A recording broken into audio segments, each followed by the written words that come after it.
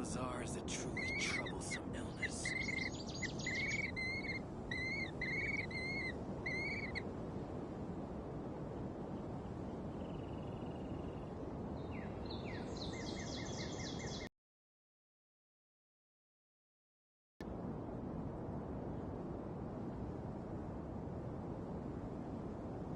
Elazar is a truly troublesome illness.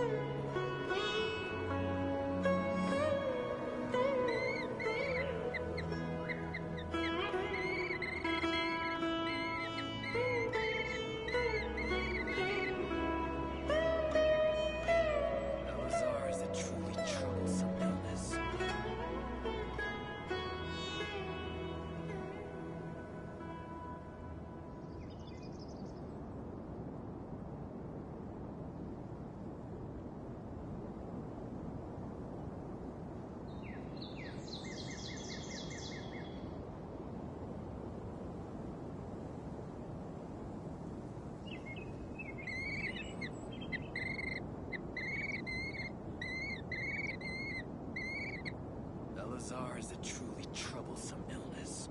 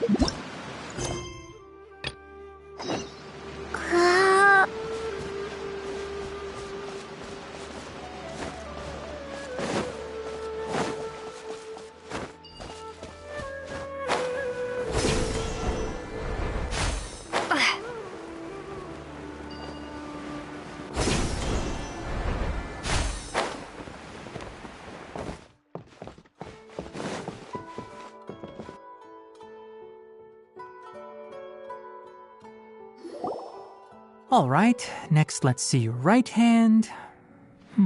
Yes, not bad. But please remember that you still need to be careful. Understand? Yes, I will. By the way, Master, I still haven't received the patrol route for today. Look, Kale, today's patrol will be a long one, so you won't be coming along this time. Besides, there's a chance we may encounter... well, you understand. But I have a vision too! Am I useless to everyone now? Don't talk like that, Kale. This is not something you need to be worrying about right now. Ah, there you are. Feeling any better?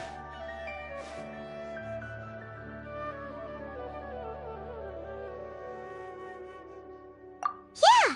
Since we'll be staying here for now, we thought we might as well try lending a hand around here.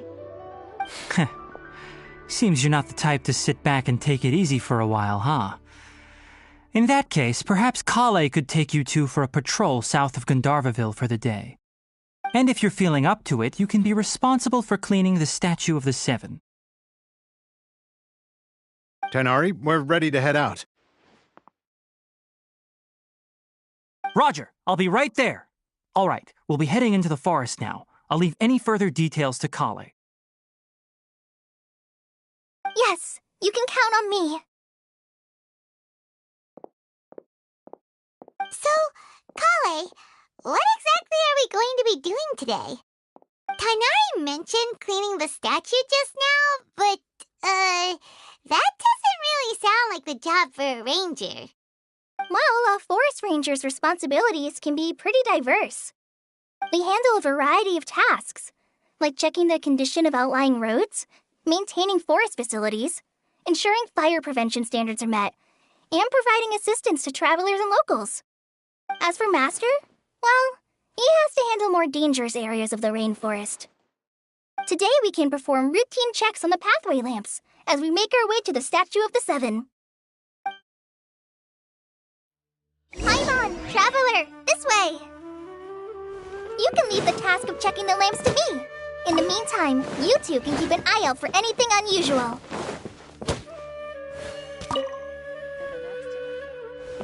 think I'll start with these questions.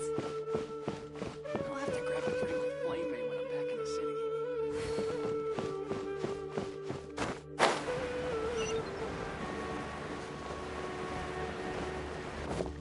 Yesterday, a total of 5 dusk birds.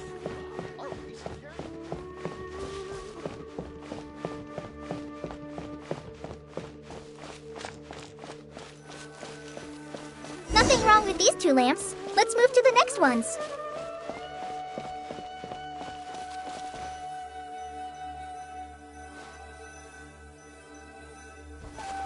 Oh, this lamp seems to be getting a little wobbly.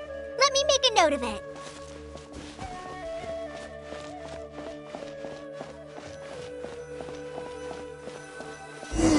No problems with this lamp. Good.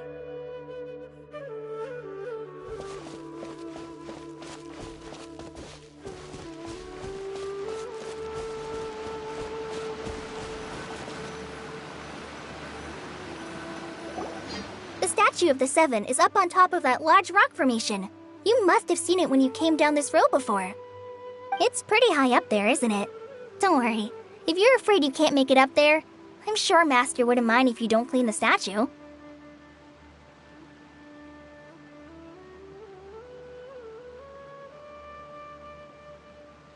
Oh? I guess I'll leave it up to you then. There's not much footing once you reach the statue, so be careful up there. Paimon will fly up with you and help you with those hard-to-reach areas. By the way, Kale, do you know anything about the Dendro Archon? You know, what's she like? That depends. Are you referring to Greater Lord Rukkhadevata or Lesser Lord Kusanali? Huh? Greater Lord Rukkhadevata? Oh, is that the name of the former Dendro Archon? Uh-huh. Greater Lord Rukkhadevata was Sumeru's first Dendro Archon. She created the rainforest as well as the wall of Samiel around the desert. Her works provided a means of peaceful living for everyone. To the people of Sumeru, she's not only a symbol of wisdom, but also of power and kindness. Unfortunately, she disappeared in a great calamity that occurred a few hundred years ago.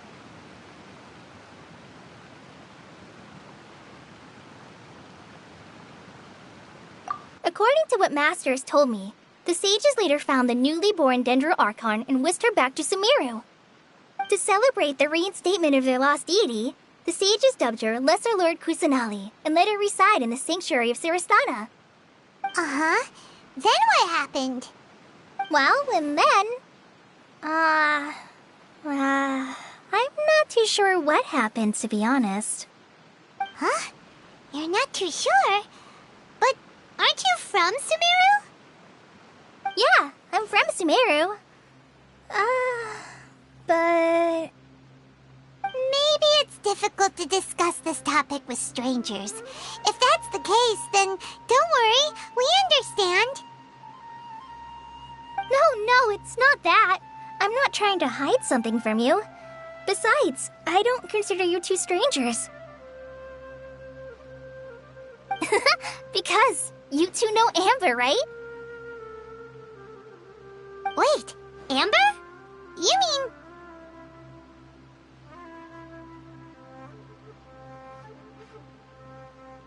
Yes, that's her. I once lived in Mondstadt for a while, and she helped me a lot during that time. You could even say that she helped me become a new person. There's no one like Amber. She lives life to the fullest while always adhering to her strong sense of justice. She's ready to answer the call for action at any moment, but is also very understanding of others. She's like the spark that lights the fire in everyone's heart around her. If you ask me, she's a prime example of a true outrider.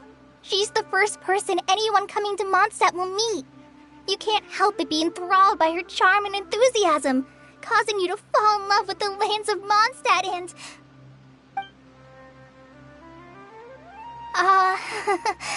sorry.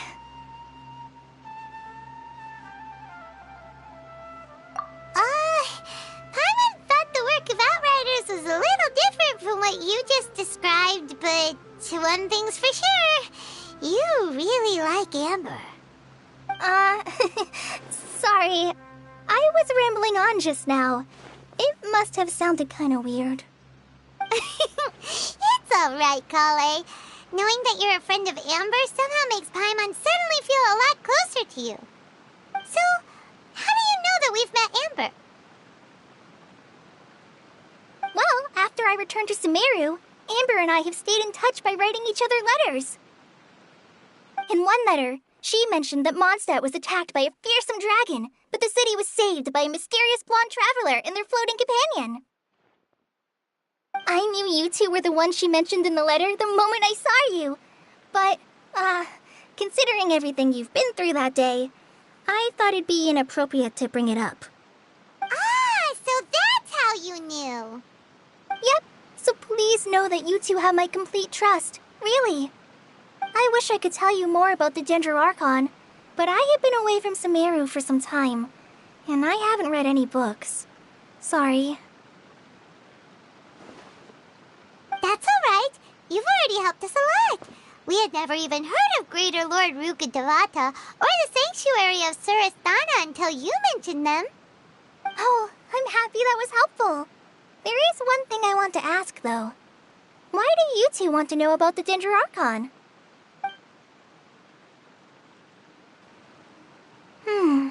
So that's why you're here. Thank you for telling me your story. Don't mention it. We are friends after all, right? Alright, we have a statue to clean. You both have my thanks.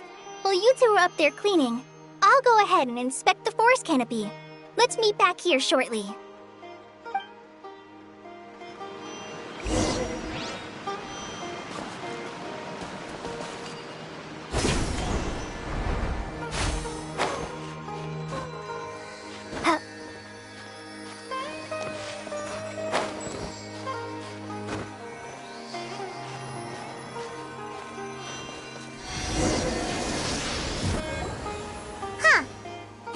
Looks at it, the deity that's carved on the statue is kinda small.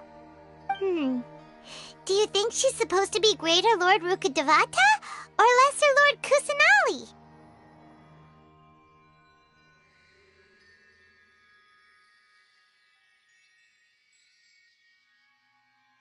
You might be right. The statue does look kinda old. Well, anyway, we'll have to figure that out later. Let's get started on cleaning the statue. Paimon will fly up and take care of the top and you clean everything below.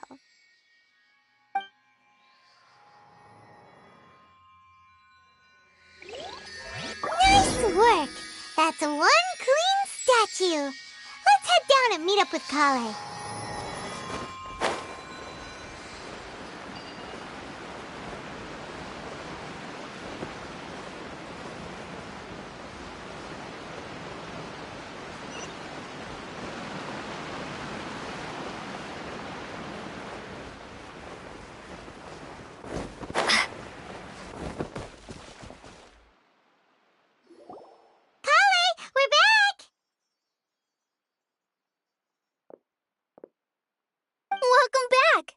must be tired after all that climbing.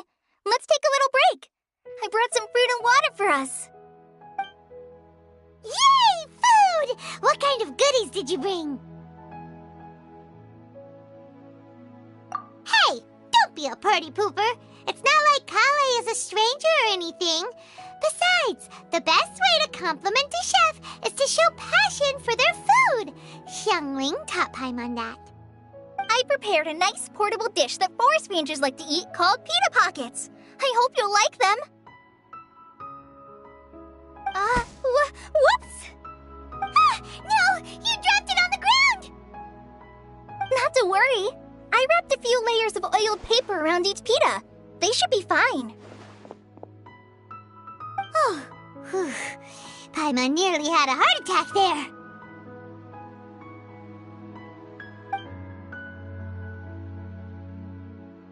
Those pitas are amazing! You're quite the cook, Kale.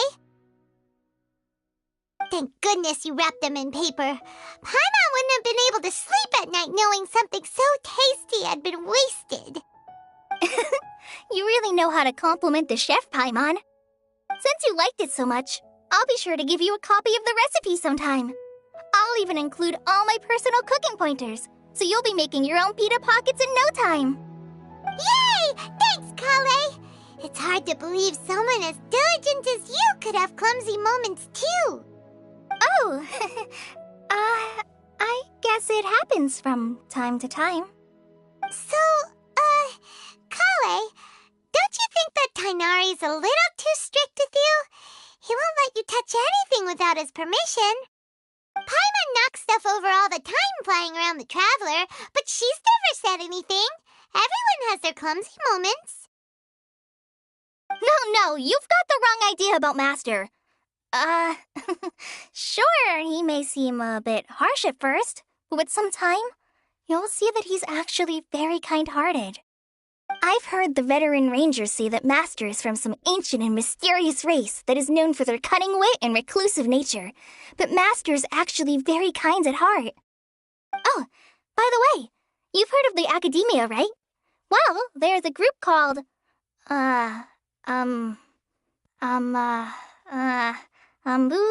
something?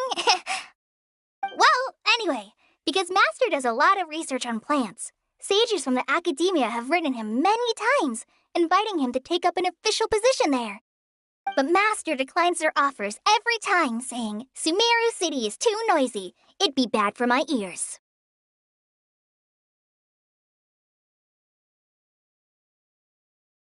I know, right? I've always wanted to pet them too.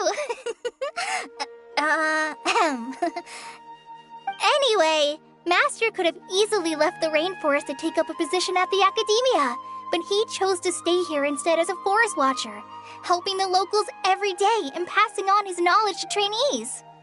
In fact, Master's the one who taught me how to make pita pockets.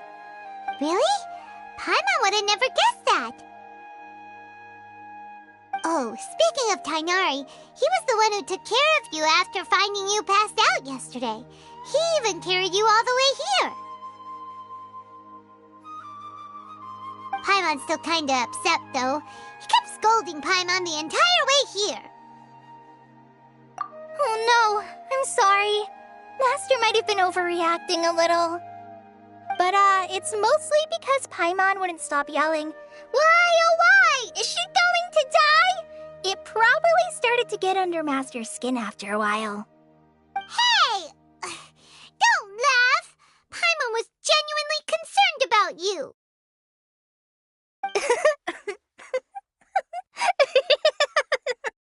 Hey! Now even Kale's starting to laugh. Ugh, that's it! Paimon won't forget this! It's time for some primordial wrath! No! Don't touch me!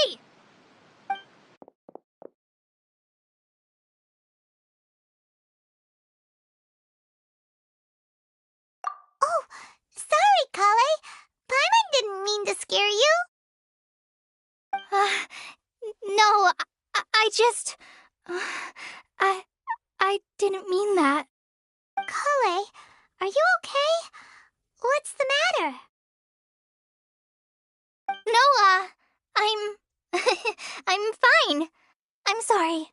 I must have startled you both reacting like that. Oh, well, it's getting late now. Let's hurry back to Gandharville. I think Master and the others should be back by now, too.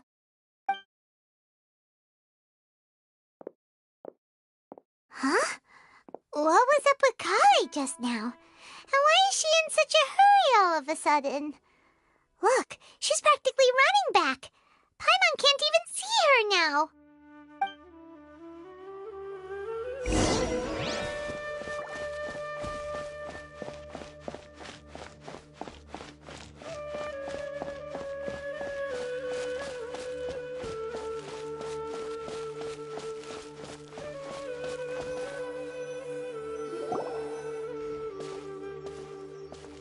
Ah, Traveler, you've returned.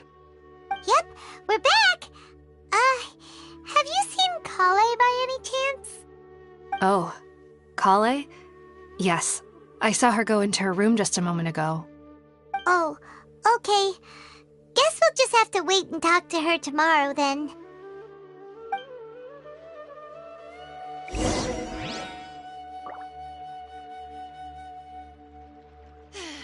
The rainforest climate is far more pleasant than that of the desert.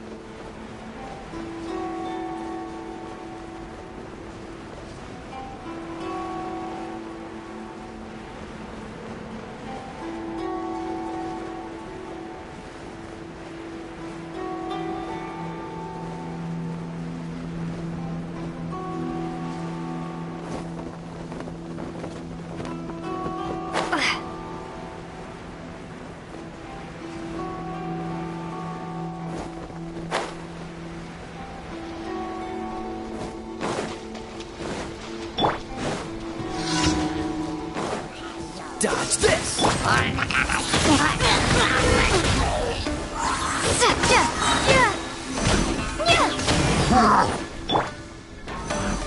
Freeze!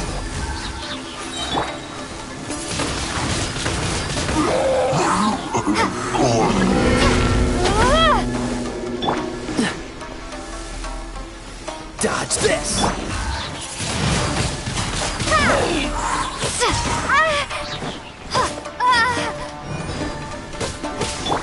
Cool it!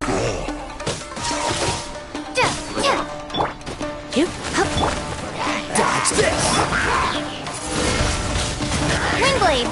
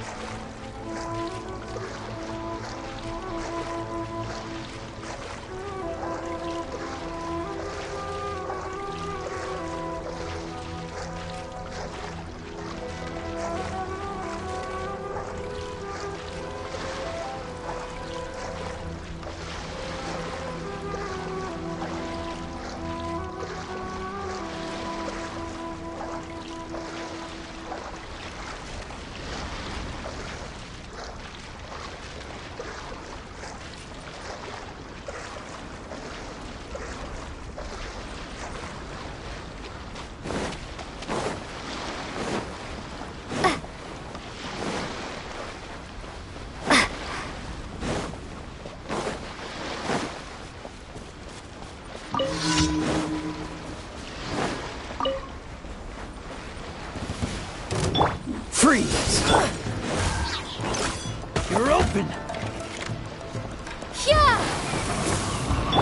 He. Yeah!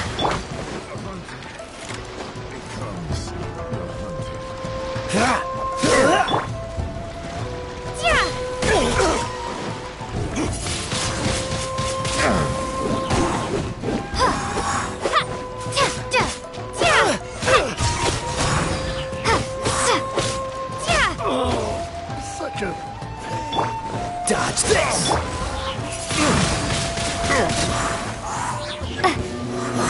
Hammer. Another test. Cool it! Freeze! Fury! Ha! Dodge this! Cross! Freeze! Prepare to be blown away!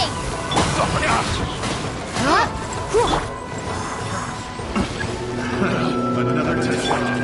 Cool it!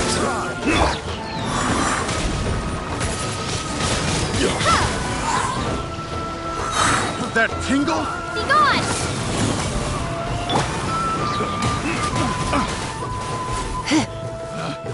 Picked the wrong test. Just wrong! Windblade!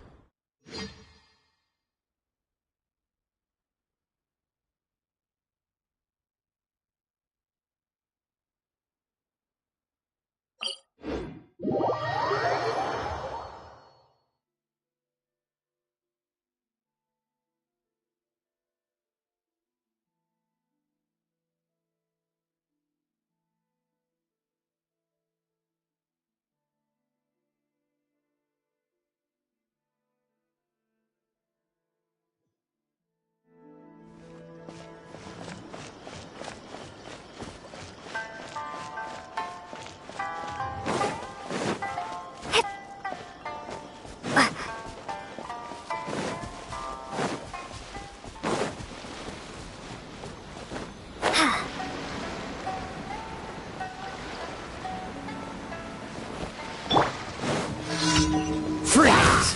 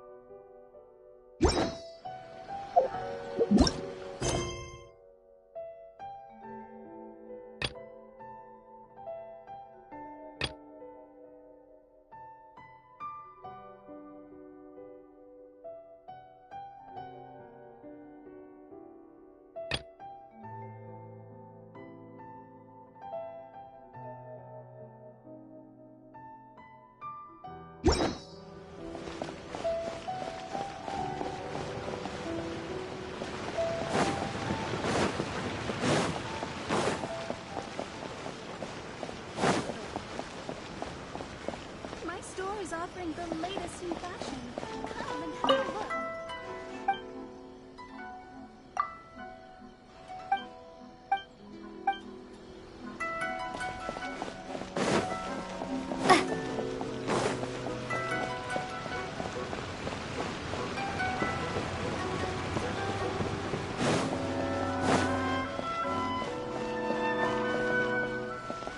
Ad Astra Abyssosk.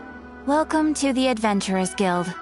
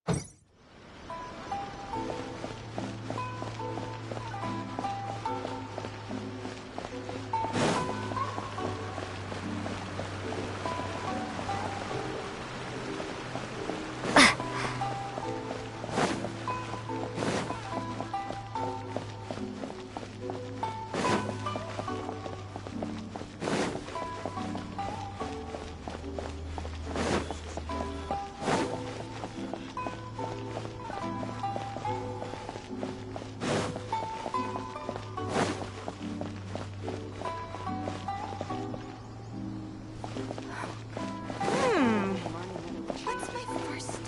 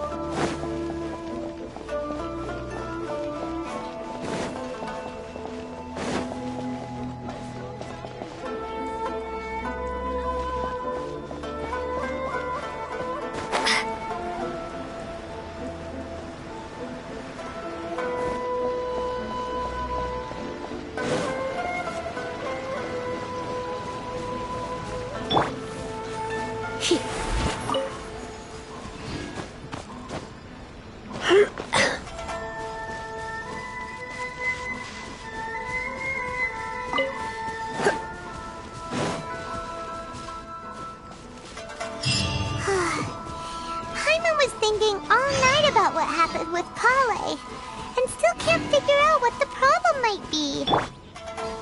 Maybe she's in a better mood now. Let's go check on her.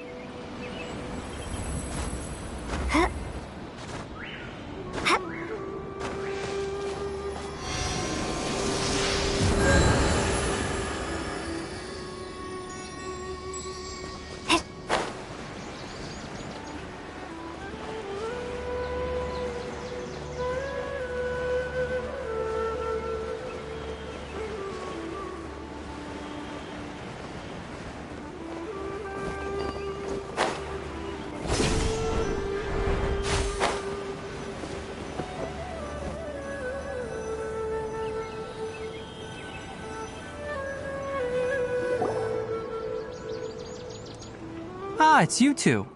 I was just about to go look for you. Huh? Tighnari, what are you doing here?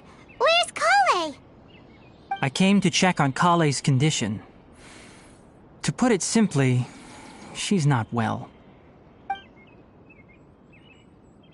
You mean she's sick? How could she be... Oh, wait a minute. Could it be because of what Paimon did yesterday? No need to worry. Something as small as you could never harm her. This sickness is something that Kale has been dealing with for some time. Kale has been more excited than usual since you two arrived. A little too much so, to be honest. She hasn't remembered to take care of herself. I suppose it's understandable, though. She hasn't been around anyone she considered a friend for some time now. It must have been refreshing for her to have you two here. So, Tighnari, what's really wrong with Kale? Let's take this conversation elsewhere. Kale just fell asleep after taking her medicine. She needs some peace and quiet.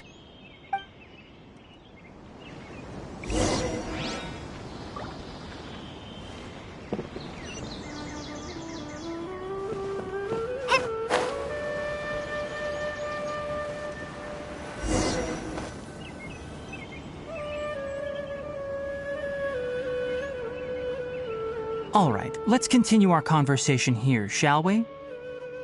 To be honest, I hadn't realized that you're that honorary knight from Mondstadt until Kale told me just now. I've also heard all about your deeds in Liyue and Inazuma. So, just to clarify, what I'm about to tell you about Kale is not because of who you are or your past feats. Instead, I am going to tell you because... well, because Kale asked me to. And honestly speaking, I was against Kale revealing her past to you. But she insisted, saying you two treated her with sincerity and as a friend. So now she wishes to reciprocate the gesture. So, Tighnari, what exactly is wrong with Kale? You said this is something she's been dealing with for some time. Just how serious is it? Right. Ever since she was a child, she's been afflicted with a disease called Elazar. Elazar? Yes, it's a disease unique to the lands of Sumeru. It is characterized by dark and hardened scales that form on the body. At first, the afflicted may only feel mild numbness on the affected area of the skin. However, as the disease progresses, one may begin feeling fatigued and even experience peripheral paresthesia.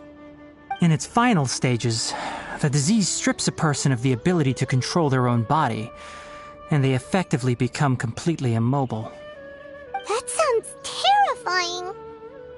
Wait, hold on. So when Kale seemed to be acting a little clumsy earlier, it was because... Correct. That would be the effects of Elazar, which is precisely why I do not want her carrying or holding anything, lest she ends up hurting herself. With appropriate treatment, the disease can be effectively controlled before it progresses to a more serious stage. However, there is unfortunately still no true cure for Elazar. Nevertheless, Kale's mother still hoped that there was something out there. She handed Kale over to an organization known as the Fatui after one of their members lied and said they had a cure. What? The Fatui? Ah, it appears you are already familiar with them. That'll save me some explanation. Anyway, the person who eventually rescued Kale and brought her to me for care said that she had been given to a harbinger known as the Doctor. I have no idea how this doctor managed to do it, but her case of Elazar was completely stable for all the years that Kale was with them. However, Kale's days with the Fatui were anything but pleasant. Kale is a resilient individual and always tries to appear cheerful, but her experience with the Fatui has left deep scars. Even now, she can still feel deathly afraid of someone touching her. Oh, Paimon had no idea Kale's been through so much suffering. Oh, by the way, Paimon, Kale wanted me to tell you that she's sorry for scaring you yesterday. She also wanted both of you to know that she's sorry for hiding her illness. She doesn't need to apologize. None of this is her fault at all. Well said.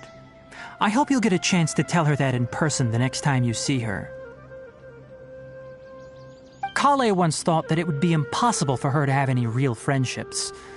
I trust that you two will never let my trainee experience such emotional pain again. Don't worry, Tainari. We'll take good care of her. Well, it's not too serious at this point. She overexerted herself the last couple of days, which is what led to her breakdown this time. As long as she has taken her medicine and gets plenty of rest, she should get better. Though, I must admit that Kale's condition was much more stable when she first arrived here in Gandharvaville. She was interested in the work of the forest rangers the moment she saw us. I could see that she was serious about learning, so I felt compelled to ask her to join us. Her stamina has gotten much worse recently. Though a moderate amount of physical exercise is always necessary, I'm afraid the long-distance patrols are a little too much for her now. All right, now that I've told you about Kale's past, I think I'll head into the rainforest to find some ingredients needed for her medicine. I'll see you two later. Yeah, we'd like to do something to help Kale too. All right, but I must warn you two. The rainforest is a dangerous place, especially for someone who's still recovering like the traveler. You must follow closely and listen to every instruction. No problemo. Let's go then. We'll be looking for a plant known as Nilotpala lotus. It's often used to help those afflicted with Elazar recover their energy. Hey, Tainari? Where exactly are we going to find this plant?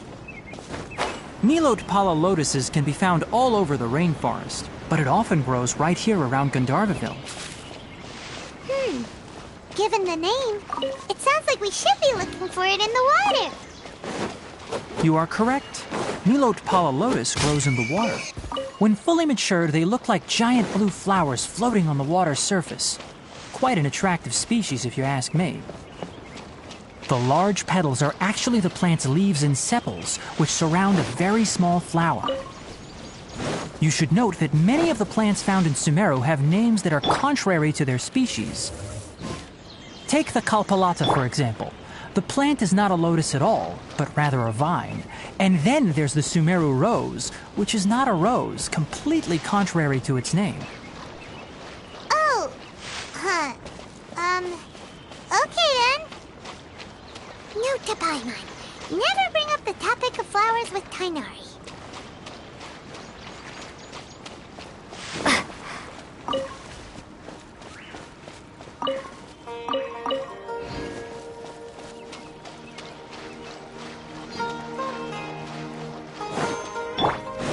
Dodge this!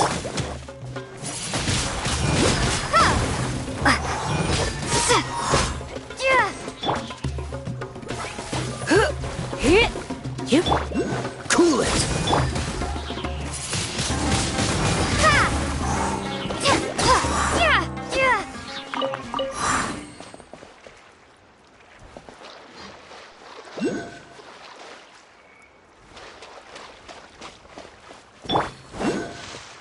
Freeze!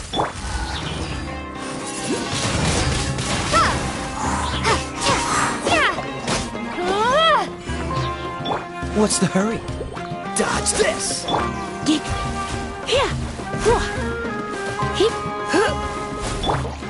Cool it! Windblade!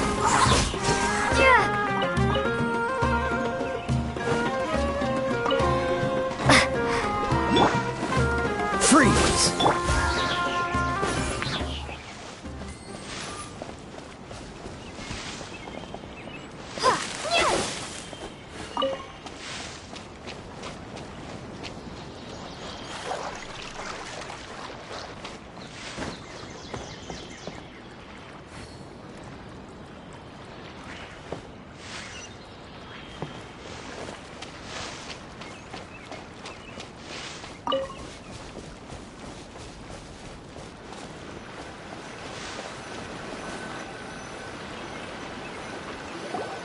There should be Nilotpala lotuses growing somewhere in this area.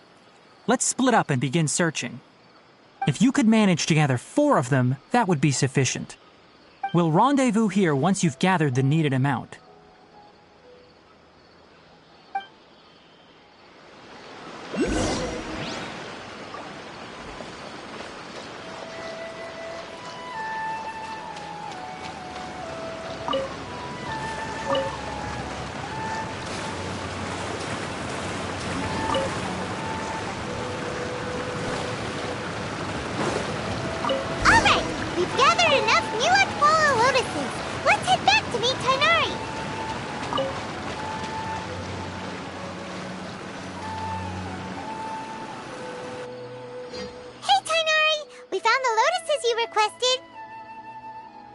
Let me take a look.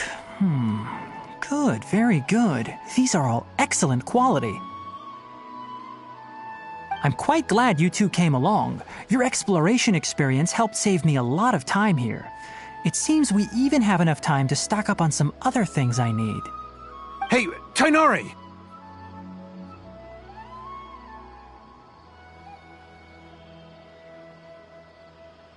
Oh, Tainari! Someone's calling your name! They're dressed like a forest ranger. Ah yes, that's Amir and the others. But didn't they just set off not too long ago? What are they doing back so early? Let's go find out what's going on.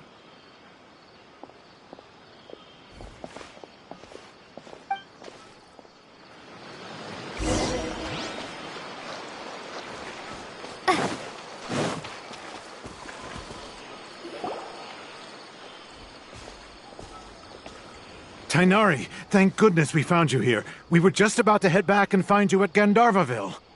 What's going on? We just discovered a withering zone. The withering is back? But the patrol route you were on should have been already cleared just a week ago. It reappeared so quickly. Can you tell me the exact location? It's up ahead, deep in the river valley. It's appeared in a spot that blocks nearly the entire narrow part of the valley area, so we decided to come find you as quickly as possible. And the radius of the contamination? Sorry, I couldn't get a clear enough view to tell. No one in our patrol team had a vision, and it appeared to still be spreading, so we didn't risk getting any closer. Okay, I understand. You made the right decision. I'll go deal with it right away. In the meantime, please guide these two back to Gandharvaville. Wait, Tainari, why don't you let us help you? You two have only just arrived in Sumeru. You're still unfamiliar with many things in these lands. There's a unique type of anomaly that occurs in the Sumeru rainforest. It's called the withering. The affected areas not only cause nearby vegetation to wither, but it's also lethal to wildlife and even people. If you don't carry a vision, then you should think twice before approaching such places. Yes, Amir is absolutely right. I wasn't kidding when I said the rainforest is a dangerous place. As Amir said, only someone with a vision, that is, the power to manipulate elements, will be able to resist the withering's corrosive effects for a time. That's right. If any of the forest rangers without a vision come across a withering zone, we first make a record of the location and then have a ranger with the proper abilities deal with it, like Tainari here. Only someone with a vision can venture within a withering zone and find a way to deal with it. But you don't seem to carry a vision. Don't worry, she may not have a vision, but she's a real pro at using the power of the elements. Don't sweat it. We've helped others deal with similar situations before. Wait, you've met other forest rangers before? I was planning to properly show you both how to identify the withering before you left Gandharvaville. Anyway, since you two are experienced adventurers, come with me. I'm sure you'll both be able to help.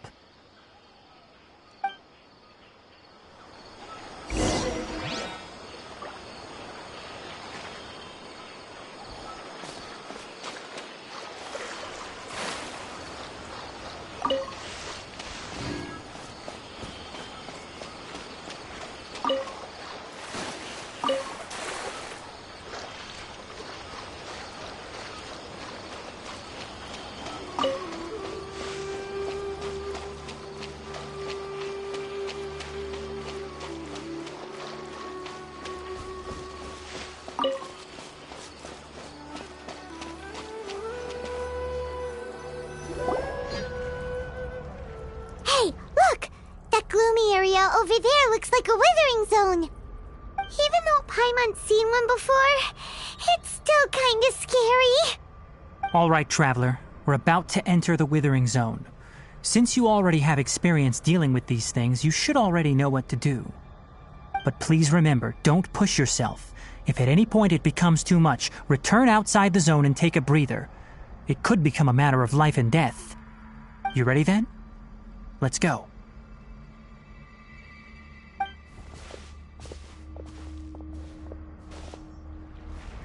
First, we must locate any branches sustaining the withering zone.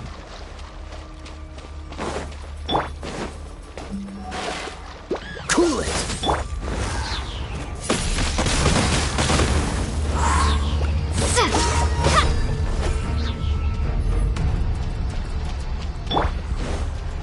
Freeze!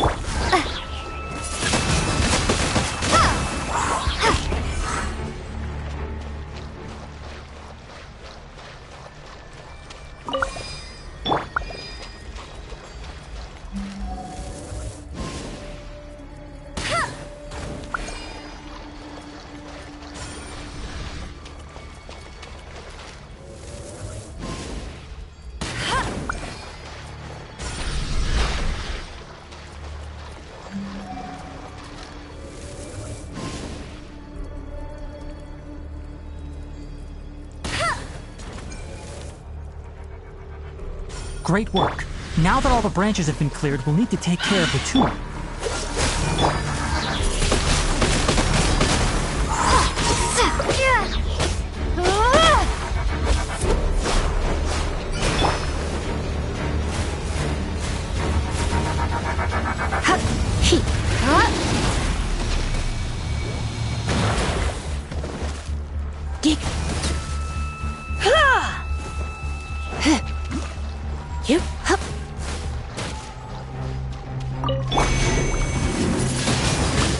Windblade!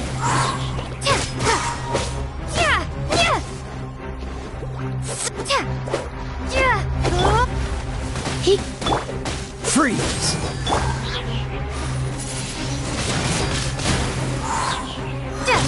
Now, destroy the tumor of the withering!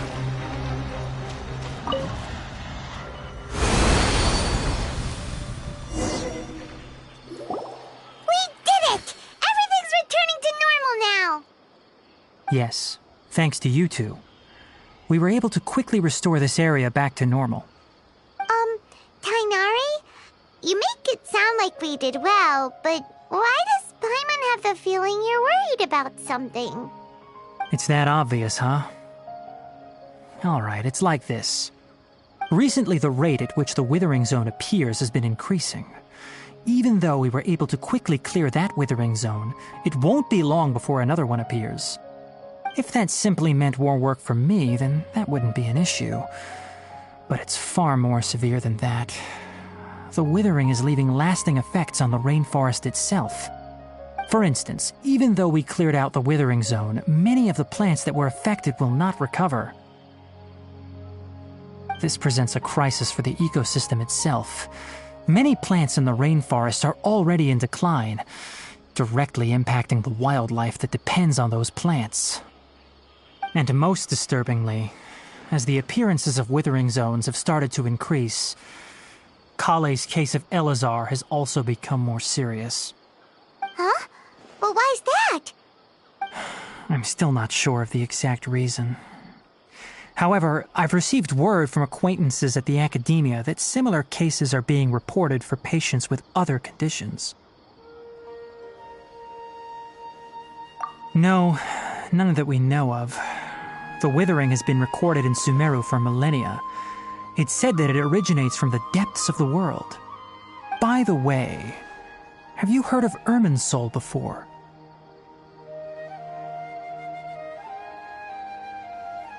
Irminsul is a tree located deep beneath the surface. Although it isn't like any tree we know in a biological sense, you can basically think of it as a large tree that grows downwards rather than upwards. I'm sure you've heard of ley lines, right? They're like the roots of Irminsul, spreading and extending from a massive cavern deep underground all the way up to the surface.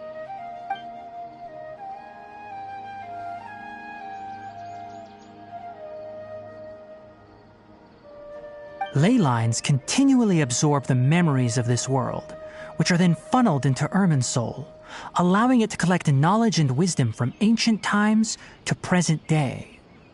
The Dendro Archon is known as the God of Wisdom because her consciousness is directly connected to it. It is also said that the Dendro Archon's power is a manifestation of Irminsul. And as for the Withering, its emergence is related to a disease that's affecting it. That's right. My ancestors learned of this from Greater Lord Rukkhadevata's familiars a long time ago. But even those mysterious creatures did not know of a cure for Irminsul. I'm afraid we Rangers will be battling the Withering Zones here for a long time until a cure is found. Alright, that's enough on this topic for the time being. Now that we've taken care of things here, it's time for us to head back to Gandharvaville.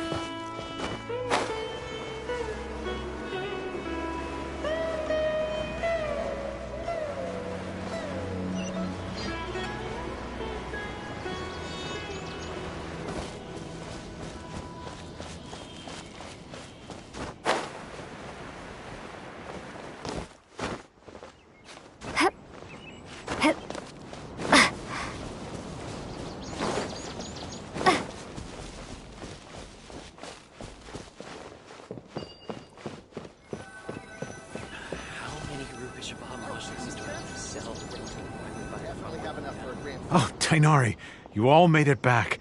How did it go? The Withering Zone you reported has been taken care of. No need to worry. Huh. Wait, is that? Oh no, Hypatia!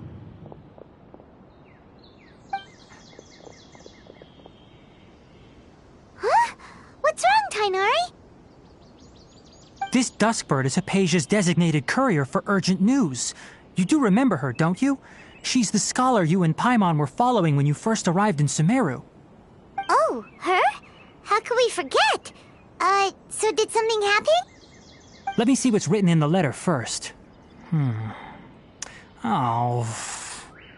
So what's it say? And what's with that weird expression on your face?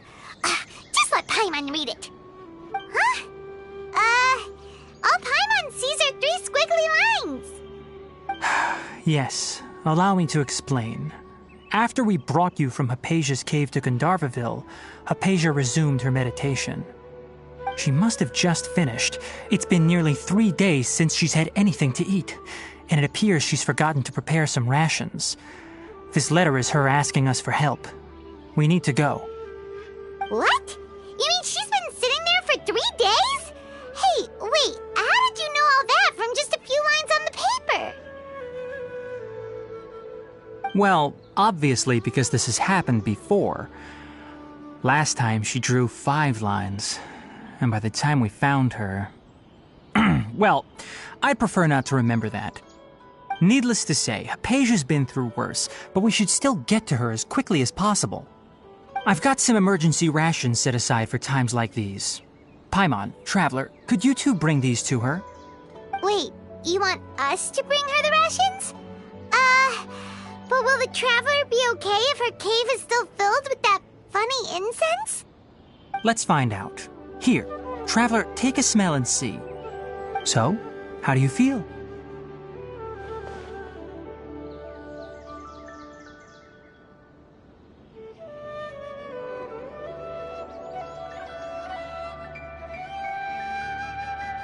Huh? Really?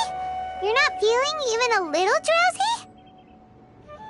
But wait, how'd you know that she'd be okay this time, Tighnari? Back when we were clearing the withering zone, I observed that she could adeptly manipulate the dendro element. I knew then that she would be fine. And if I may ask, when I was telling you two about Irminsol's ley lines, was what I described similar at all to what you saw while you were unconscious? That's correct. Those weren't hallucinations at all. Though I don't intend to apologize for deceiving you. Because what you saw is of significant importance. Not just for the nation of Sumeru, but the entire world of Teyvat. My forefathers were shown much favor by Greater Lord Rukkhadevata. We took an oath to protect this nation together with her. Now that that duty has fallen to me, it was part of my responsibilities to ascertain whether you could be entrusted with the fate of Sumeru.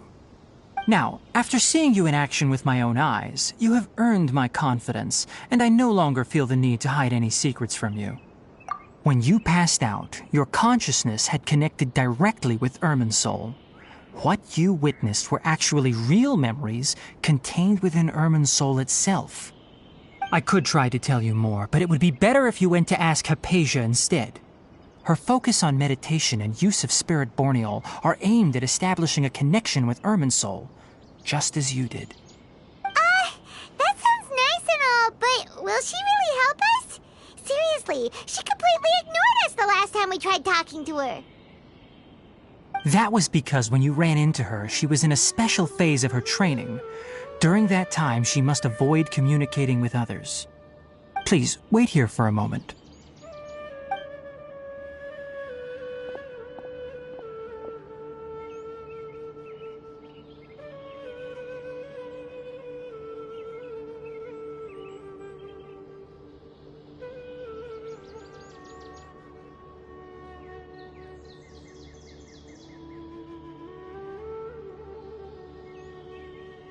Here, take these. It's a meal I packed for Hypatia, as well as some other ingredients. I'm sure it'll come in handy.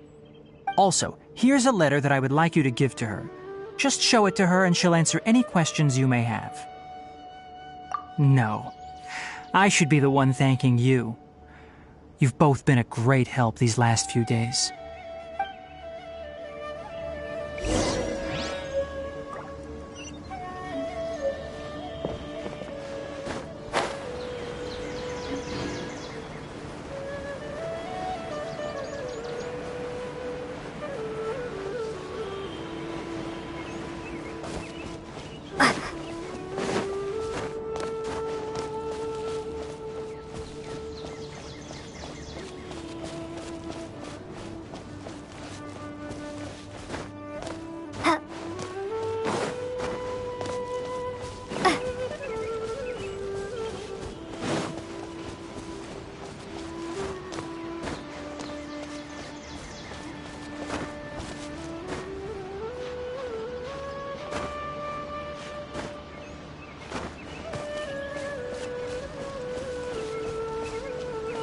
Hypatia should still be in the cave. Let's go inside and see how she's doing.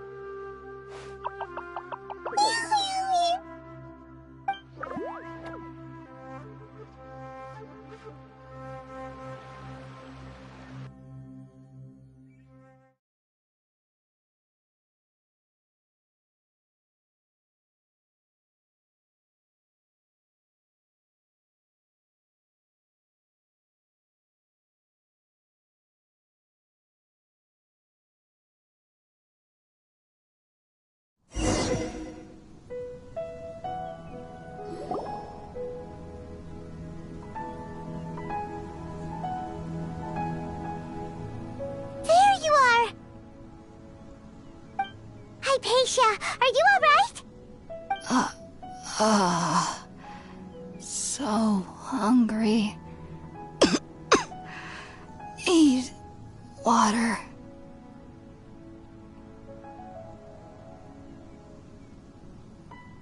There's no way we can get her to eat in her current condition. Let's try finding some water first. Huh? Wait. Why does it look super foggy outside all of a sudden? Anyway, let's go look around.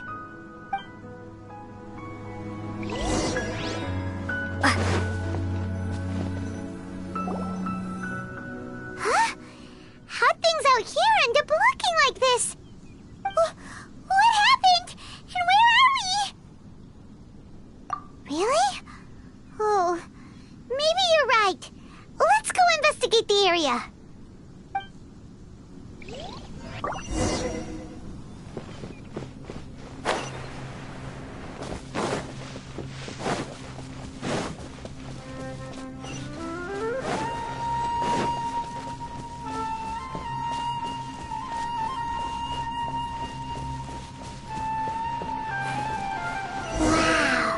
This place is huge! I knew there's something off about that cave. Let's think of a way to get over there and have a closer look. Who knows? Maybe we'll find a lead of some kind.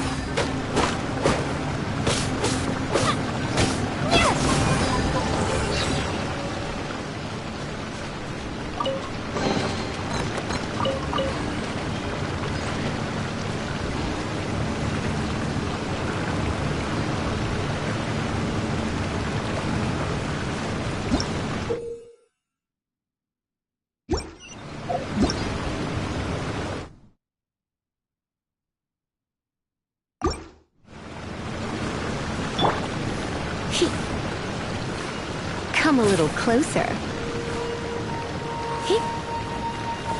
You're in for a little shock. Come a little closer.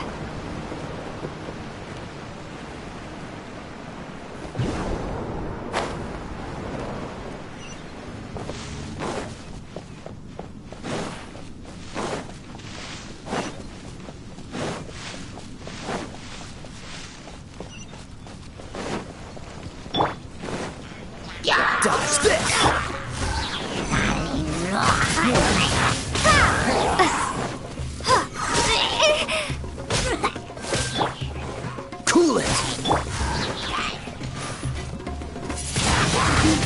Windblade!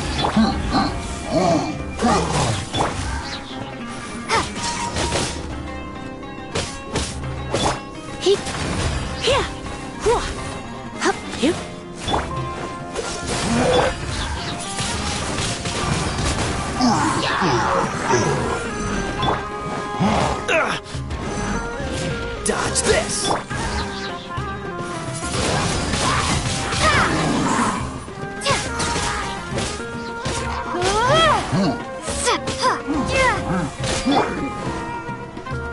Cool it!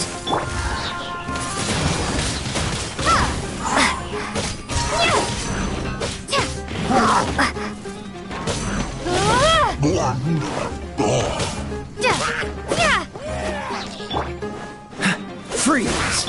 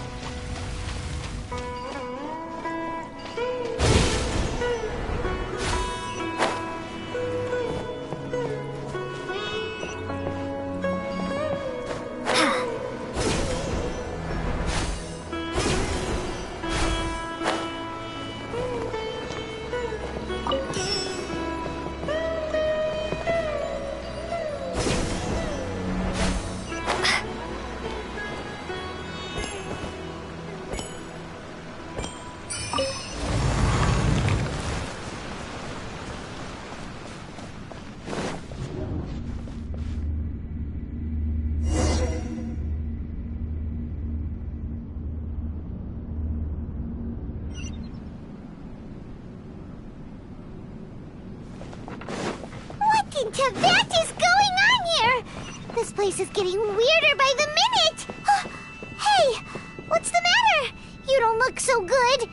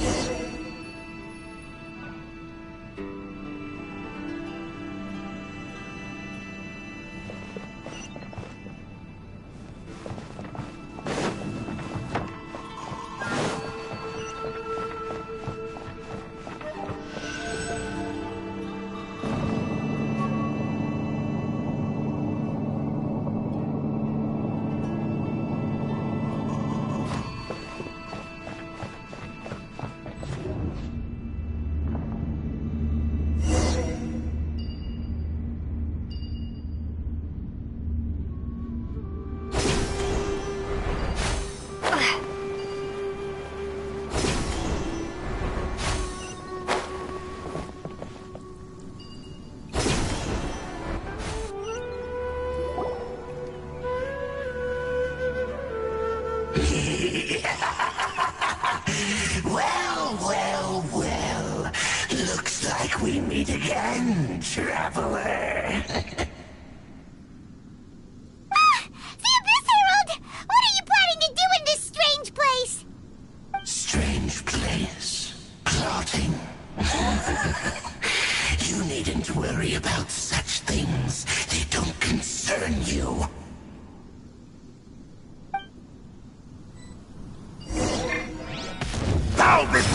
this! Cool it!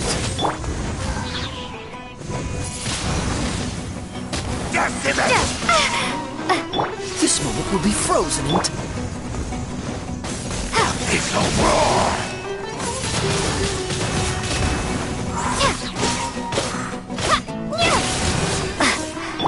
Freeze!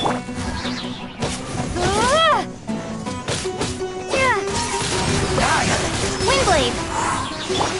No one escapes my sight! Don't be such a brute. Cool it!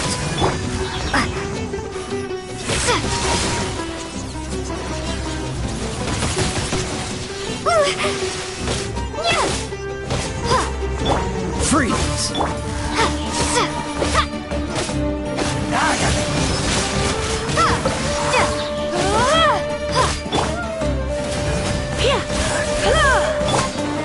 Dodge this!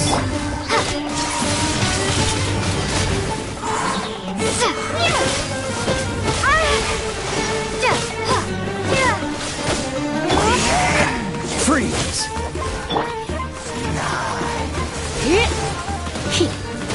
Let's spark things up a Cool it! Windblade! Prepare to be blown away! Huh? Why can't we beat this guy? Oh, Paimon doesn't get it! We faced others like him before! What's wrong this time?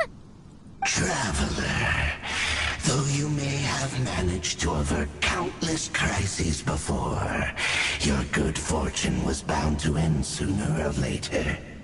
It's time you realize how weak and powerless you really are. Your brother. Oh, pitiful traveler. Are you really so ignorant? Or are you just living in complete denial? His Highness has long since forsaken you. Your meager existence in his eyes is that of an annoying bug, only to be stepped upon.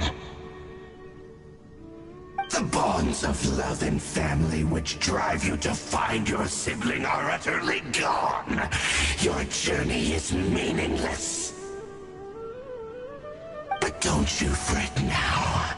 Today will be your last. Now die!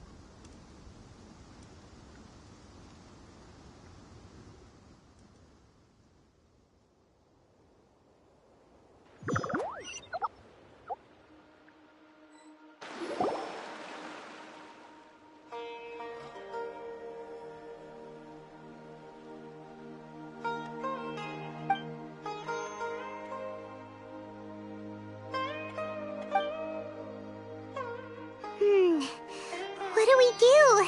We haven't seen Hypatia anywhere out here. Oh, there she is! Quick, let's see how she's doing. Ah, so sweet.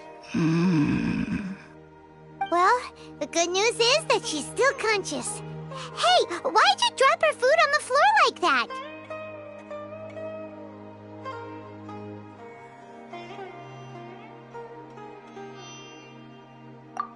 Oh, guess that makes sense. She does look kind of rough at the moment. Anyways, we can talk about this later. We better make sure she's alright first.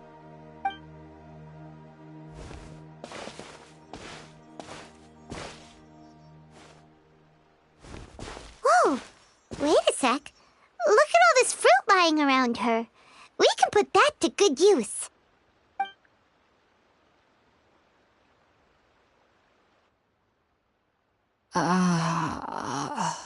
Who is there? Tighnari, is that you?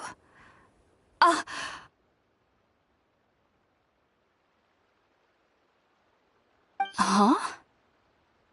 It's okay. You can relax, Hypatia. Tighnari sent us here to bring you some food and water. Here, we have a letter that he asked us to give you.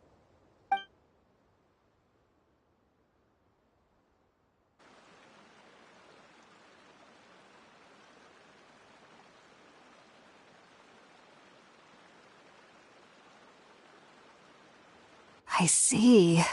So, you're friends of Tighnari. I apologize for all the trouble I've caused you. I'm grateful that you came so quickly to save me. You even brought all this fruit. Well, actually, we didn't bring the fruit. It was already here when we arrived. We were kind of wondering about that, actually. When we found you here, there was all this fruit lying around and even some juice dripping from your lips. How did you end up like this anyway? Oh, really? I seem to understand now. All the fruit was likely from my, neighbor. Must have come by and saw me like this. Your neighbor? You mean there's someone else living nearby?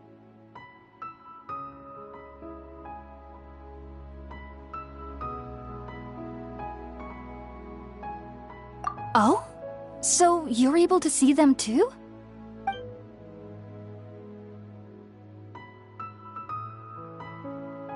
Wait, hold on a second, Traveler.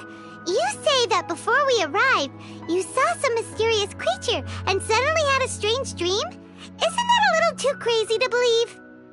No, I actually do believe what the Traveler is saying. I myself had a similar experience once before and ended up scaring my timid little neighbor here. You needn't worry. They mean you no harm. They only dragged you into the dream because they hoped to buy themselves a little time in order to scurry away. So, Hypatia, just what kind of creature is your neighbor exactly? I'm not sure what it's called, to be honest. But I do know that they have some sort of deeper connection with the Dendro Archon.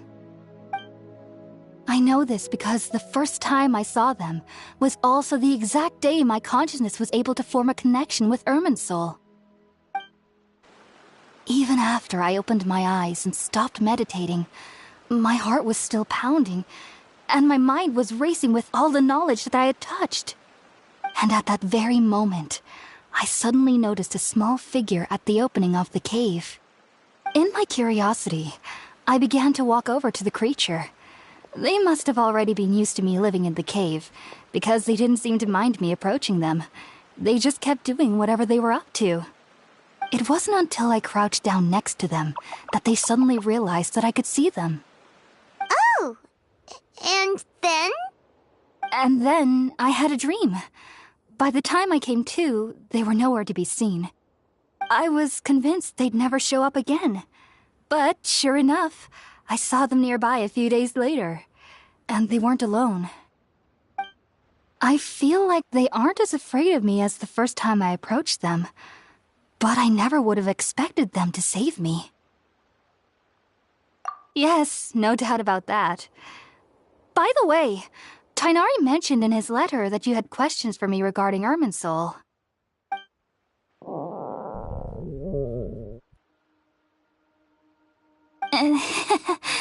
Sorry about that.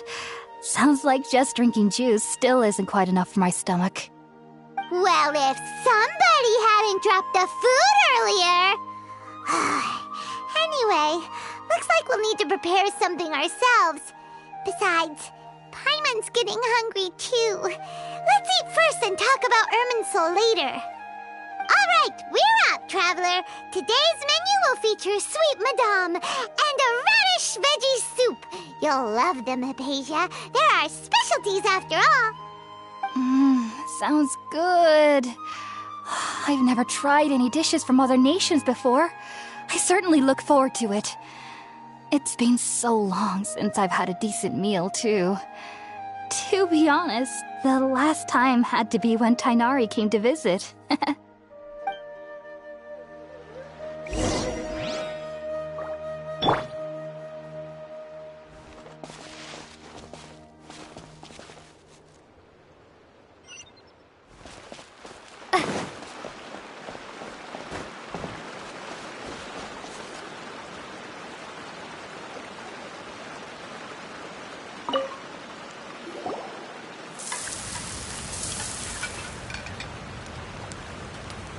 fun! Let's use the empty box that Tainari gave us since we already watched it. Oh, it smells amazing! And the box is a nice touch, too! Let's go serve this up and start eating with Hypatia!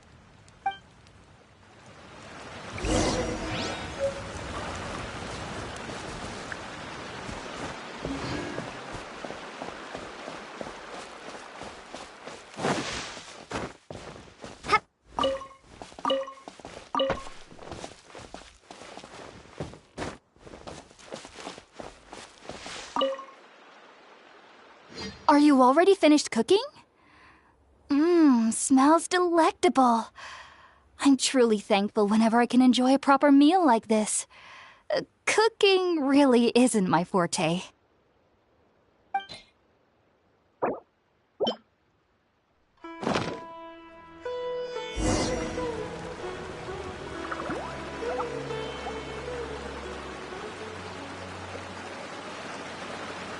Even though everything you mentioned was in Tainari's letter, it's still hard to believe you were able to connect with Irminsul immediately after smelling Spirit-born eel for the first time. It took me nearly 3 years before I could do so, and everyone at the Academia even lauded me as a genius. You should know that some researchers spent their entire lives without ever successfully connecting with Irminsul as you have. So why does this incense allow people to connect to Irminsul? The ingredients used to make Spirit-born eel primarily consist of plants created by Greater Lord Rukkhadevata. These special ingredients are conducive to heightening our senses to the Dendro Archon's power.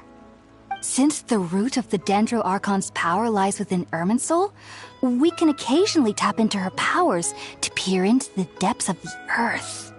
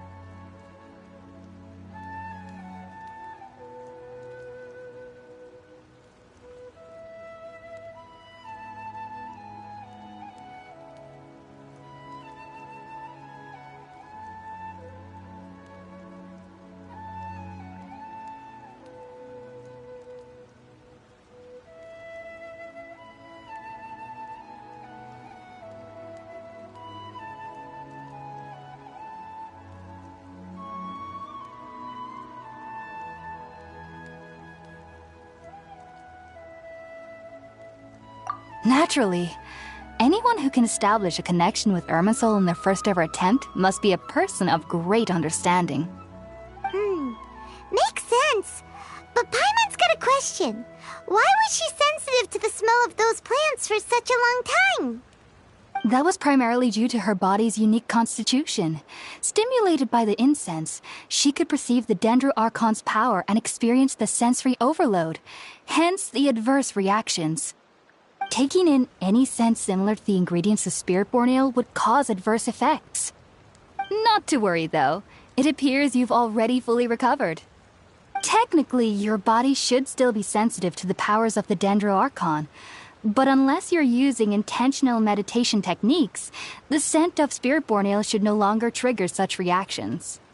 Whew. Well, that's a relief. I must admit, I am quite envious of your abilities. Even if it meant suffering from pounding headaches for the rest of my life, I'd consider it worthwhile so long as I could connect with Irminsul at will. Whoa! You're really serious about this whole thing, aren't you? I am a researcher, after all. As a member of the Ritaoist Darshan at the Academia, my main area of research is the stars and their connection to the fate of living beings. But there is still so much we don't know, especially regarding the mysteries that lie in the starry skies. Which is why I must turn to the all-knowing Irminsul for answers. If only my perception wasn't so limited. Unfortunately, I cannot guarantee that my every attempt to attune with Irminsul will be successful, or that doing so will leave my consciousness intact. I am currently in the stage of training known as Satyavada life. Many researchers in Sumeru have lost their minds while seeking to attune with Irminsul during this stage. Sages have said that Irminsul contains divine knowledge, and touching such knowledge without the proper preparations and abilities will only lead to one's mind caving in on itself. That's why we meditate alone. We need to ensure that our minds will be calm while minimizing the possibility of involving anyone else. Whoa. So knowledge from Irminsul could be super dangerous. Don't you ever feel afraid of the risk, Hypatia? Of course I do. Especially during nights that are pitch black with no moonlight, and dead silent without even the sound of insects. However, I've been feeling better as of late. I don't get as scared anymore knowing that I have a little neighbor living nearby. I believe that being able to see them is a sort of blessing from the Dendro-Archon. But what's strangest of all is that they're clearly an envoy of the God of Wisdom herself, and they have the curious power to make people dream. What's so strange about that? It doesn't sound so out of place for a divine being, does it? Well, it's strange because nearly nobody in Sumeru can ever dream. Huh. Is that true? Yes, well, to an extent. Only children can dream in Sumeru. Adults, however, never do. The sages say that wisdom implies rationality, but that which occurs in dreams is often neither rational nor logical. Yes, if one struggles with anxieties, those emotions could influence their dreams. The fact that the people of Sumeru do not have dreams is seen as a blessing by the sages. They believe that Greater Lord Rukkhadevata, the god of wisdom, is keeping us away from the foolish delusions you encounter in your sleep. I was born into a family of scholars in Sumeru City. Ever since I was a child, my parents would always tell me that I'll know I've grown up once I stop dreaming. I studied hard, enrolled as a student in the academia, and went on to become a researcher. Sure enough, I never dreamed again. But then, on the day I scared the little Aranara, I suddenly saw a dream again. It was incredible. Though I don't exactly remember what I saw, I clearly recall the feeling. I suddenly felt like I was a child again. Back then, I was foolish and ignorant as any youth would be, but I was free of fear. Maybe dreaming isn't as bad as we've made it out to be. Just be sure not to speak of this if you travel to Sumeru City. They'll look at you as if you've lost your mind. So, do you have any thoughts about the things she saw when she connected with Irminsul? Sorry. I'm afraid I don't have any answers as of now. All I can say is that what you saw is a memory contained within Irminsul itself. World forget me. What could that possibly mean? If only I could ascend past Satyavada life and begin Paripurna life. I might have some more answers for you.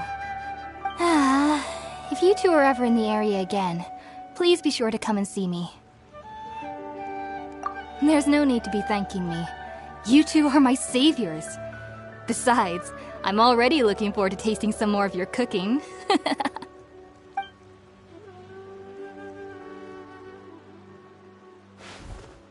Now that we know Hypatia is alright and had the chance to ask her some questions, Paimon thinks it's about time to head back to Gandharvaville.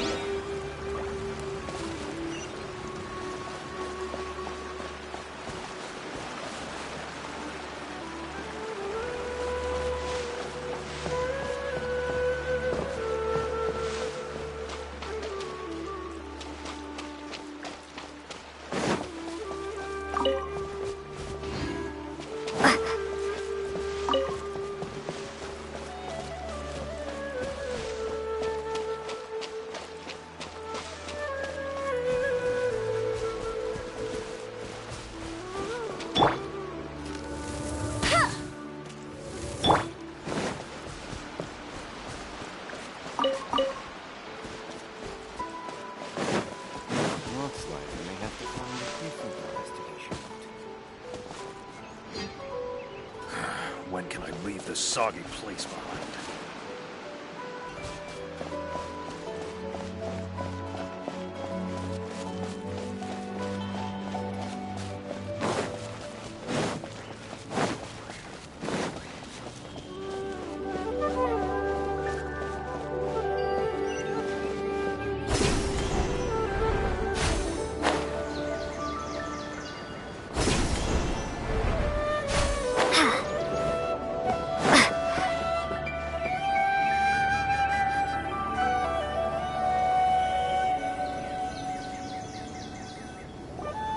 Think about it, Tainari. Refusing to join is tantamount to burying your head in the sand.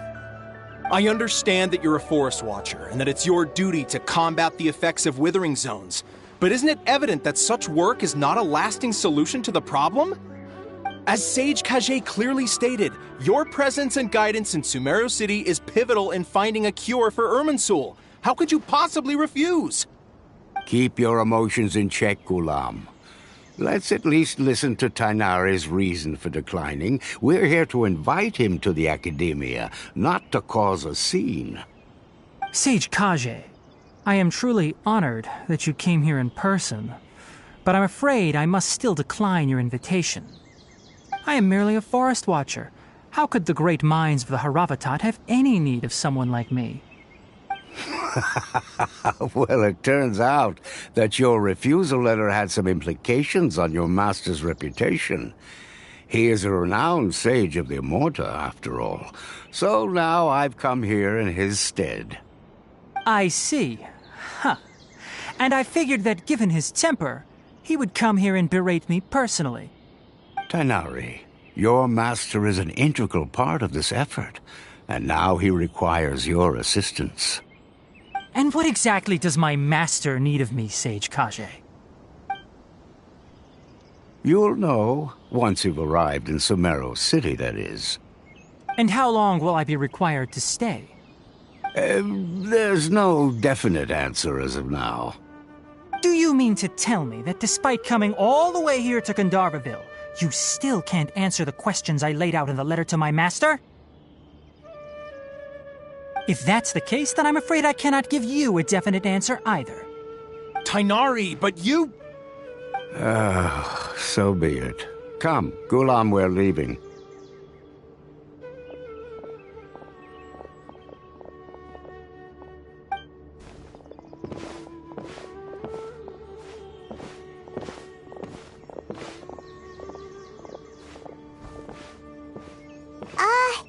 Tainari, what was that all about?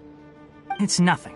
Some people from the academia wanted me to go to Sumeru City to assist them with a project, but I had to refuse on account of all my responsibilities here. But all that can wait. How did things go with Hypatia? It was quite the eventful trip, but the main thing is that she's safe and sound. She answered a bunch of questions for us, too. Very good. Now that the traveler has made a full recovery, there shouldn't be any reason for you to tarry here longer. I assume you will be heading to Sumeru City, correct? That's right! We want to meet Lesser Lord Kusanali and ask her for advice. Do you have any idea on how we can find her? Sorry. I'm afraid I don't have any advice for you there. Well, do you at least know anyone we can try asking in Sumeru City? Let me think. My trips to Sumeru City have been fairly short, and most of my acquaintances are researchers. How about this? I'll write you a letter of introduction that you can give to a researcher I know. He's from the Amurta Darshan and is adept at gathering information. Asking him might prove worthwhile. Also, when you enter Sumeru City, you'll probably end up receiving something like this item here. I'm not sure if it will ever come in handy for you, but maybe you can give it a try. Oh? What is it? It's called an Akasha Terminal. It's a tool produced by the academia that utilizes the legacy of Greater Lord Rukkhadevata. Some say that this very item is the basis of Sumeru's reputation as the City of Wisdom. Needless to say, this device and its usage fall under the academia's expertise, so I'll leave it to them to show you how to use it. Great! Next up, Sumeru City! But wait, before that... That's right! Tainari, we have something important to say to Kale before we leave. Is she doing better now? Yes, she's doing much better. After being confined to her bed all this time, I thought a little walk would do her some good. Last I saw her, she was taking the path towards the North Crossing. She knew you two would be leaving soon, so she must have wanted to see you off. Thanks, Tainari. All right, let's go! Farewell, and good luck to you both.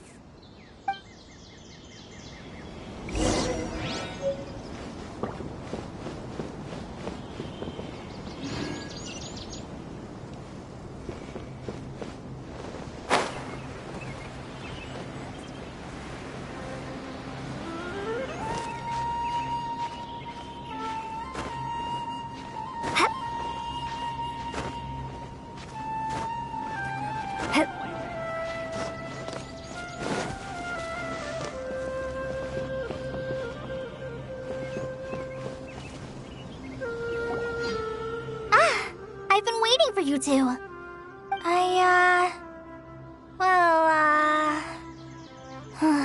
Never mind. I guess I should just wish you two a safe and successful journey. Thanks for waiting here just to see us off, Kale. We're headed to Sumeru City. Don't worry about me. I can take care of myself. My condition won't be getting in the way of my duties. I want to be a forest ranger after all. It's up to me and the others to protect the rainforest here. And, I'm sorry. I should have told you both about my condition when we first met. I just wanted you two to treat me as a normal friend, not some girl that needs your sympathy. But I guess now I understand that the most important thing is for friends to be genuine with one another. There's no need to apologize, Kale. We should be thanking you for trusting us enough to be your friends and sharing your past with us. We're probably still gonna worry about your condition, but that's because we're friends and we care about you. Thank you. That means a lot. Before you leave, I have something for you. Oh? What is it? It's my recipe for pita pockets. I told you that I'd give you a copy, remember? My handwriting is a little, messy, so please don't laugh. Yay! Thanks, Kale. Now we can eat those scrumptious little pitas whenever and wherever we like. I hope that whenever you eat them, you'll both remember your time here in Gandharvaville. Well then, I, trainee Forest Ranger Kale, bid you both farewell. please visit Gandharvaville again. The Rangers will always be ready to assist you here.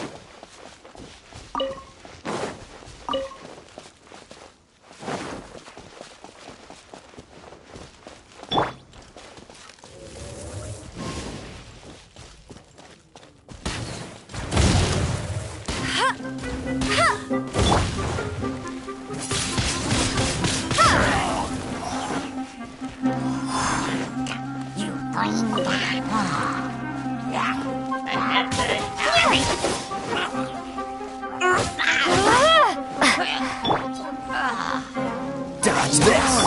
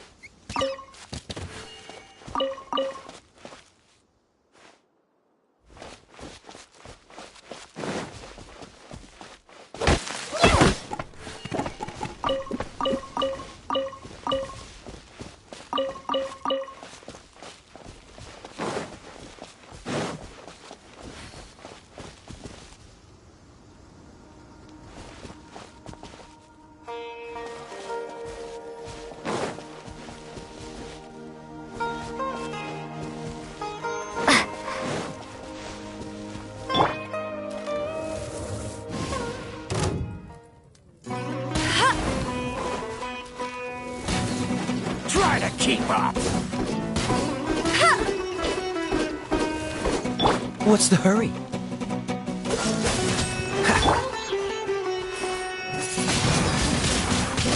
No more tricks up your sleeve!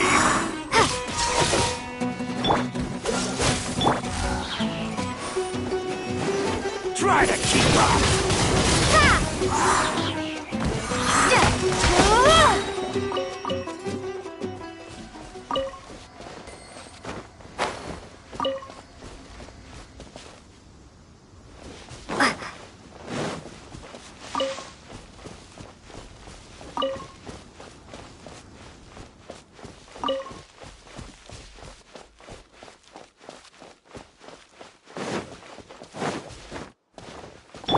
What's the hurry? Freeze!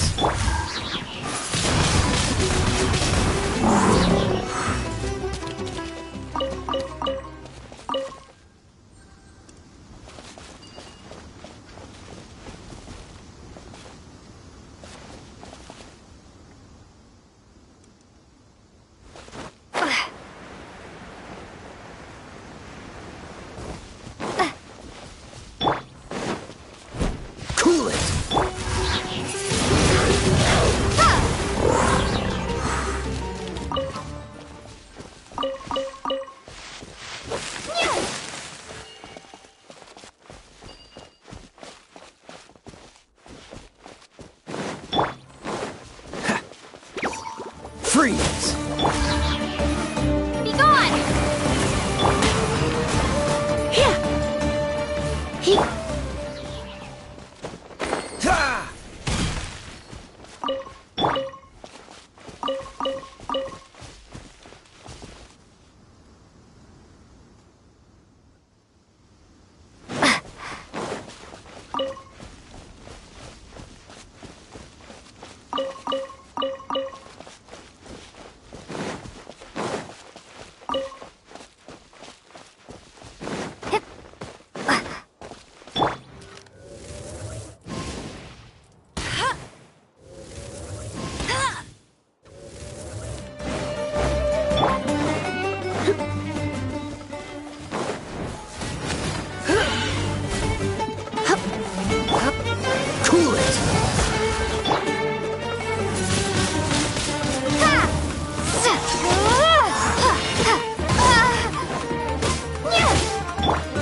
Dodge this! Windblade!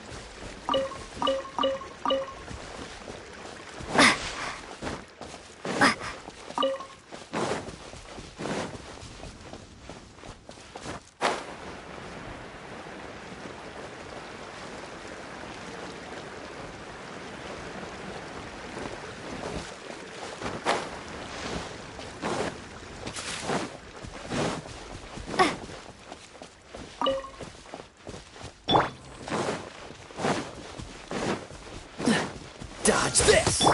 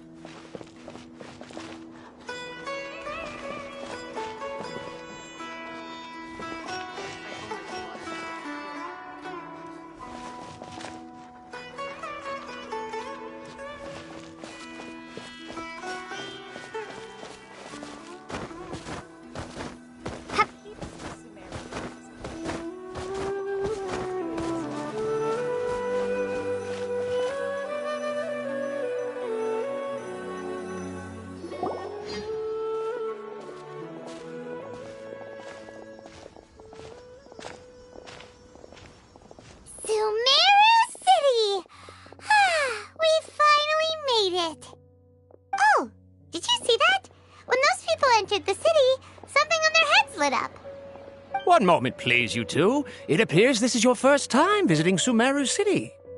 Oh, yeah, that's right. But how did you know that? Because there's currently no information on either of you in the Akasha.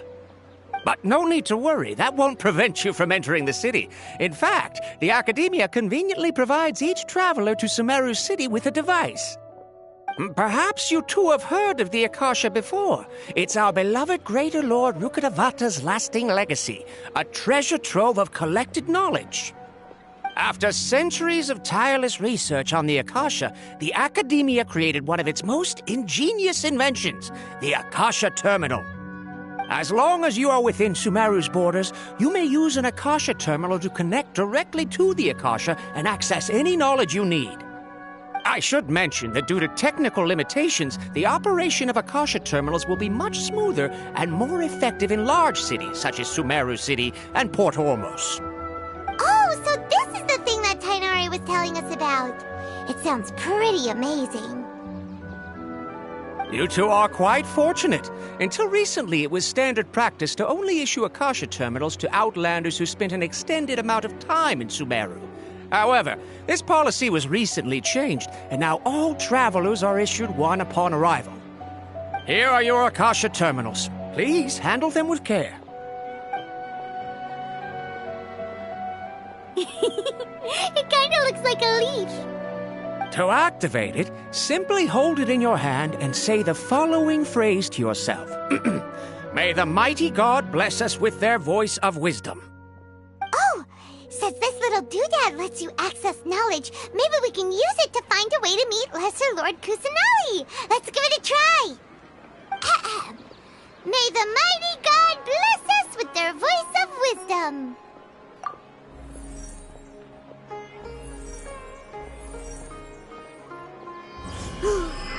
Whoa! Just now, something clicked, and Paimon suddenly knew how to use this thing.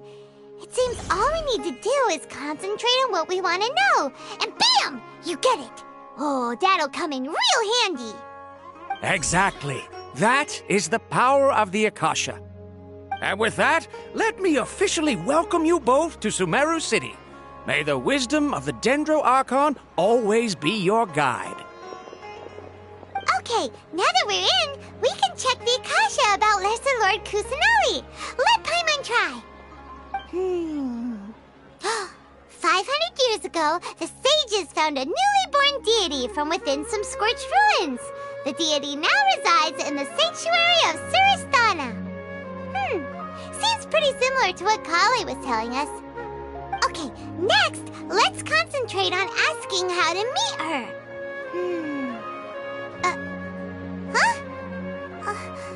Paimon doesn't sense anything. The Akasha didn't respond to Paimon's question. Oh, come on! Ugh. Focusing on this question feels like when you have something you're trying to remember and it's on the tip of your tongue, but you just can't think of it. Ugh. Paimon's brain is exhausted.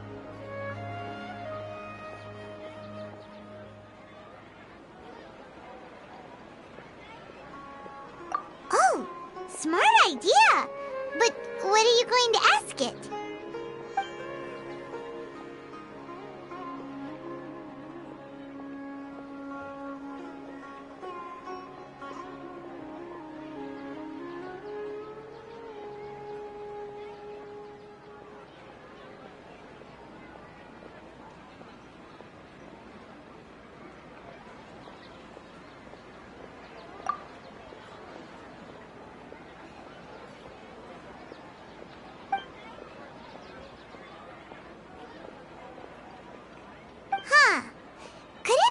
Because we're Outlanders and we've only just arrived in Sumeru? You know, maybe we're not qualified to receive an answer to this sort of question or something.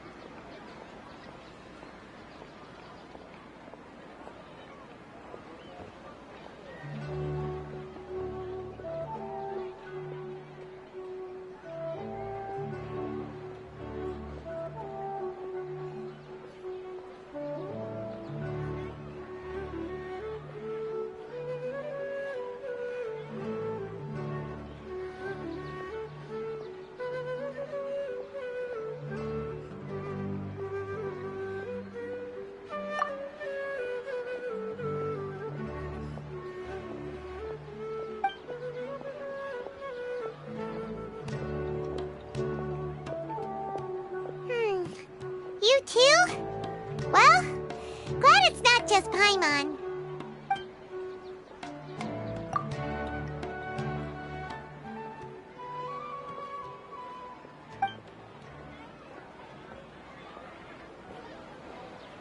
Uh-oh. Paimon's getting all teary-eyed all of a sudden. It feels like the people of Sumeru really missed their Archon. Well, seems no matter which way we try, we can't find anything that'll lead us to Lesser Lord Kusanali. Guess our only choice now is to try meeting with the researcher that Tainari recommended. He's from Sumeru and even has a position in the Academia. Maybe he'll be able to access more info from the Akasha. Let's see. Tainari wrote an address on the letter's envelope. Oh, it's not far from the city's gate. Let's head over and have a look. Hopefully he's at home. How can my own brother say Watch out for pickpockets. It's plain hurtful. To make it as a small business, you have to accept a little less profit and sell a little more product.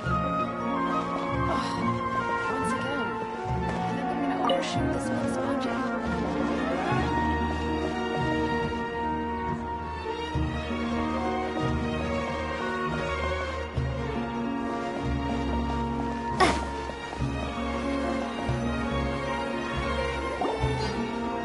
Hello, are you Rohawi? Yes, that's me. Can I help you? Great! You see, Tainari sent us here and... What? Tainari? Please, there's no need to say anything, really. Sure, I admit that the article I published last month wasn't my best work, and maybe the data didn't produce the most convincing results, but...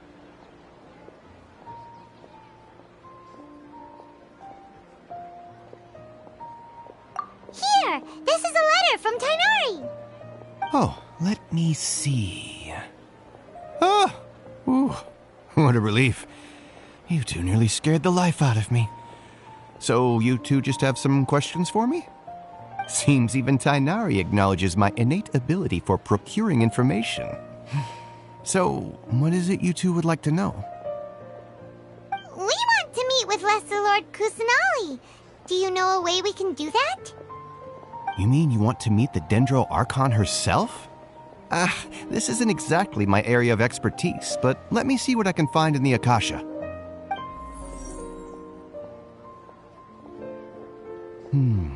Sorry, the Akasha didn't respond to my query. What? You too? But what about your abilities for getting information and all that? Paimon was sure you'd be able to access more info than we did. Well, as I said, this isn't my area of expertise. I am but a lowly researcher, so the Akasha doesn't see a need for me to know more about the Dendro Archon. All I know is that ever since Lesser Lord Kusanali returned to Sumeru, she's never left the Sanctuary of Sorasthana or made a public appearance. Huh. Didn't expect her to be such a mysterious figure. The Dendro Archon is somewhat of a recluse. Perhaps she just doesn't want to entertain visitors, which would explain the lack of information in the Akasha. But then what can we do? No need to worry just yet. I'm only hypothesizing here. You could certainly try asking around and see if anyone else has ideas. And besides, you two should consider the bright side of things. Not being able to see Lesser Lord Kusanali may not be a bad thing. In this world, there will always be information you cannot obtain from the Akasha and things you can never accomplish. Knowing when to yield is a form of wisdom. Take me, for example. It's a miracle if my brain cells can spit out one paper every 3 years. But Tainari? That guy can publish 3 papers in just a single year. Okay. Thanks for your advice. Don't mention it. If you two ever want information about things like who's been promoted within the Academia or relations between the 6 great sages, come find me.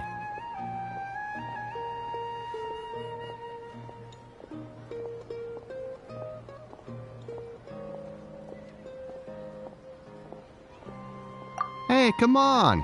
This is a survival skill at the Academia. Oh, Paimon's expectations were pretty low, but this is so low it's like digging holes in the dirt. So what do we do now? Even if we want to talk to someone, we don't know anybody here. Huh? Like who? Oh, you're right! Catherine! The Adventurers Guild has its own intel network. Let's hurry and find her. Yes, don't forget that. Yes, we must document everything.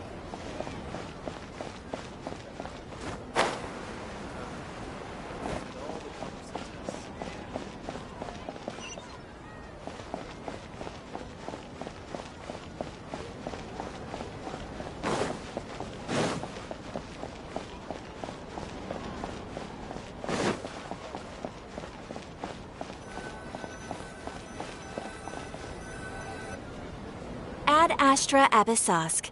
Hello, Traveler and Paimon. Catherine, we need your help with something. Understood. The Adventurers Guild is always ready to serve you. With what do you require assistance? We want to meet with Lesser Lord Kusanali. Do you know a way we can do that? You two wish to meet with Sumeru's Archon. Understood. Please wait.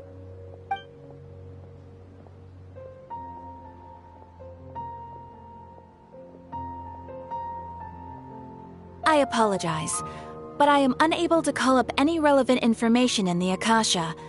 I'm also unable to locate any pertinent information in my personal memory. Aww, another dead end. Well, if Catherine can't help us, then we really don't know anyone else to ask now. Please do not worry. I may know of someone who can help you two. In Sumeru, the Adventurers Guild does not serve as the vanguard of information. Rather, there are numerous active mercenary groups collectively known as the Eremites. They take on various contracts and work all across Sumeru, so they naturally accrue intelligence. An Eremite brigade called the Corps of 30 is in charge of Sumeru City's defenses. Not only are they the oldest brigade, but they are responsible for managing and coordinating the affairs of all other mercenary brigades. Corps of 30? What a weird name. Supposedly, they are named as such because their ranks numbered 30 at their inception. Asfand, an advisor with the Corps of 30, maintains good relations with the Adventurers Guild. Though he's already retired, he and his words carry great weight within mercenary circles. If you'd like to get in contact with him, you can find him at the Corps of 30's headquarters, the Citadel of Rexar.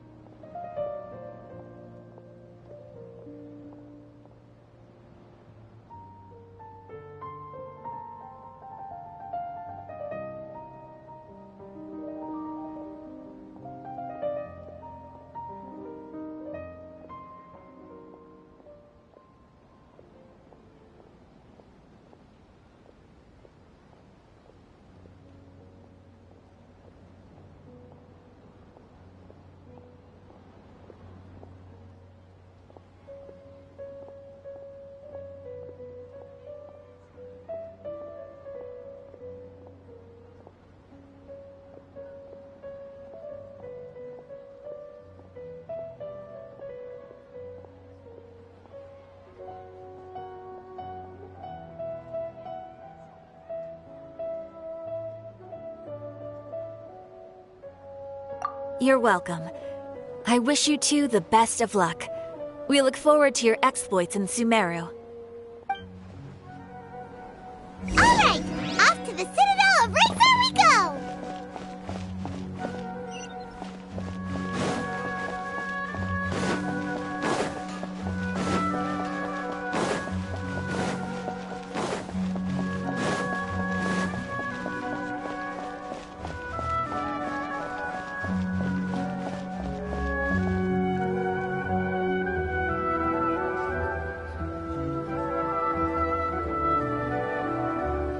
Welcome. The Adventurers Guild told me to expect you two. It's nice to meet you, Osfond. We'd like to ask you about something.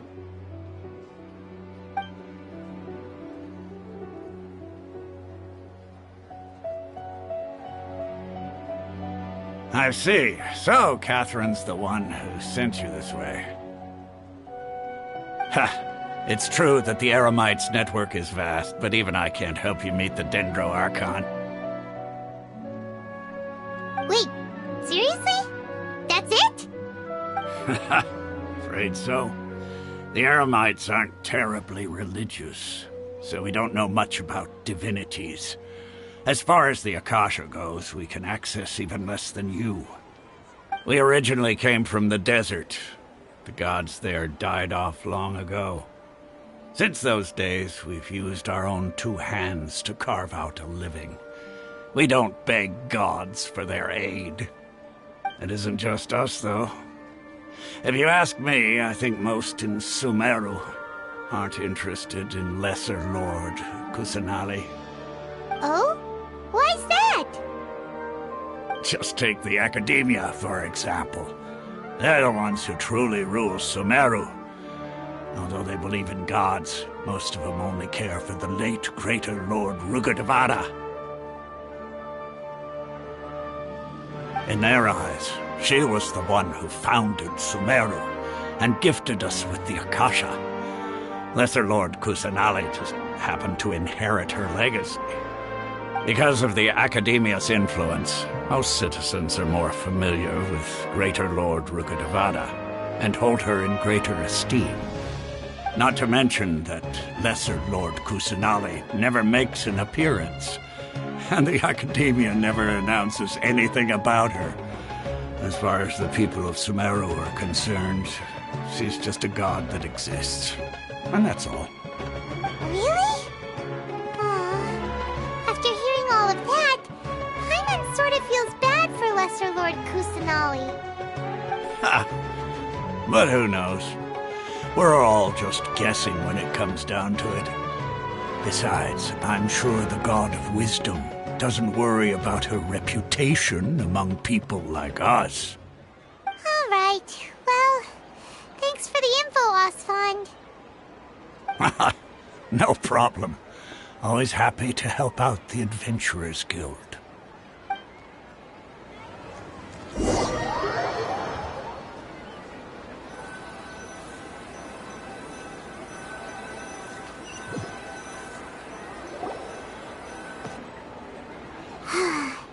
Seems Osfond was right about most people's attitudes here.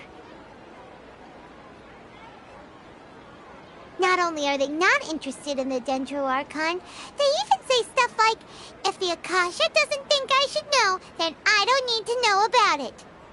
We've been asking for information non-stop ever since we got to Sumeru. But the harder we try, the more helpless everything seems.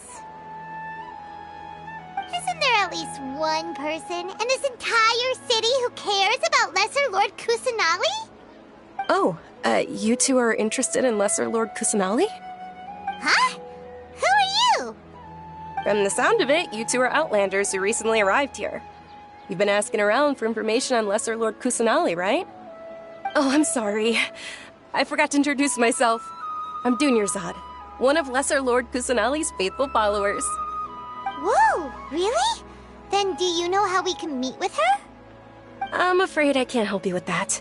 But your conversation earlier did happen to remind me of a legend about the Dendro Archon. Sure. It goes like this. Long, long ago, there was a man who heard a prophecy. It predicted that a great calamity was about to befall him.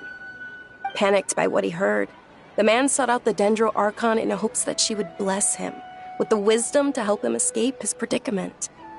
The man journeyed across deserts and through rainforests and experienced tribulations of every kind. However, he still couldn't find any trace of the Dendro Archon. In despair, he thought, alas, the Archon has abandoned me. He then had no choice but to sorrowfully resign to his fate. Okay, and then what happened? And then, the calamity came. But to his own surprise, the man felt somehow emboldened by the trials of his journey. By relying on his own strength, he managed to overcome the adversity. At that moment, a bird perched upon his shoulder. This bird was, in fact, an avatar of the Dendro Archon. She said, "O Archon Seeker, do you now understand? She and her wisdom have long been found by you. Along your journey, we were in every flower and blade of grass, every ray of sparkling sun, and every breath of dancing wind. So long as you continue to think and ponder, we'll be wherever you go."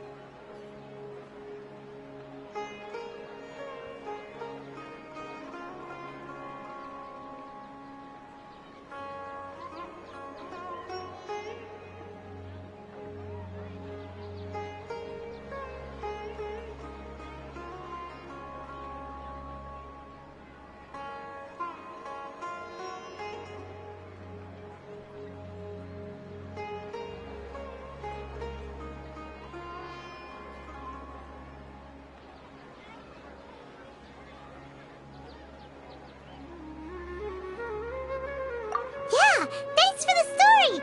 Paimon feels all warm and fuzzy inside after that. In a way. It seems like this story is also one of the Dendro Archon's avatars. Dunyarzad, since you worship Lesser Lord Kusanali, can you tell us anything else about her? Of course. So did you two know that, I'm terribly sorry, but it seems something's come up now. Let's chat another day.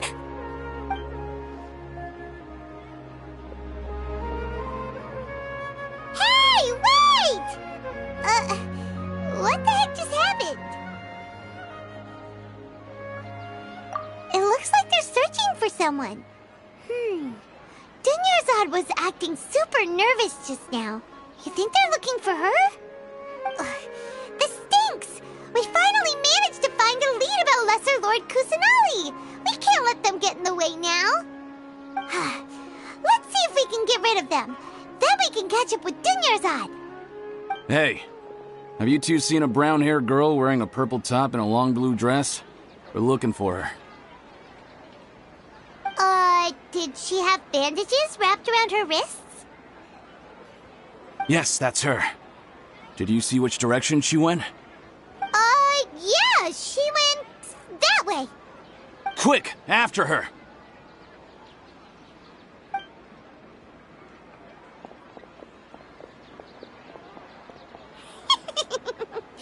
That should keep him busy for a while. Let's hurry and find Dunyarzad.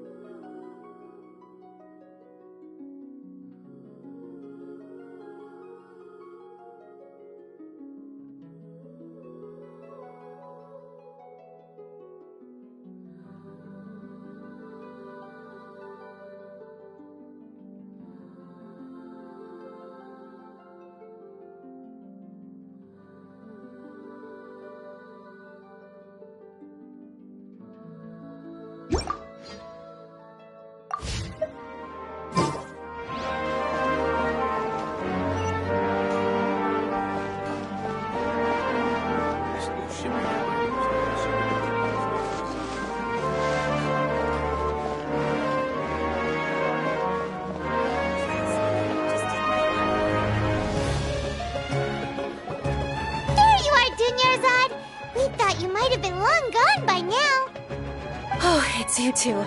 Oh, you startled me there. You can relax now. We threw those people looking for you off the trail. Really? Thank you so much. Unfortunately, I believe there's still more of them out there looking for me. Uh-oh, looks like there's some coming this way. Huh? More of them? Then what are we standing here for? Run! No, wait, my body isn't in the best shape. It's difficult for me to run.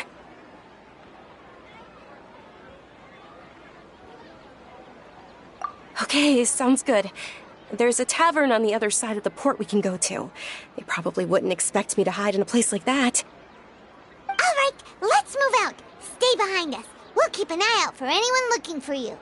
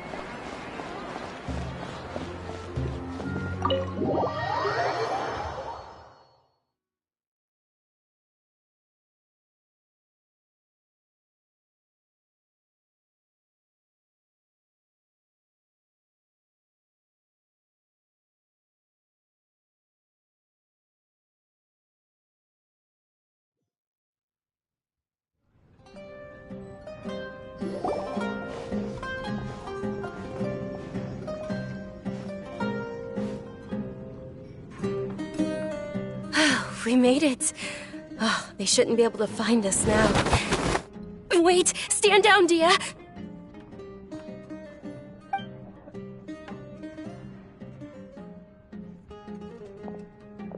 My lady, who are these two? They're travelers that I met on the street just a moment ago. They happened to notice that you were all searching for me, so they helped me hide. I see. In that case, you two should scram. There's nothing here for you. Wait a sec! Who the heck are you? And why are you shooing us away? I'm Miss Dunyarzad's bodyguard, here to see that she returns home safe and sound. My lady, let's get going. You've been gone for so long that your parents are worrying themselves sick. And if I refuse to go with you? It'd be easier for the both of us if you cooperated. But if you insist on not going, then I'll have to carry you like a sack of potatoes. Hey! Dunyarzad already said she doesn't want to go back. Why are you still pushing her? Stay out of this. You don't understand the situation. Sorry, my lady. Even though I'm your bodyguard, your parents are my employers. I have to answer to them. How much? Wait, what? How much more do I have to pay you to become your employer? So you never listen to my parents ever again. Double? A triple? Give me some time and I'll get that much. My lady, this isn't about Mora. I don't know what you think of us Eremites, but let me say this. I like Mora, but I'll never go against my principles. That's why I'm here looking for you. Sure, it's an order from my employer, but my conscience was also telling me it's the right thing to do. And knowing your health, carelessly running around like this is gonna hurt ya. For the sake of those who love you, don't be stubborn. No, you're wrong. I'm aware of my limits and I know what I'm doing. Honestly, the only people being stubborn right now are my parents. And I know perfectly well that it makes no difference if I'm at home or not.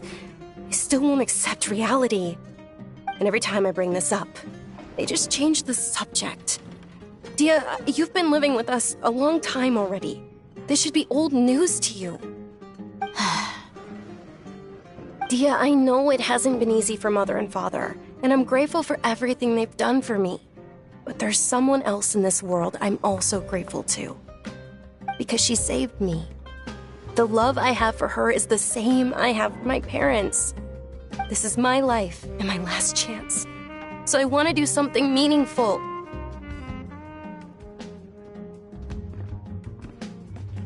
My lady, are you sure what you're doing now is meaningful? Yes, I'm sure. At least, it is to me. Fine, I won't ask you to return home anymore. But let me make something very clear. I'm only doing this because I respect your determination, not because I agree with you. Thank you, Dia. Sorry for being so rude just now. My nerves were acting up. And I even brought up your payment in such an offensive way. Don't worry about it, my lady. I did say that I like Mora. Besides, that's our next topic of conversation. Today's little excursion caused such a ruckus that every single bodyguard at the estate was deployed. It wouldn't be easy to hide things from your old man. Since this definitely won't be your last escapade, here's a little tip. You should at least make it look like your room and things are still in order when you leave. Also, you'll need someone to cover you for when you're out and about. So, I'll let you hire me, my lady. This way, everyone wins. As for the pay, let's say half of what your father pays me. We can settle the bill when we return to the estate. Okay, deal. Yay! Looks like they've reached an understanding.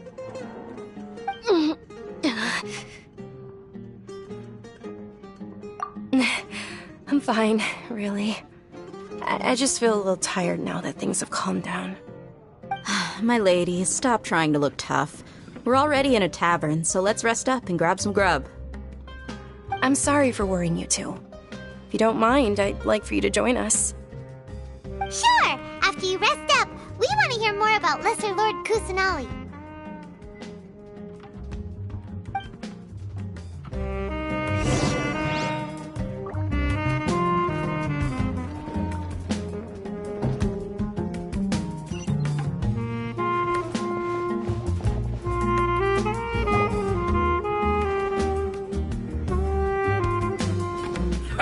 Well, if it isn't Dia, haven't seen you in nearly half a year.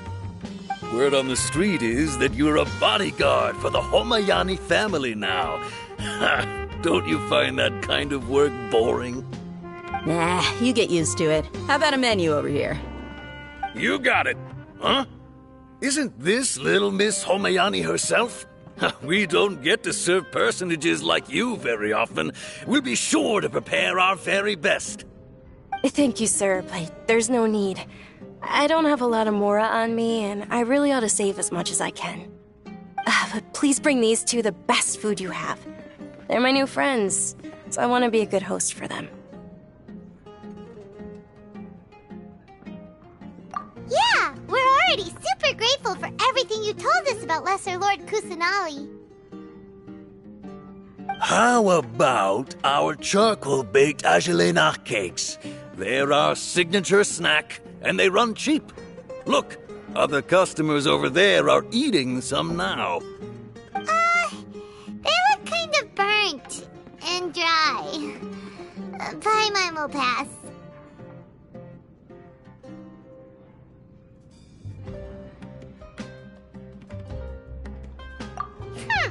What do you have against my slime dishes?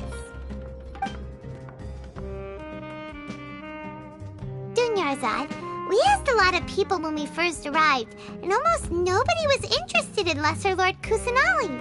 So, what made you want to follow her? Well, remember when you asked me if I knew how to meet the Dendroarchon? Even though I don't know how, I think I've actually seen her before. Huh? Really? Yes, it was when I was a child. At the time, my illness had kept me bedridden for the better part of a year. I was stuck inside and couldn't make any friends, and my parents did their best to find treatments for me. But even then, the Akasha didn't have any helpful information. My younger self no longer had any hopes or dreams. One flare-up was so bad that I was in a semi-conscious state for several days. Then one night, I woke up alone in my room. I was terrified. My body was paralyzed. Even if I cried, there was no sound. At that moment, an ethereal voice spoke in my mind. Dunyarzad, don't be scared. You don't have to cry. Dunyarzad, don't be scared. You don't have to cry. Who are you? How do you know my name?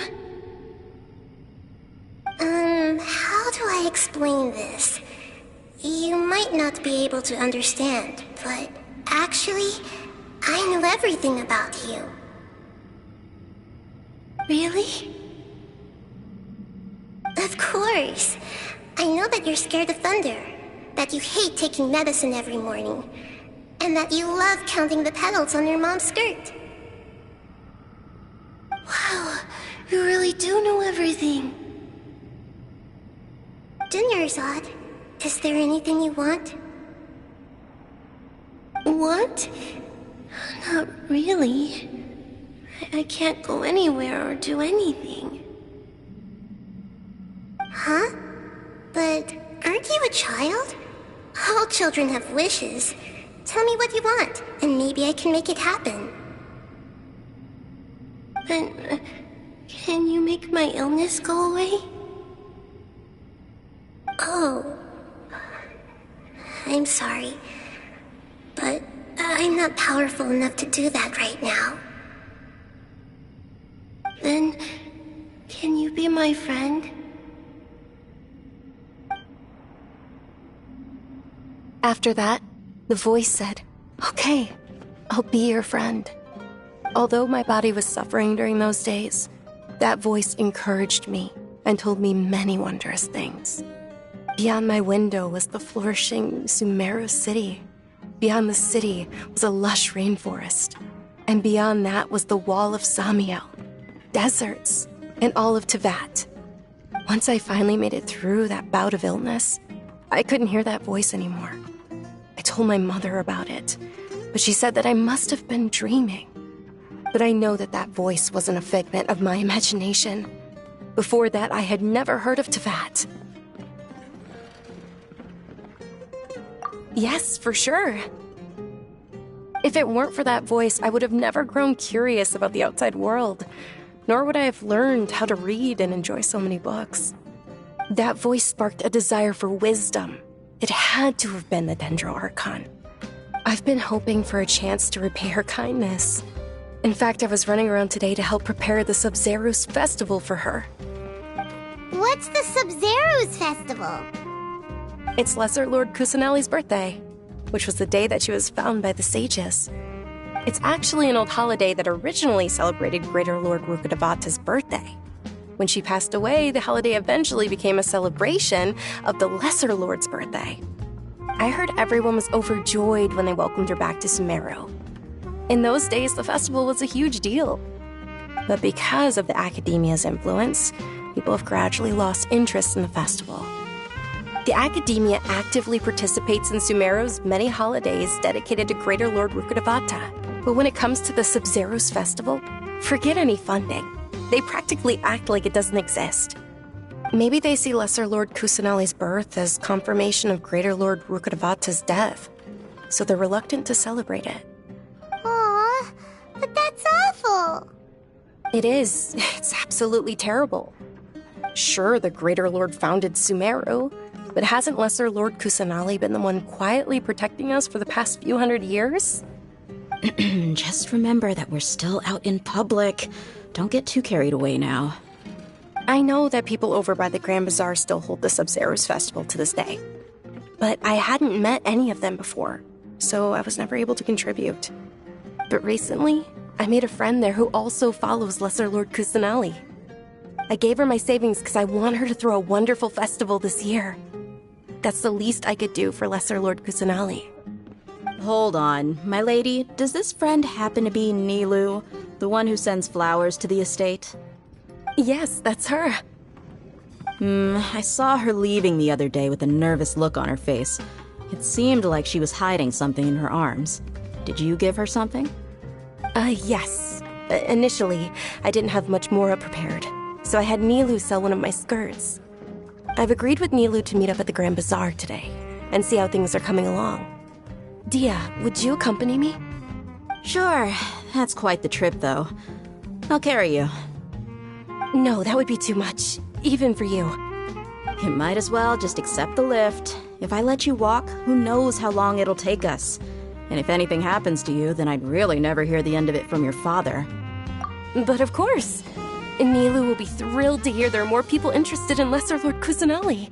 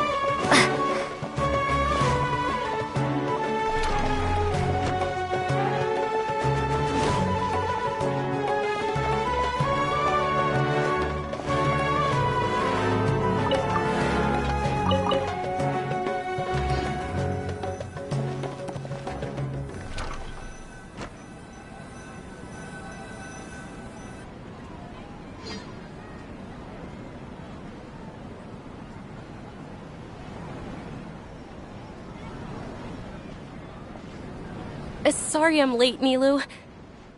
Oh, Dunyarzad.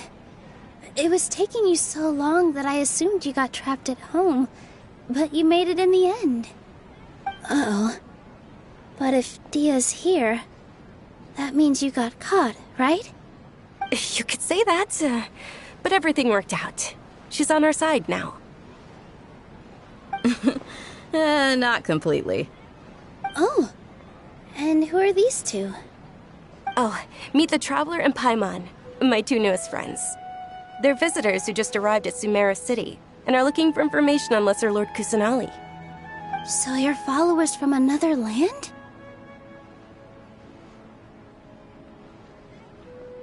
That's wonderful. You two absolutely mustn't miss the Sub-Zerus festival. By the way, Dunyarzad, we've already started decorating the Grand Bazaar. It looks spectacular, thanks to your generous contribution. You're very welcome. It's the only thing I could do. Do you still have enough Mora? Probably? But don't sweat it. We've already finished renovating the stage. Come on, I'll show you.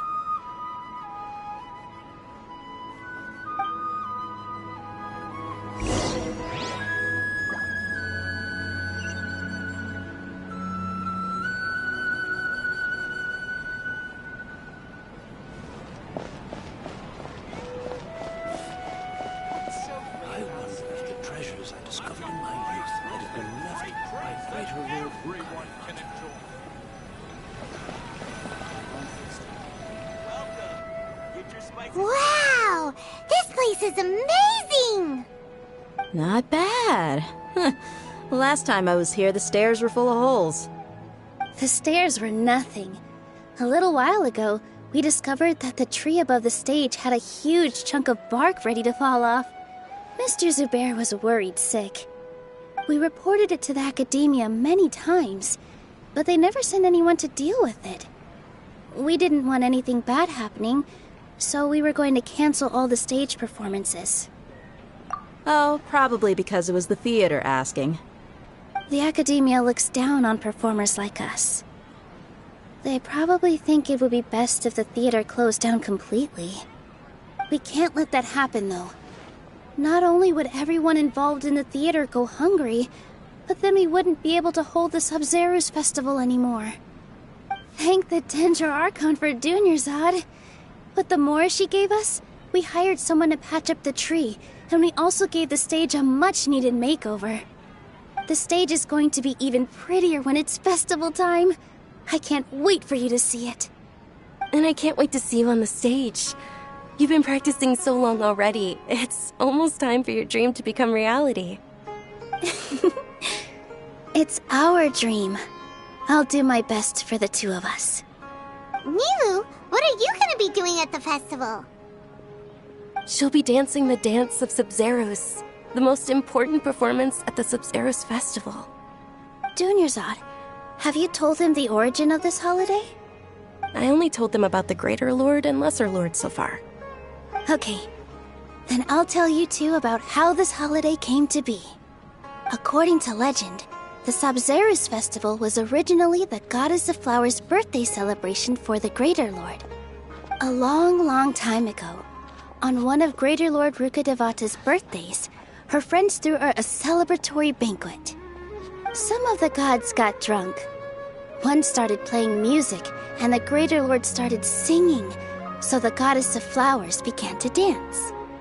As she danced upon the grass, countless beautiful parisaras began to bloom wherever she stepped. Those brilliant purple flowers became her dazzling stage. All the gods clamored, "Oh, if only time could stop at this very moment." Of course they did. When people mention the gods, they always think of the Archon War. But Sumeru's gods also had happy times. Although they aren't around anymore, they're preserved in our tradition of dance. This outfit I'm wearing is apparently based on how the Goddess of Flowers looked. Though we're just tiny people compared to the divine, we still have to do our best to make sure that the birthday girl feels loved on her special day. Nilu, you of all people will definitely be able to convey our well wishes to the Dendro Archon. I also noticed that you went the extra mile and scattered Patisaras around the stage. They symbolize the goddess of flowers, after all. It's just a shame that all the real Patisaras went extinct after her death. Yeah. The Greater Lord brought forth Patisaras in memory of the goddess of flowers, but she ultimately could never truly replicate that beautiful purple.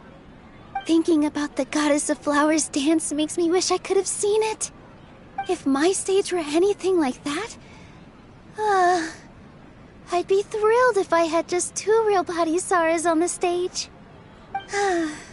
So, Traveler and Paimon, what do you think? Interested in the Sabzeruz festival? Will you two be coming?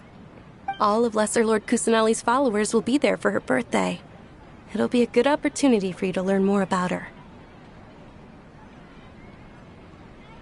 Ooh, Paimon thinks that's a great idea!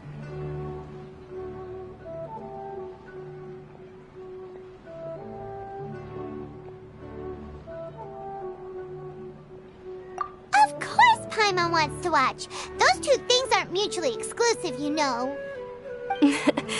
So how about we all attend the Sabzeruz festival together? Dunyarzad, let me show you which stage decorations we've picked out so far. Traveler and Paimon, if that doesn't sound interesting to you, then feel free to explore the area. Everyone at the Grand Bazaar loves Lesser Lord Kusanali, and we're all looking forward to the Sabzeruz festival. In that case, we'll take a look around.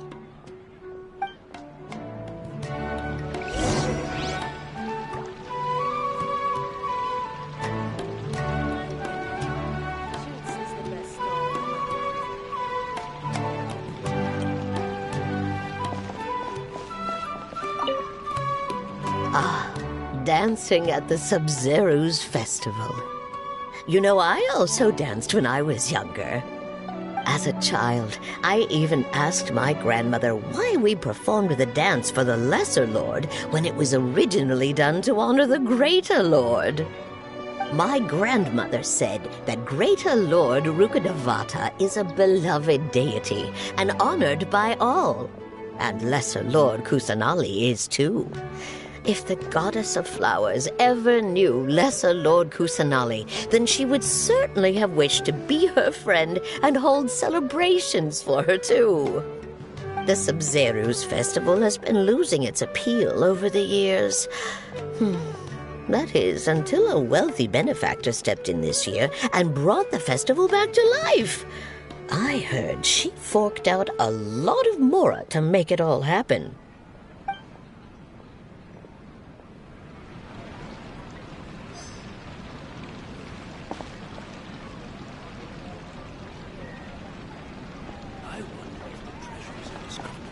Welcome!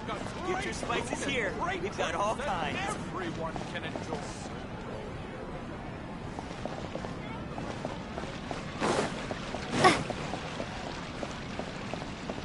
Is there no future for me?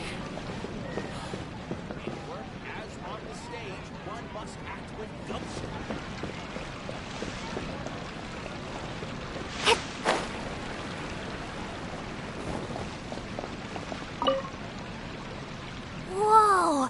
What's with your yellow hair? And why do your clothes look so funny? Are you an Outlander? Did you know that the Sabzeruz festival is about to happen? There'll be loads of fun things to do at the festival. But the best part is when Ferris, the Knight of Flowers, passes out candy to everyone.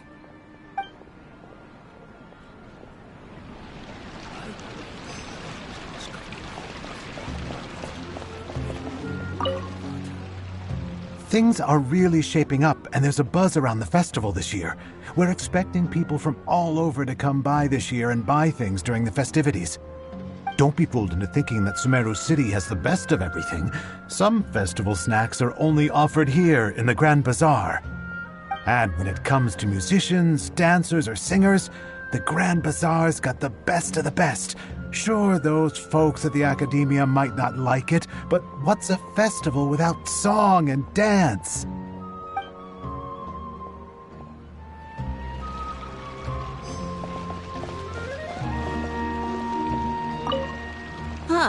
Revamping the stage for the festival couldn't have been easy, that's for sure. I bet this year's festival will be one to remember. I don't know much about the Grand Bazaar, but I do know that the residents here have a penchant for song and dance. Two things that the academia doesn't particularly approve of. Oh, and the perfume sold around here is a lot better than what you'll find elsewhere. The fragrances are longer lasting and they're gentler on your skin and... I mean, that's what I've heard at least.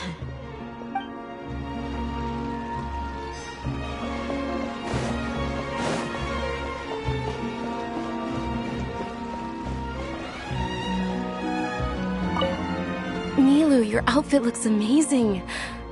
There's also something different about you from when we first met up. I thought I'd add a little extra pizzazz to my dress for the festival. See? Wow, did you sew all that yourself? Uh-huh. Sewing is a fundamental skill for everyone in the theater company because we make all our own costumes. Did you know that Mr. Zubair not only can make costumes, but props too? I've noticed that you can't keep your eyes off that crown over there. Would you like to try it on? May I? Of course. The legends say that the goddess of flowers had beautiful horns on her head, so this crown was made to reflect that. Dunyarzad, you look absolutely stunning with it on. It's like I'm looking at the goddess of flowers herself.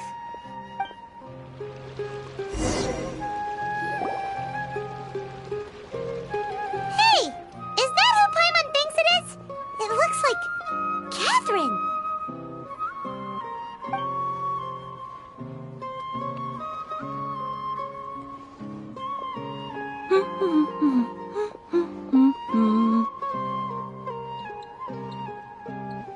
Huh.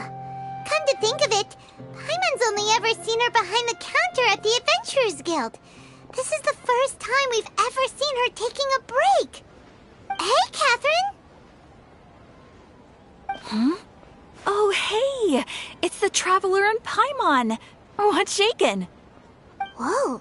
Break time Catherine sure sounds a lot less formal than usual.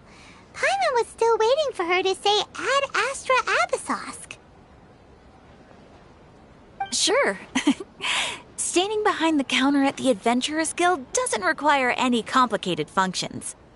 But saying and doing the same old things over and over again can get pretty monotonous. Like watching the same Fontaine movie day after day. But take you two, for example. You travel across Teyvat to enrich your lives and gain new experiences. Well, we enjoy traveling across Teyvat and all that, but we're mainly looking for clues about her brother. Yes, you should keep searching. Sometimes the answers we're looking for aren't necessarily at our intended destination. Instead, they're found along the way. Huh. Haven't we heard someone say something pretty similar recently? Anyways, what brings you out here, Catherine? No, not particularly. I guess you could say that I'm loving the recent atmosphere here. If festivals bring happiness to everyone, then that's where their true value lies. Oh, it looks like it's about time for me to be heading back now. Alright, we'll see you next time at the Adventurers Guild. Oh, by the way, thanks for connecting us with the Eremites. We've already made some great friends in Sumeru City thanks to you. I'm sure you two will get along well with the people here. You've already been blessed by the element of Dendro after all. See you around.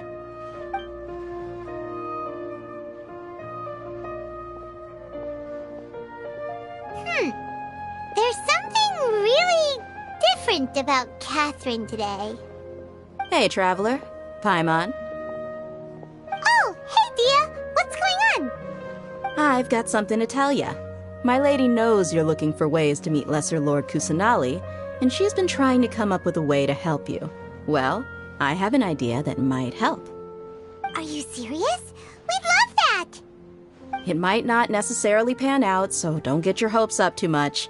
I'll need to take you two somewhere and ask someone some questions. My lady is feeling a little worn out at the moment. Nilu's found a place for her to rest. After I take my lady home, let's meet in front of the Citadel of Regzar. Sounds like a plan. Let's head over to the Citadel of Regzar and wait for Dia. Welcome. Get your spices here. We've got all kinds.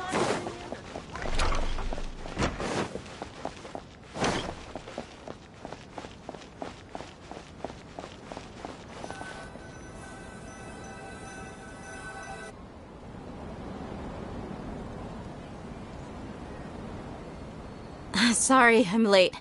It took some convincing for the master and mistress to believe that Miss Dunyarzad was only sitting in the port for a while because she was in a bad mood. Anyway, I guess I should be thanking you. I haven't seen Miss Dunyarzad that happy in a long time. If it wasn't for you two, she probably would have been caught and dragged back much earlier. You sure sound a whole lot nicer than when we first met, Dia. Who would have thought you had such a soft spot for Dunyarzad? It's called being a professional. I'm a bodyguard, and I work for whoever's paying. Look, Dia's blushing. Listen, you two.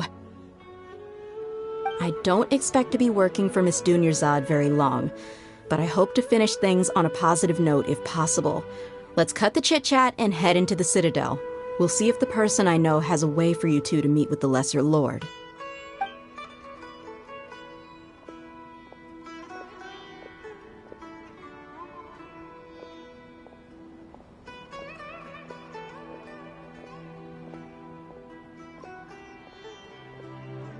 Oh, hey, Chief.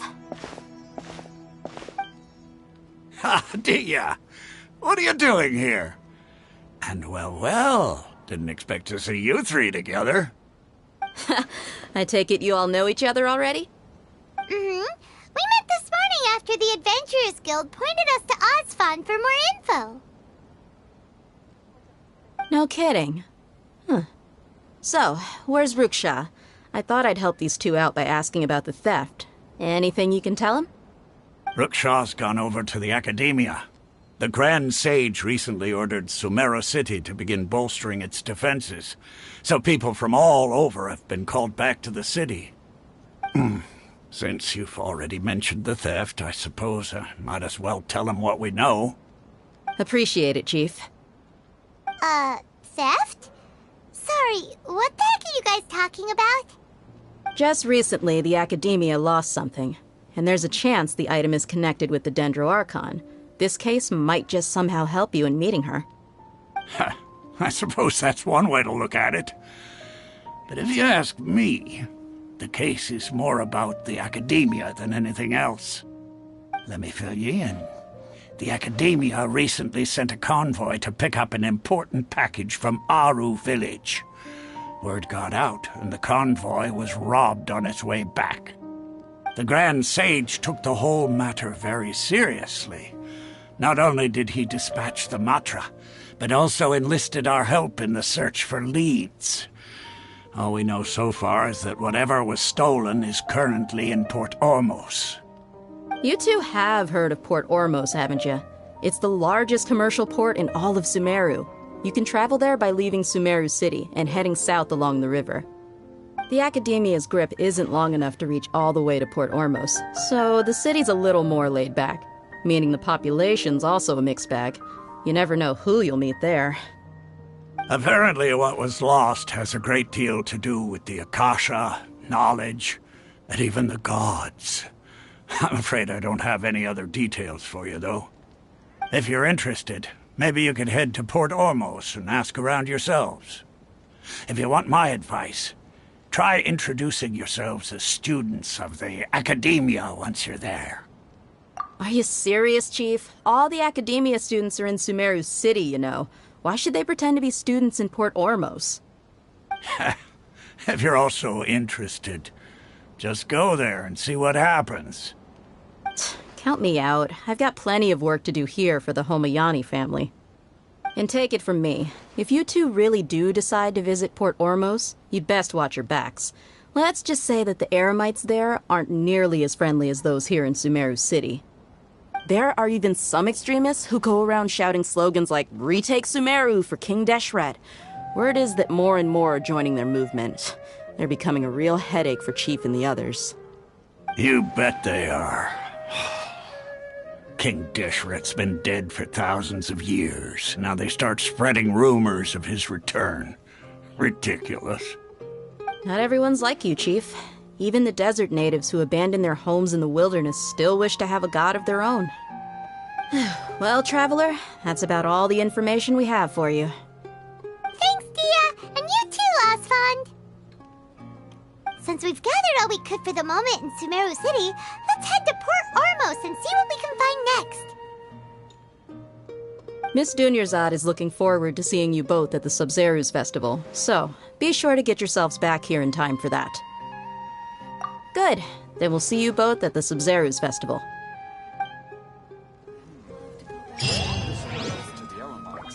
I'll have to read the request.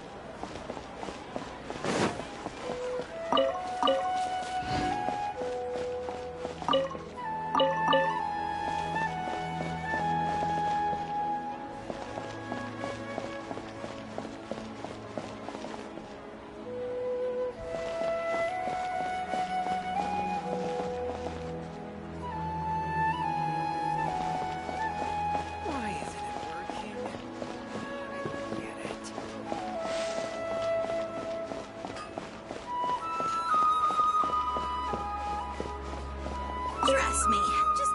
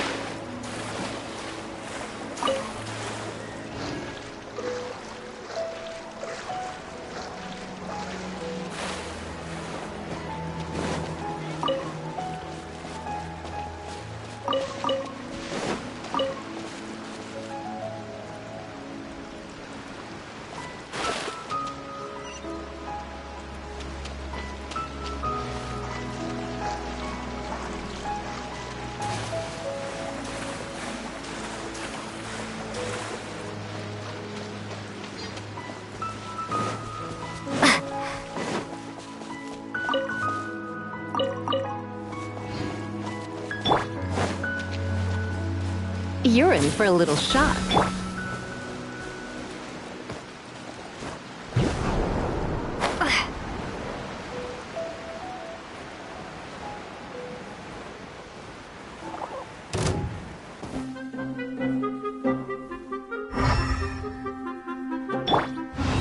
Freeze! Windblade!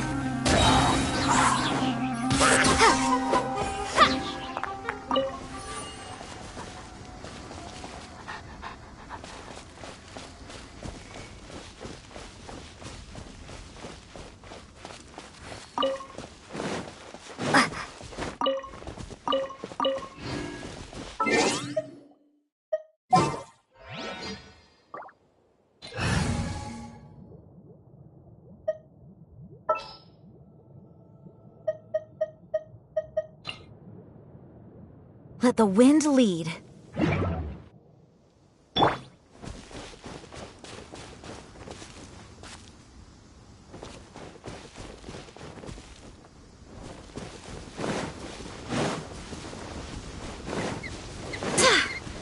Sucker for a punch, huh? Happy to oblige.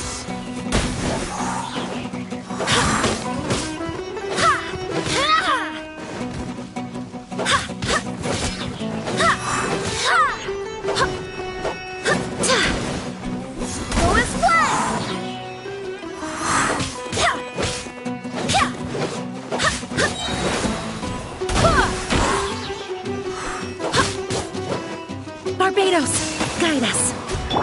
Take that!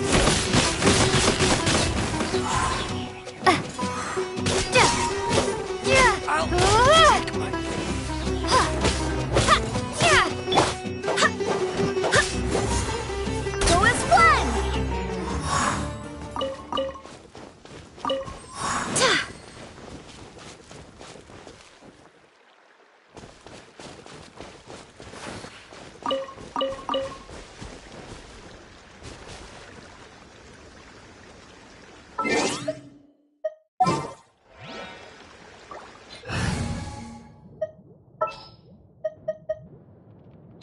At the ready.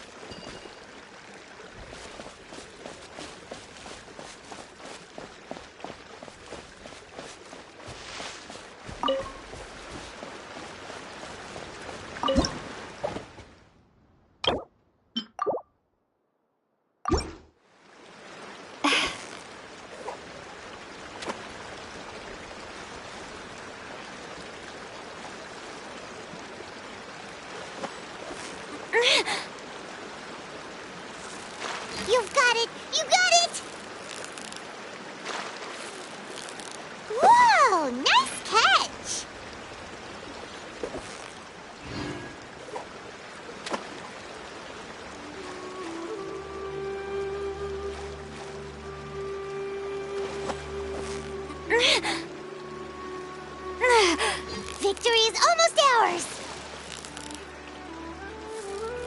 Whew, that was a tough fight!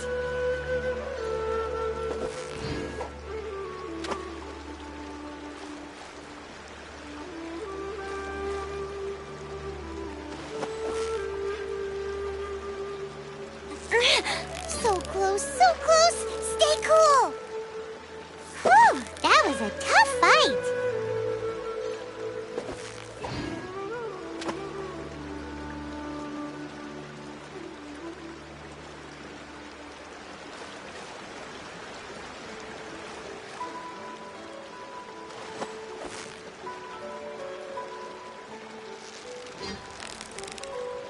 Steady now! It's the final stretch! Whew! That was a tough fight!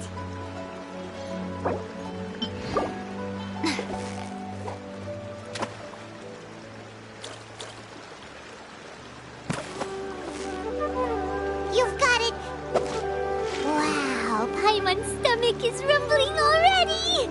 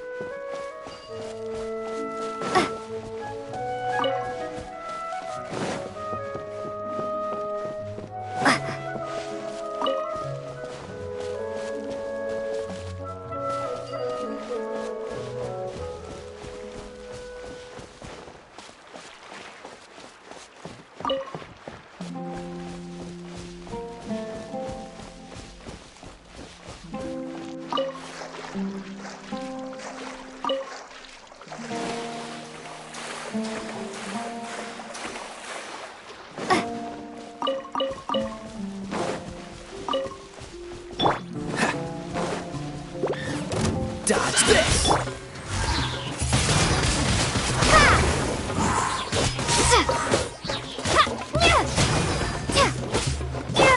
Cool it!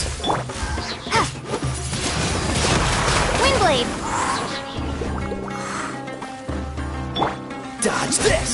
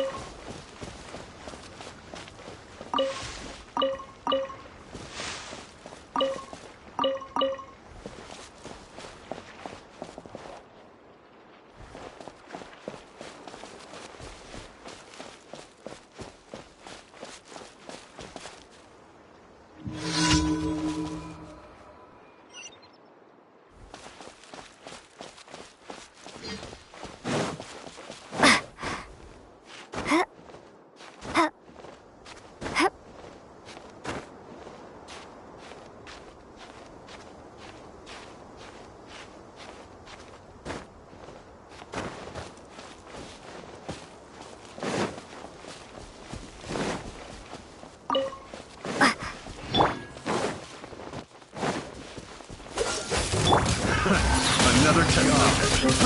Fraud!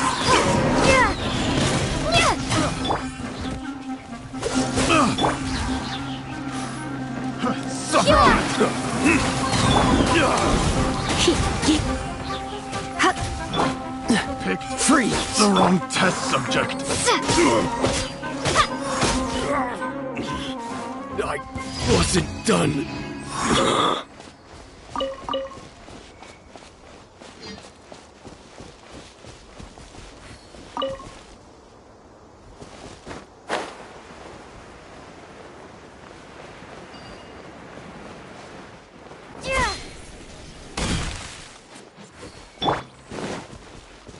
Dodge this!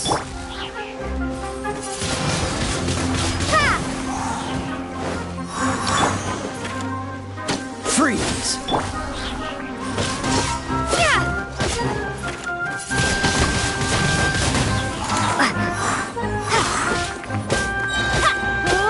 I'll be back.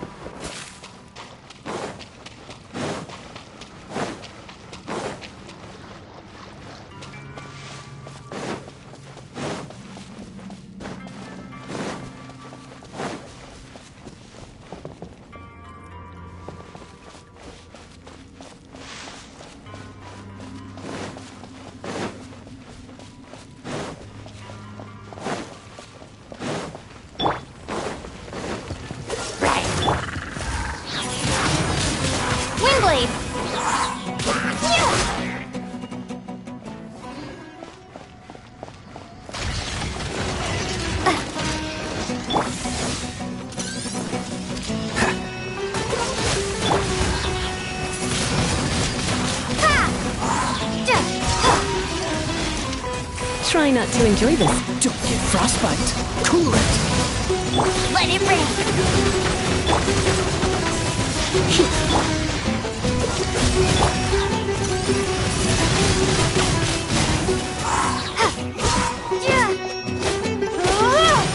Be gone!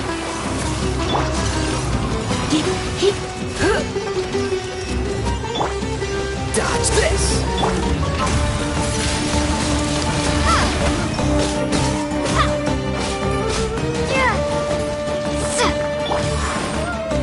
Cool it.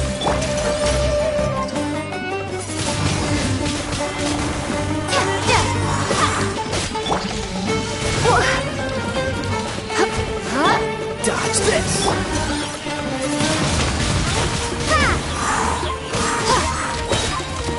Cool it.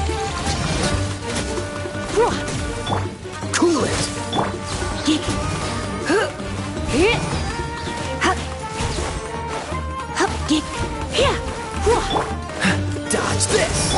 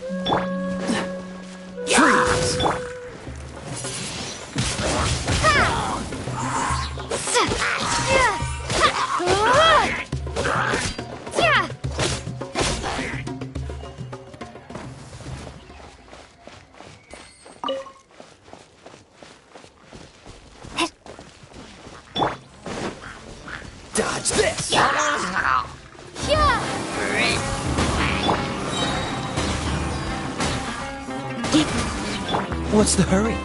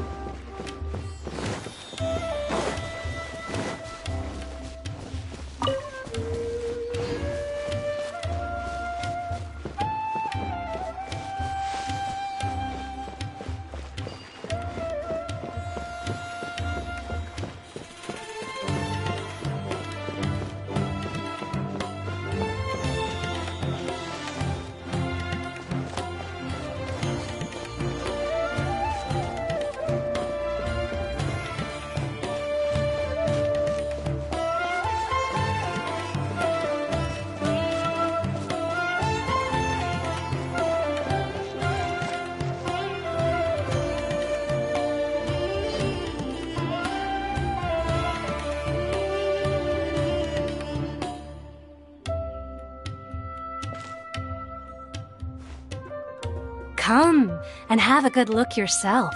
Traditional spices of the highest quality, made with pride and experience. You've got a deal. I can't thank you enough for always looking after my business. Believe me, I'm not making this up. Several Eremite mercenary groups are nearly in open conflict, but does the core of 30 care? And that's not all. Did you know that... Wow! Talk about hurly-burly! This place is busy! Guess that's only to be expected for the largest port in Sumeru. Maybe it's because of what Dia told us earlier, but Paimon can't seem to shake the feeling that there's also danger lurking in these crowds. Ooh. Let's get our bearings so we can start looking for leads.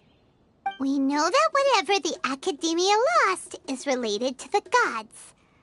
But other than that, we don't have much else to go on. Osfun told us to try posing as Academia students while asking around. Paimon checked the Akasha on the way here, and the Academia doesn't seem to have any research facilities in Port Ormos. Paimon doesn't get it. Won't we look even more suspicious going around saying we're Academia students and asking about the stolen item?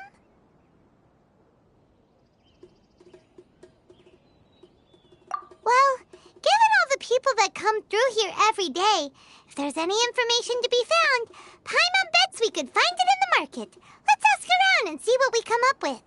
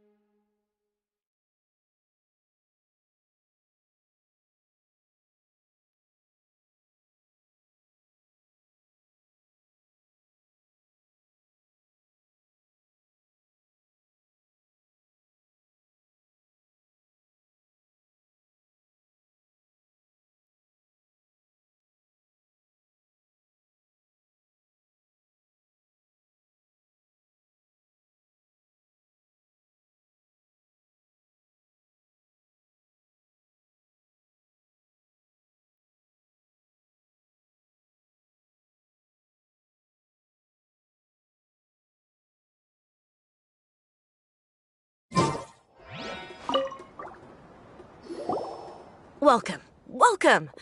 How can I help you two? Hi there. We would like to ask you a question. Do students from the academia ever come to Port Ormos? Of course. Especially around this time of year. Students from Sumeru City that are about to graduate often come to Port Ormos to cut loose a little. Many people often talk about how hard it is to get accepted into the academia, let alone graduate. But those who finish their studies and go on to become full-time researchers at the academia have it even harder. Sure, we may not be Sumeru City, but Port Ormos offers beautiful scenery and a stress-free environment. Some even say it's good luck to come to Port Ormos, so students and researchers come flocking here when things get to be too much at the academia. You see over there? Those are students from the academia.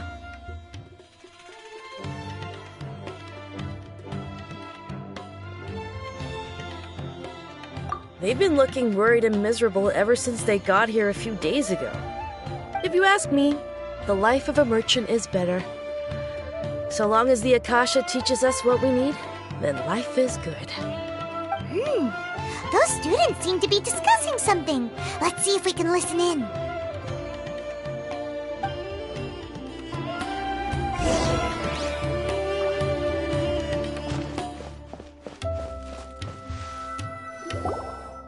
It's no good. I've tried asking around, but I haven't been able to learn anything useful. Not to mention that a bunch of scary-looking Eremite mercenaries have been posted along the streets now. There's been a lot of fighting between the different Eremite factions in Port Ormos. If we choose to move on our own, then it would be wise to steer clear of them. Especially the group that's constantly shouting some stuff about King Deshret and some resurrection. I've even heard that the Citadel of Regzar is starting to get fed up with them. What was that group called again? Ein something or other? They're called Ein El Akhmar. Today, I heard that the thing we're after might be in their possession at the moment. Wait, come again? Don't you see? Many of the Eremites in Port Ormos deal with trading this kind of thing. They're usually pretty wary of outsiders, but not so with students of the academia. It's because the kind of goods that students are looking for aren't the kind of goods that Eremites are after. As long as they know you're a student, then deals can be made. I've heard that Ein al-Hakmar likes to set up shop at the Jafar Tavern. Supposedly, if you're willing to part with 500,000 Mora, they'll give you info on anything. Wait, did you say 500,000?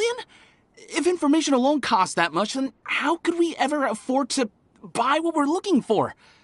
I guess we might as well give up on trying to graduate this way. I wouldn't worry too much. Our field of research is very niche. Who else could possibly be after that kind of shady knowledge? I bet it's practically worthless to anyone aside from us. Well, I guess that makes sense. Then the only thing left for us now is to find a way in. Why don't we all just pool our money together and pay for the information? Whoa! Did you hear that? A niche field of research and shady knowledge? It all sounds pretty suspicious to Paimon. Is knowledge something people just buy and sell like that? So, what's our plan?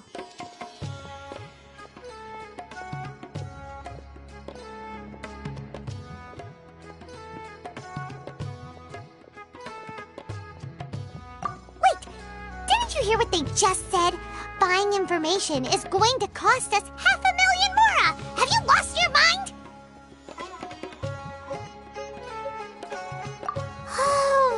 All right. Paimon never thought she'd agree to parting with that kind of Mora. But if you know what you're doing, then we should give it a shot.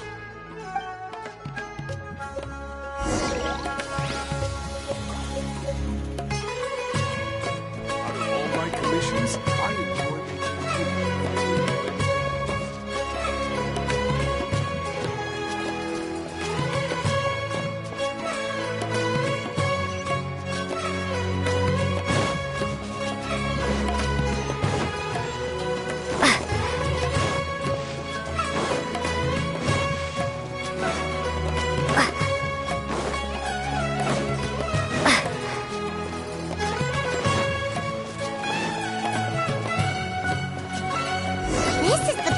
heard those students talking about. Let's find a seat somewhere and see if we can spot the group that... Oh, you've arrived. Please, take a seat. So, they think that they can go toe-to-toe with the boss? Ha! Once we reclaim the power of King Deshret, they'll be the first that the boss punishes. They're nothing to be afraid of. Our main rival now is the Caracal Battalion. They've also amassed a significant amount of Mora this time, so we mustn't underestimate them. How can the Caracal Battalion compete with the boss when they're nothing but a bunch of money-grubbing opportunists out for a quick Mora? Yeah, with Boss's fervent devotion, he'll be able to use this power to bring our god back this time. Huh. All these guys talk about is King Deshret, so they're probably the ones we're looking for. Greater Lord Ruka Devata. That traitor and her followers must not be spared. The day will come when King Deshret exacts vengeance on Sumeru, and all of them shall be punished.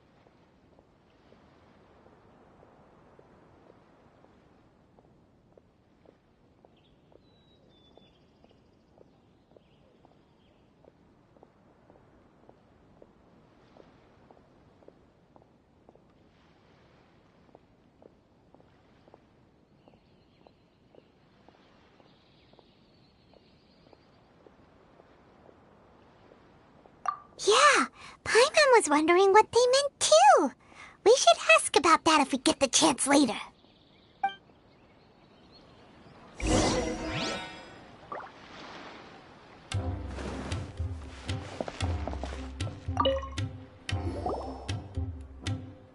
Huh? Who are you? What do you want?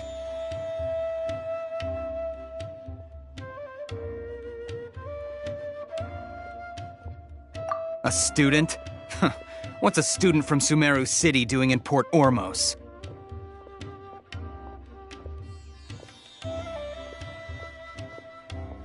Ah, well, if it's info you want, you've come to the right place. The question is, can you afford it?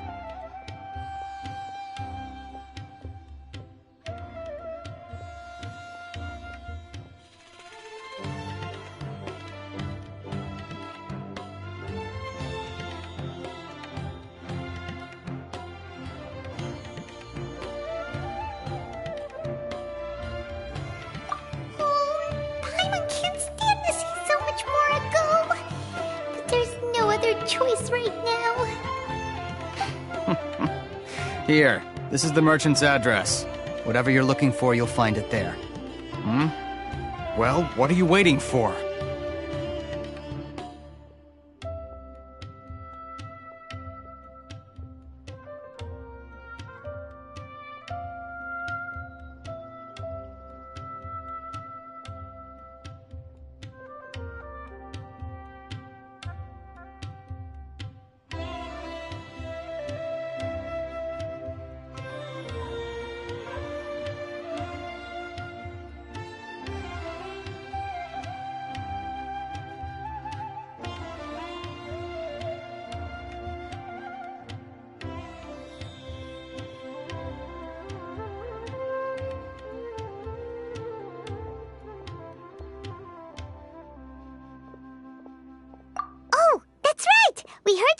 King Deshret just now.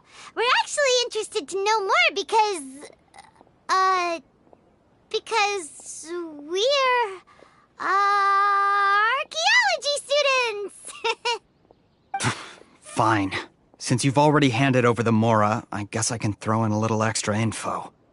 As you can see, members of Ain al-Ahmar are devout believers of King Deshret. Years ago, King Deshret founded the great desert nation that was our homeland.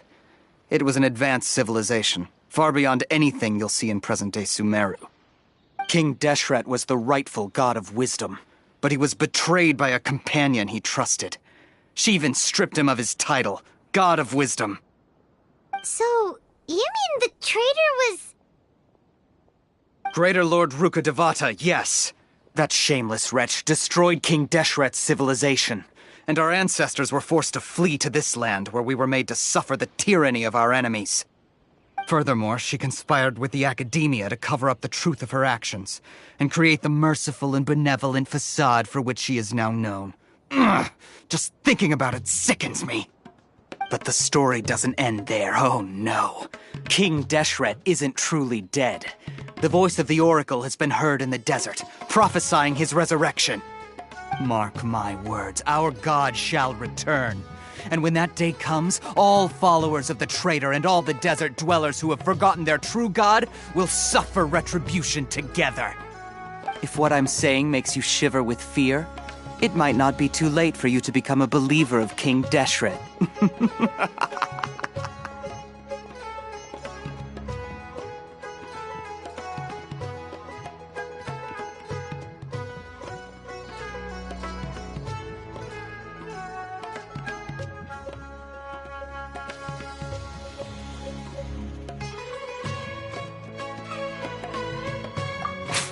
I don't have anything to say to you Academia people about that. I think this conversation has reached its end. Not just yet. This man is a fraud. Huh? You again? Deranged Academia lunatic. Yes, it's me again. I already warned you that if you weren't willing to sit and discuss things with me, I'd take measures to make things uncomfortable for you. Listen to me. That address he gave you is fake. Or at least, you won't find a merchant waiting for you there. This group has been boasting all around that they can provide information on a certain item as a means of luring people into their territory. Once you show up, they keep up the act until they have hard evidence that you want to purchase said item. Then they use that to squeeze you for all the more you're worth. Hey! Shut it all, Hatham! What are you playing at, trying to ruin our business like this, I told you the other day. I wish to discuss my terms with your boss. Ha! The boss made it perfectly clear that he won't negotiate with you. Yes, and in no uncertain terms. But that was then. It does not preclude him from changing his mind in the future. I'm warning you. Don't push us, or this could get ugly. We don't usually get rough with people from the academia because it just complicates things. For a lunatic like you, though, we might just have to make an exception. If you're suggesting that we escalate this from a verbal exchange to a physical one, I accept. After all, even the Archons used war to negotiate the ownership of Teyvat. If, on the other hand, we can't agree on any means of negotiation at all, then I'm afraid my next course of action will sting a little more than the mere falling through of a few business deals. I will jeopardize the Eremites' reputation, which I know you value above all else. I am quite confident that if I began to take such action, your boss would willingly approach me himself. However, I fear that by then, some things will have happened that cannot be undone. Also, a word of advice. I suggest you tell your boss exactly what happened here today. Otherwise, he might blame you for not telling him in the future. What did you say? Consider this. Have I ever failed to follow through on my word in the past? This guy is really out of his mind. Okay then. If you really have a death wish, let's meet a week from today. The pier in front of the Pharos Lighthouse, 4 o'clock in the afternoon, sharp. Don't expect us to hold back. Not so fast. First, you return the 500,000 mora to them.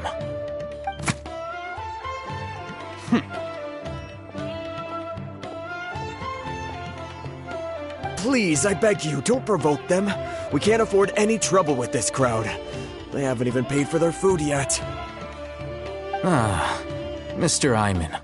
There appears to be fewer staff in the restaurant recently. This wouldn't happen to be because they're all busy spreading the word to the students, would it? Well... Someone who chooses to do business with a group like that really can't afford to get so flustered the instant someone confronts them about it. Consider the meal compensation for our silence. I'd say you're getting an excellent deal. Whoa, did you see that? He not only got us our Mora back, but sent the Emirites running too! Plus, he seems to know a lot about what's going on around here. Let's catch up with him and ask some questions! He went that way! After him!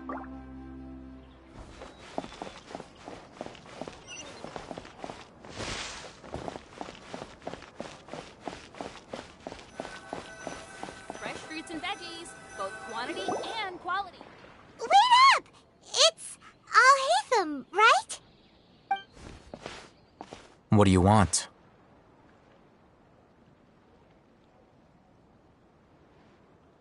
No need for thanks.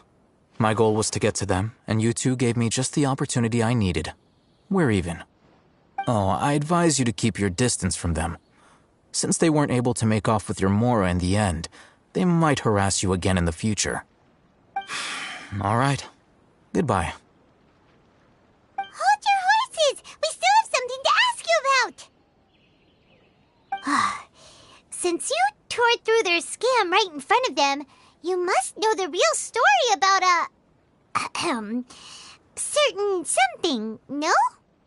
Who exactly are you two? And why are you inquiring about that? A student. Right. Look, you should know that those thugs conducting business with you had nothing to do with your lie.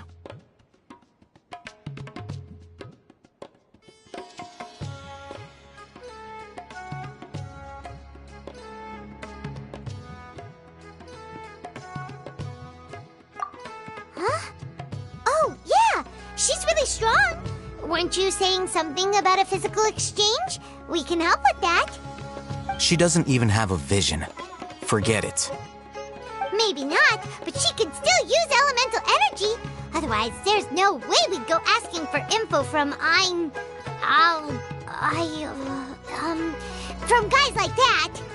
Those high-headed thugs are definitely gonna bring a lot of backup for your next meeting. Even if you don't go alone, you won't regret taking us with you.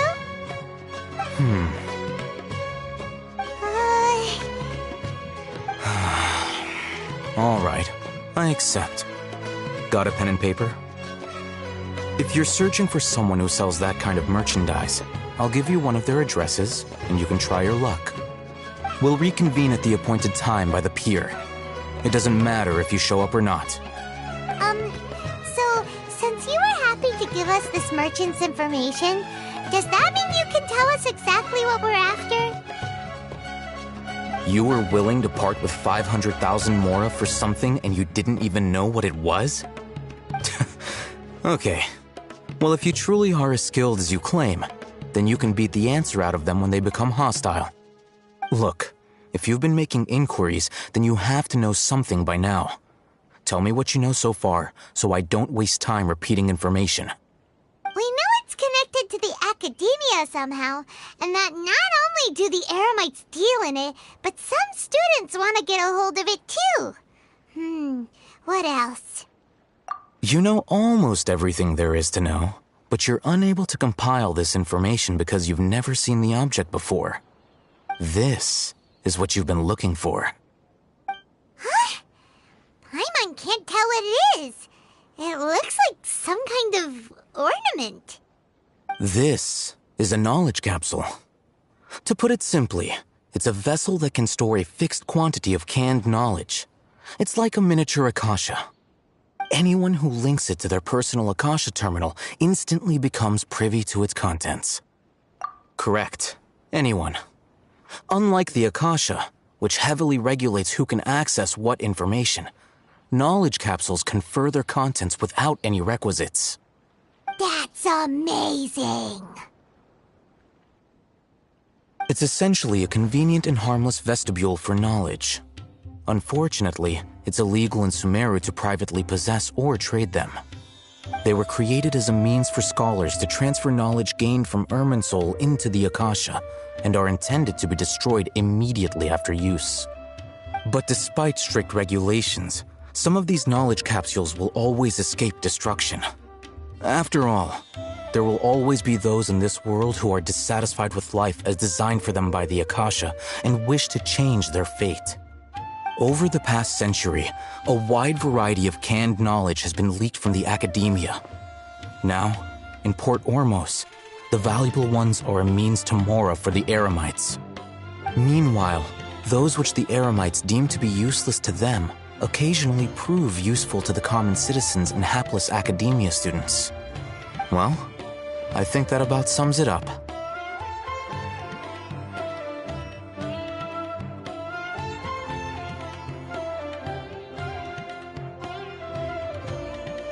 Oh, so that's your true objective.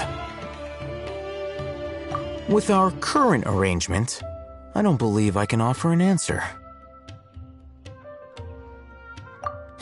You're still resolved. Fine. Let's talk somewhere with fewer people.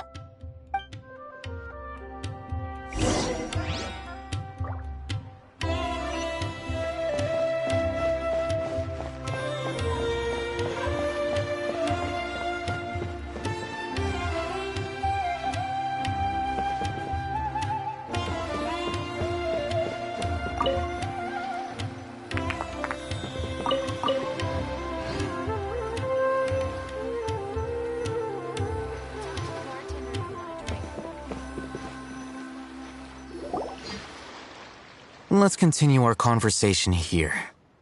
If you wish to learn more about the knowledge capsule that the Academia lost, then you must help me with something. I need you to find someone named Dory, a traveling merchant.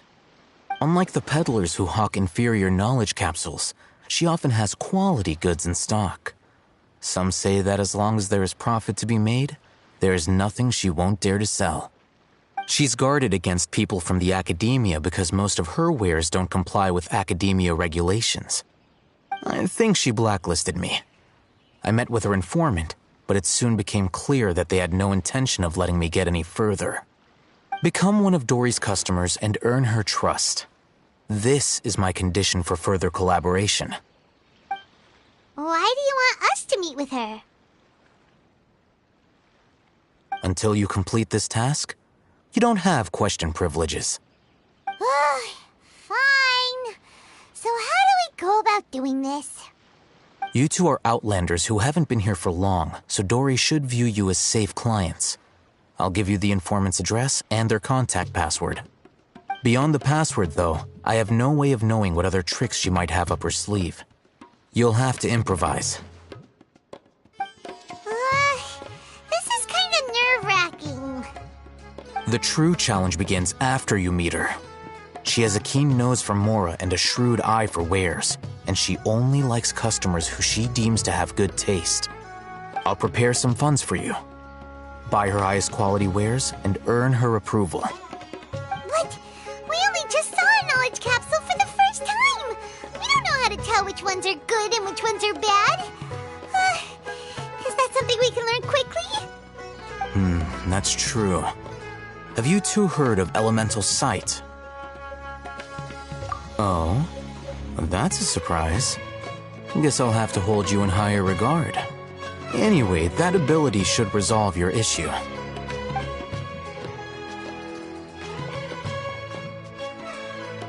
Here are 2 knowledge capsules. Tell me, can you detect any difference in their quality?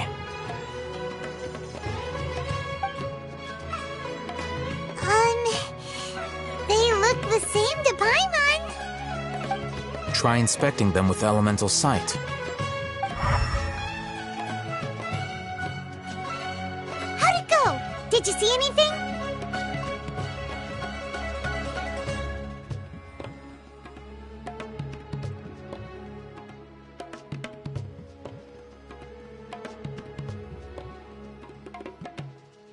Rumor has it that higher quality knowledge capsules generally appear brighter when viewed through elemental sight. That's because knowledge originates from Irminsul, the root of Dendro power itself. The more powerful the knowledge, the richer it is in Dendro energy. However, some canned knowledge with a high concentration of elemental energy is of little use in contemporary times, so those capsules are of little value. Using elemental sight is merely a stopgap measure, but it should suffice for earning Dory's trust. That sounds pretty impressive. Here's a sheet with the informant's location and contact password, and here is the Mora for purchasing canned knowledge. Don't be cheap. You'll need to spend to catch Dory's eye. If there's any Mora left over, just keep it. Oh, and be sure to exercise some caution. There have been Matra present in Port Ormos lately. Your efforts will be for naught if they catch you. Matra?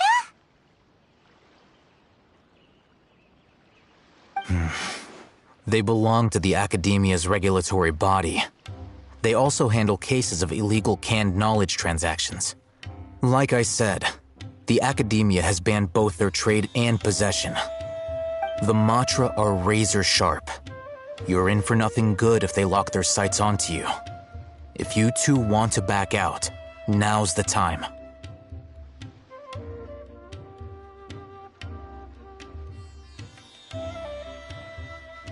Okay, then we have a deal. If you succeed in your dealings with Dory, come find me at the Wikela Funduk. We'll have an open discussion then.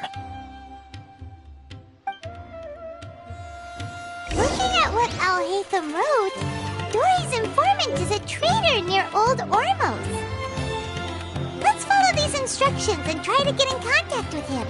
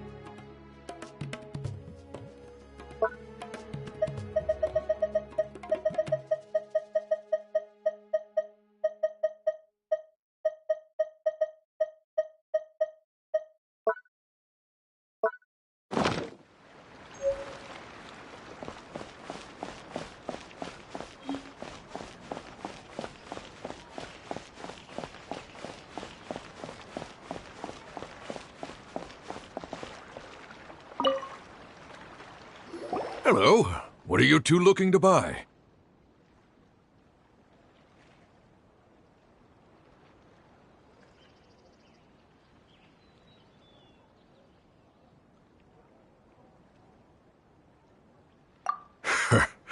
What a unique palette. We have unripe horror fruits, but we usually keep them in the back. I'll have someone escort you. Following the paper got us past the first round. Ronak, these two want to buy unripe horror fruits. Show them to the warehouse. Got it. You two, please follow me. You two have a fascinating fashion sense. We haven't seen a customer wearing a Sumeru rose for quite some time. Hold on. Let me think. Sumeru rose means common merch. Every ship deserves the No, look again. We're obviously wearing morning flowers. Ah, my mistake. I do apologize. Phew. That pop quiz sure was scary. Ah, the warehouse is up ahead. Please follow me.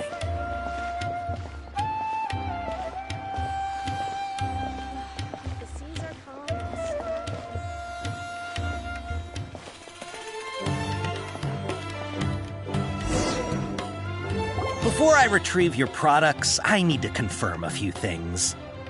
Please forgive me, but we may not have sufficient stock for you today. Earlier, many of our horror fruits were taken by mice.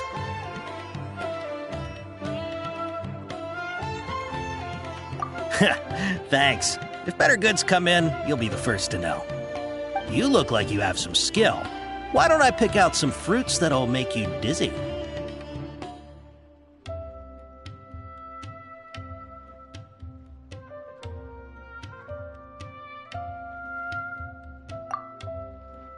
No, that's not it. The paper said that heat stroke is the answer to erudition. Ugh, eating something that causes heat stroke sounds horrifying. I'm sorry. But as things currently stand, we won't be able to fulfill your order. Why don't you two think things over? He's cautious of us. Let's take a closer look at the paper that Al-Haytham gave us.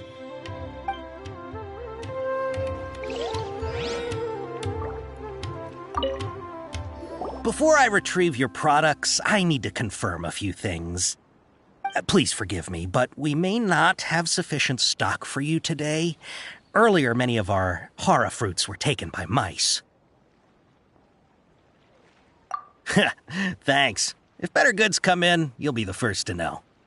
You look like you have some skill. Why don't I pick out some fruits that'll make you dizzy?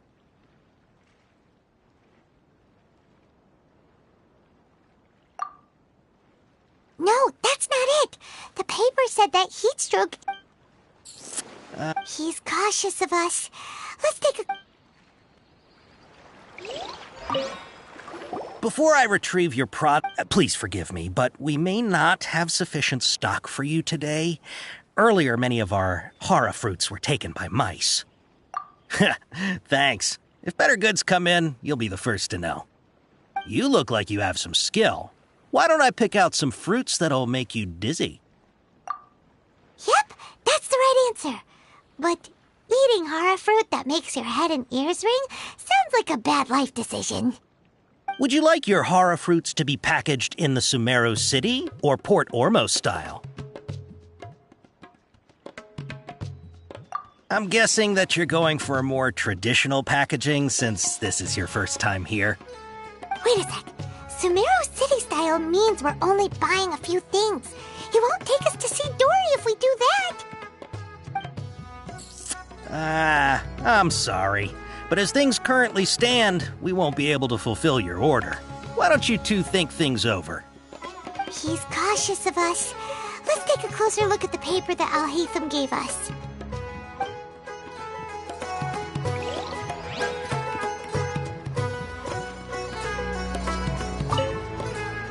Before I retrieve your products, I need to confirm a few things. Please forgive me, but we may not have sufficient stock for you today. Earlier, many of our horror fruits were taken by mice. Thanks. If better goods come in, you'll be the first to know. You look like you have some skill. Why don't I pick out some fruits that'll make you dizzy? Yep, that's the right answer. But eating horror fruit that makes your head and ears ring sounds like a bad life decision. Would you like your horror fruits to be packaged in the Sumeru City or Port Ormos style? Wow, you two sure are generous customers. We'll be sure to package your products beautifully. Okay, everything has been confirmed. Miss Dory is waiting for you up at... Shoot, it's the Matra! Run! What? The Matra? Where? Oh, Hatham said we're done for if they catch us. We gotta get out of here.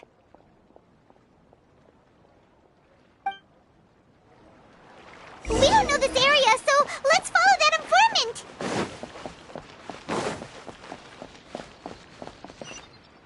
Delicious food, freshly made and served.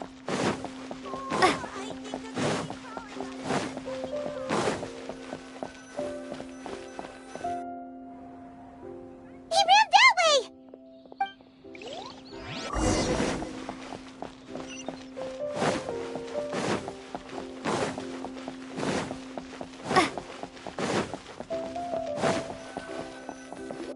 Look, he's over there!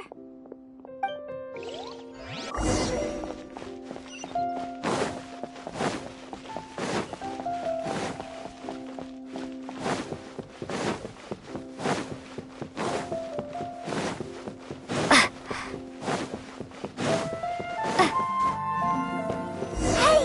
If you're hiding from the Rishbaland tiger, come this way! Another password! Huh? Oh, that voice came from behind the building on the right!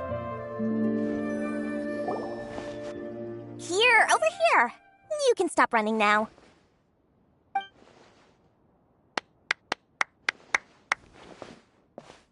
So you were the one who was calling out to us just now. But, are we definitely gonna be safe here?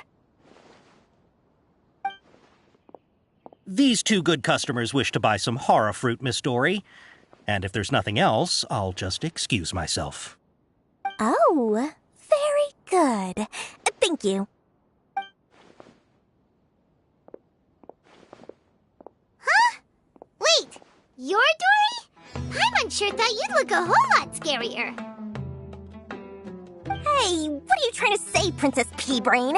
I can be scary enough when I need to be, believe you me. If you don't watch what you say, then you can forget about doing any business. But it seems you two have actually done pretty well so far. Not only did you manage to find the informant, your reactions were also pretty sharp. You don't really look like criminals or anything, but I bet my Mora that you've been involved in some shady dealings, haven't you? Paimon's not sure if that's supposed to be a compliment, but we'll take it. I can't risk doing business with people who start huffing and puffing after just a few paces. No matter how much Mora they might have. Not only will they get caught by the Matra, but they'll also get us into trouble. As decent folks trying to run an honest business. We don't need any of that. Wouldn't you agree? So that's why I prefer to have customers like you. It's your first time here, but don't worry, I won't ask too many questions.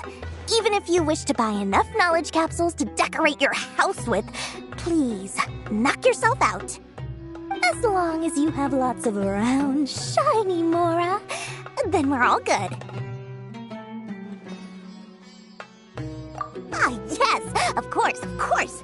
Go ahead, help yourselves. Voila! Wow, she has a trove of canned knowledge. Whew. She'd probably be in serious trouble if the Matra caught her with all this. What kind of products do you seek, my dear customers? Don't worry, I'm not interested in your reasons for buying. I can, however, offer some suggestions. Take this one, for example. An analysis of the sociological ideology and dialectics of the Hilichurls. Only 3 people in all of Teyvat have ever studied it, making it extremely rare. It's on sale now for 350,000 Mora. Yeesh, who would want to be an expert in that topic? The architectural styles and construction methods of Teyvat in the early Archon War period. With this one, you can become an expert in historic architecture preservation and find an excellent, well-paying job in nearly any nation. Ooh, now this sounds like it could be useful. 2 million mora, and it's yours. No discounts. Whoa! That's a lot of mora! Of course, you are free to pick whatever your heart's desire. The contents and price of each knowledge capsule are indicated in small text on the body of each one, down at the bottom. Alright, let's try the method that Alhaitham mentioned.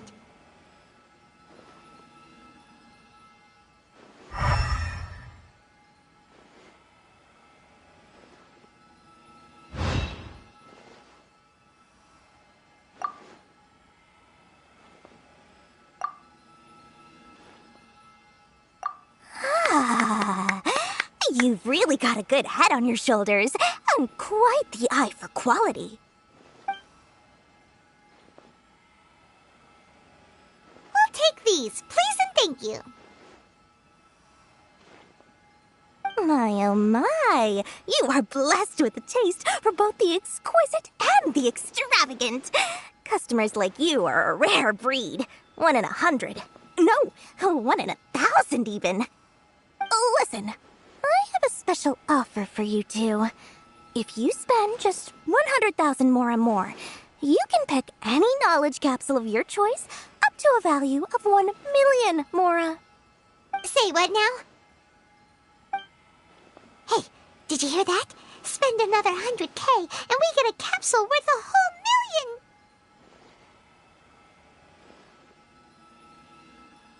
But all the canned knowledge we just bought is easily worth 500,000 mora. If we spend just a little more, we can get something worth 1 million mora. Isn't that a fantastic deal? Think about it. We've gone to all this trouble to get this canned knowledge. And so far, everything we bought belongs to Alhaitham. Aren't you even the least bit curious about how this whole canned knowledge thing works? We're talking instant knowledge here. Don't you want to try it yourself?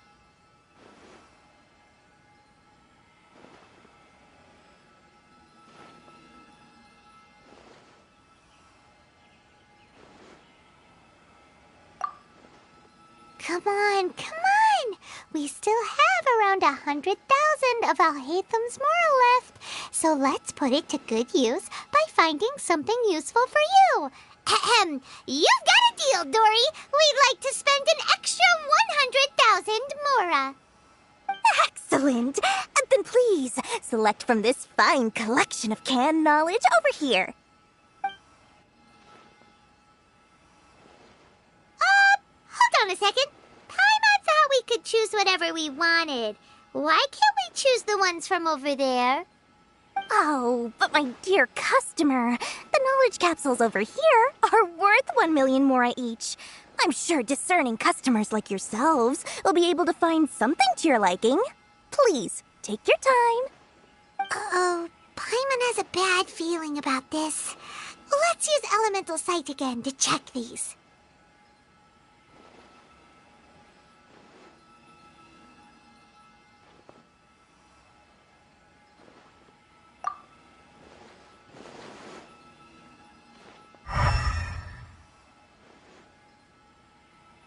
So, what did you see?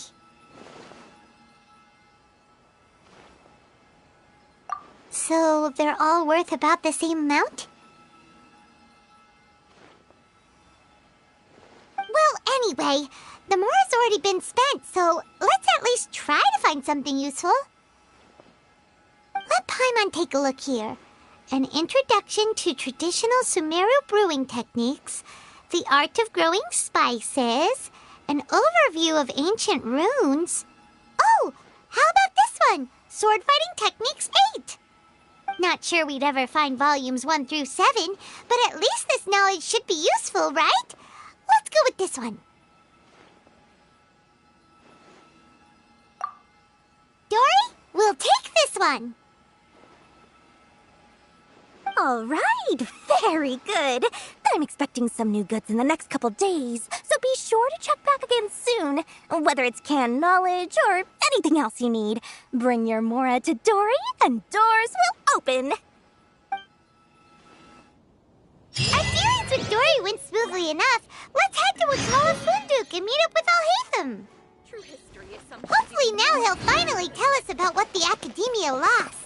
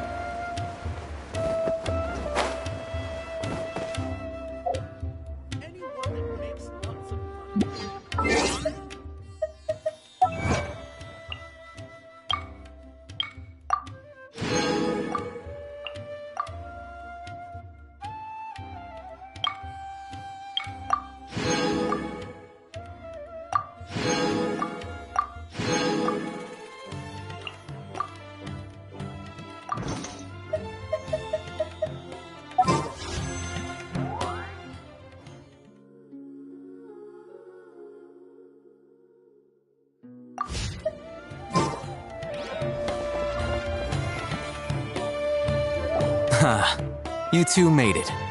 And from the looks on your faces, you were successful. Whoa, there's so many people from the Academia here. Why would you pick this place as our meetup spot? Well, Wakala Funduk is under the Academia's control, so naturally the Academia has people working here. I came to Port Ormos under the pretense of conducting official business. You're a pretty daring guy. Relax. No one here is interested in anything we say, and the Matcha won't come here. Okay now, tell me how your encounter with Dory went. Okay, we did what you asked. So, can you tell us about the knowledge capsule that the Academia lost now? Before that, I have to ask. Why are you two so intent on tracking it down? You don't have to answer, of course.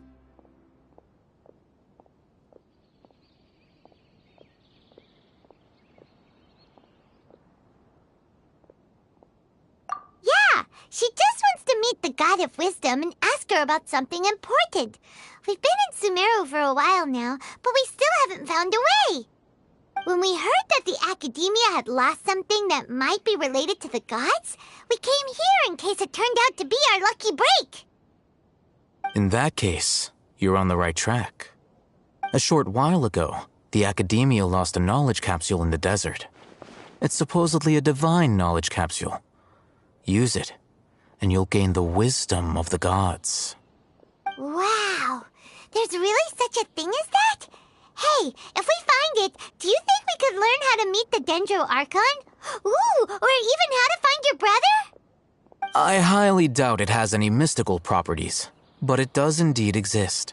And it's right here, in Port Ormos. So, where exactly? That's what we need to find out next. I won't deny that. I am investigating because I'm curious as to what the divine knowledge capsule truly is. As you know, the Eremites in Port Ormos also have their eyes on it. It is an extremely precious item. The knowledge contained within may bring great power or wealth to whoever has it in their possession. Several brigades have been vying for ownership of it as of late, but there is still no victor.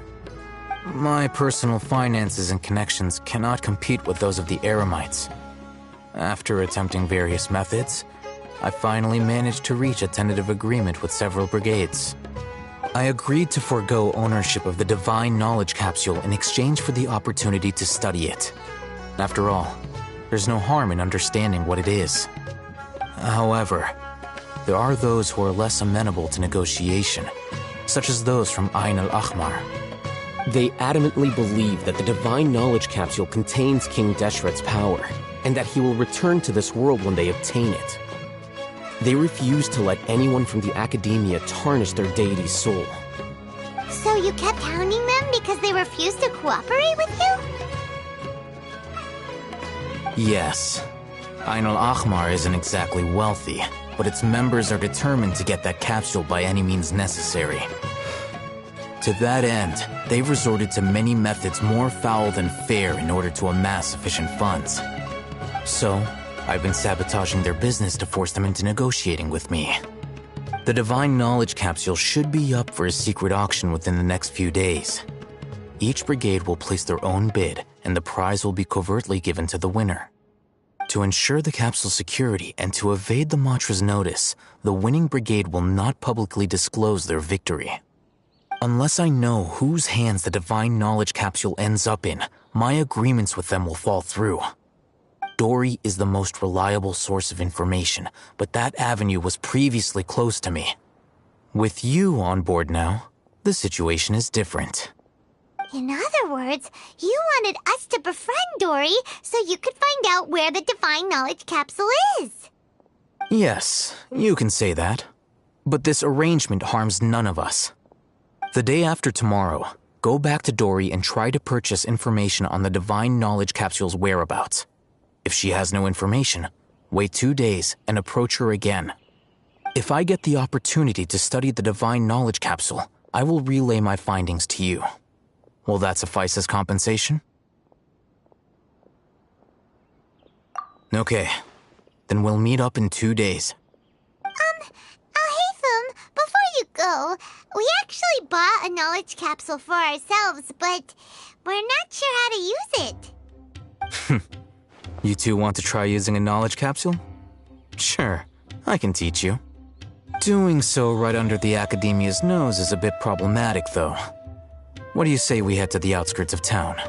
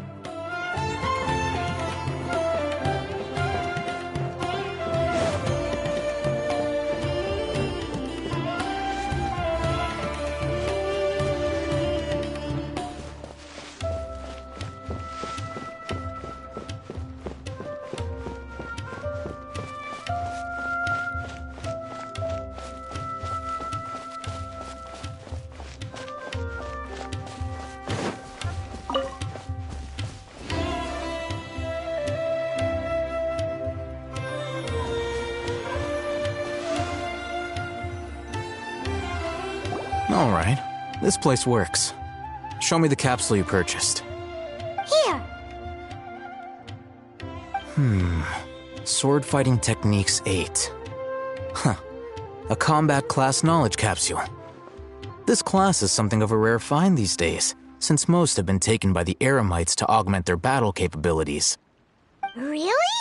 Ah, yeah, what a great buy! If you want to determine the efficacy of this capsule, I can evaluate your combat ability. However, effects will likely be minimal if you already possess a high amount of strength. We can conduct a controlled experiment where you fight 2 battles, one before using this knowledge capsule and one after. While you fight, we can use an Akasha terminal to monitor your various physical parameters. There may be variances in your physical strength between the 2 tests, as well as a disparity in your opponent's abilities. But don't worry, I'll run statistical analyses afterward to mitigate any confounding effects. Wow! Haytham! You must have been one of those guys at the Academia who got top grades on everything.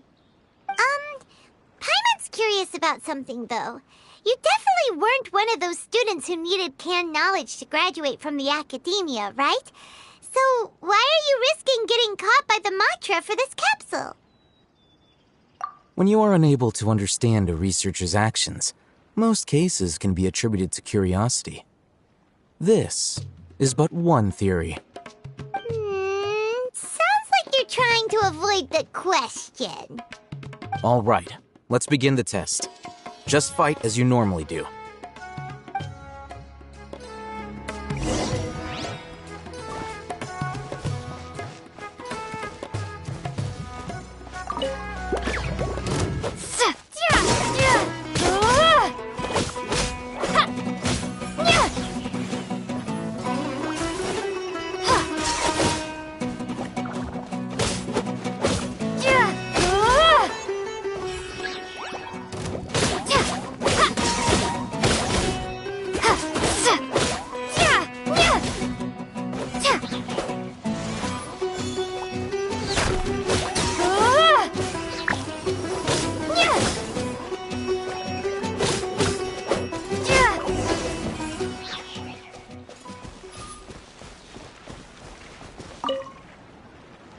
All right.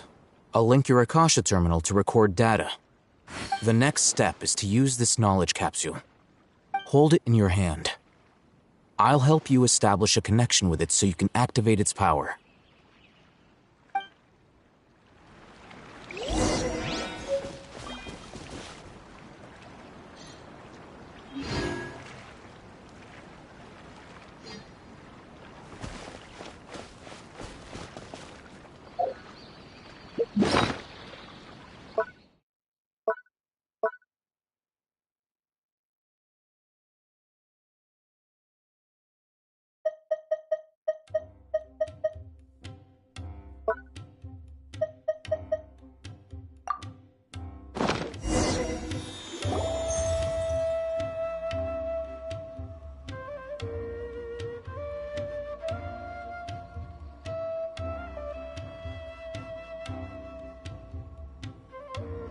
Hey, how are you feeling?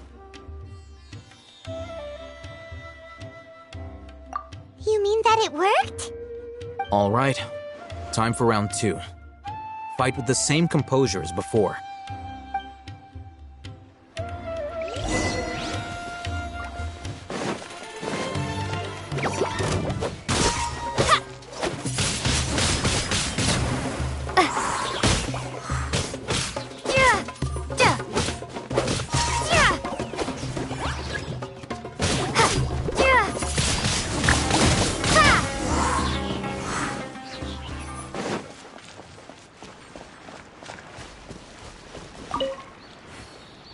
Now, I'll start recording data again.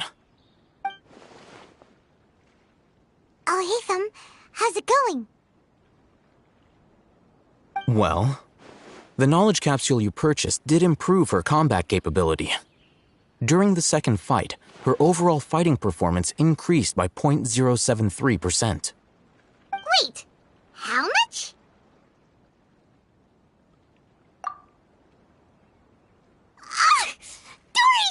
Jerk! She totally scammed us! 1 million mora? This thing isn't worth a tenth of that amount! Of course, this could be because she is so powerful that the capsule's contents were unable to produce a substantial increase. At the very least, this test allowed me to gain more insight into you two. Our deal seems increasingly worth my investment. I'm heading back to Ikela Funduk. I await your response in 2 days' time. This is Mora for when you ask Dory for information. Pay her as much as she requests.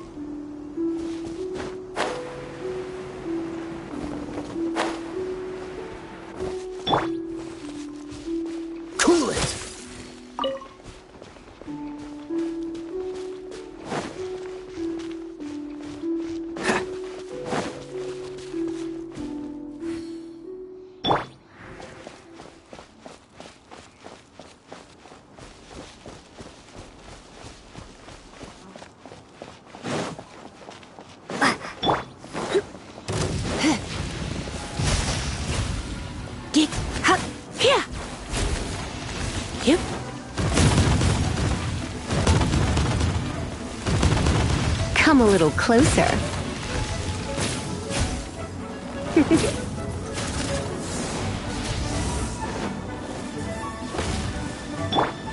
Freeze! You're in for a little shock.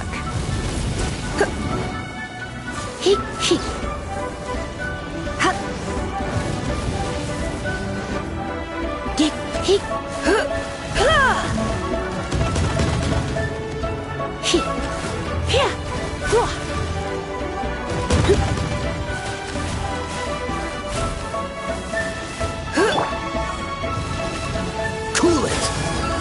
This moment will be frozen in time. No escape! Surrender and will be gentle.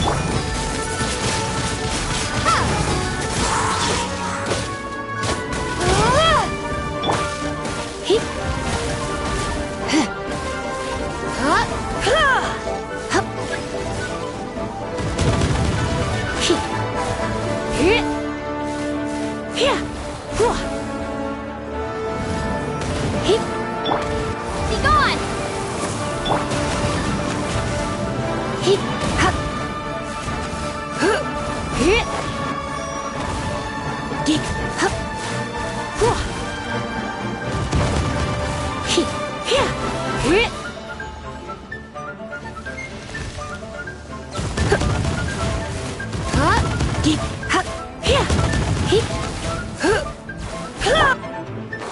Dodge this!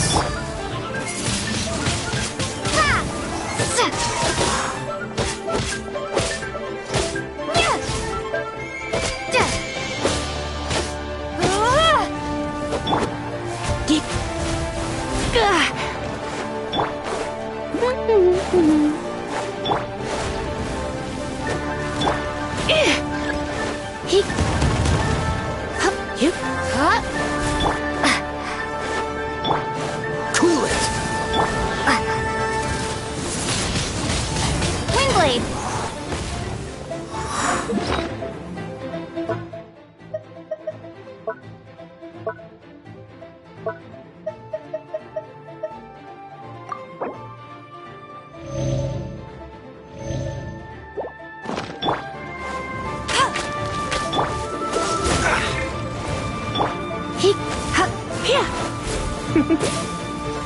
You're in for a little shock.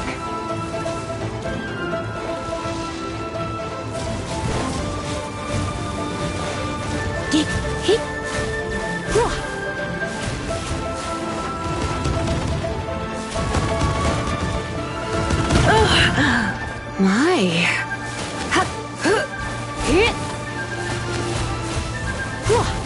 Yep.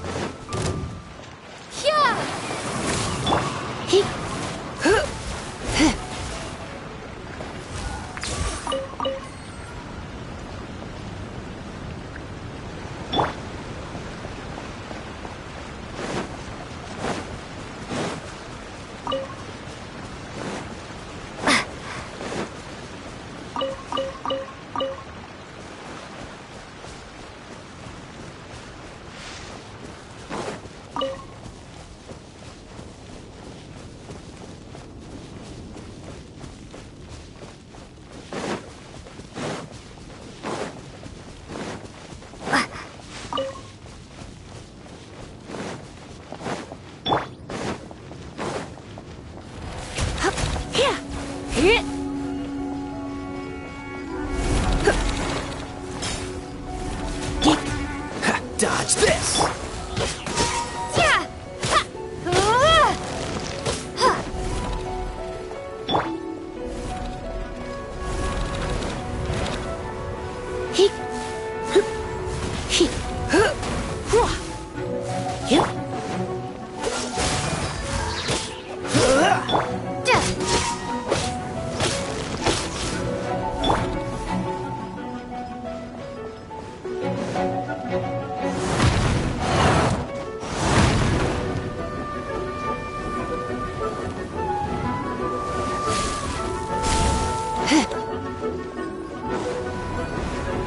Don't be such a brute!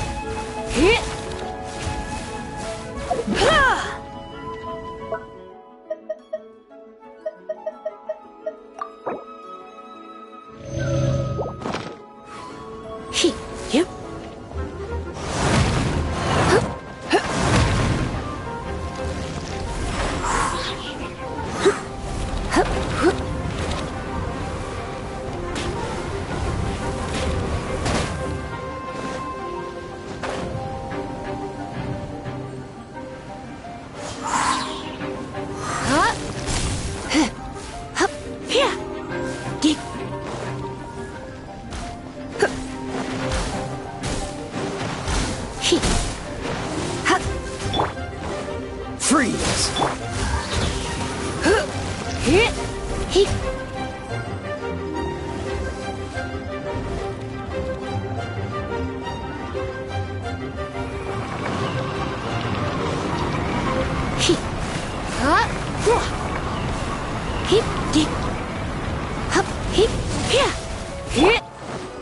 Cool it!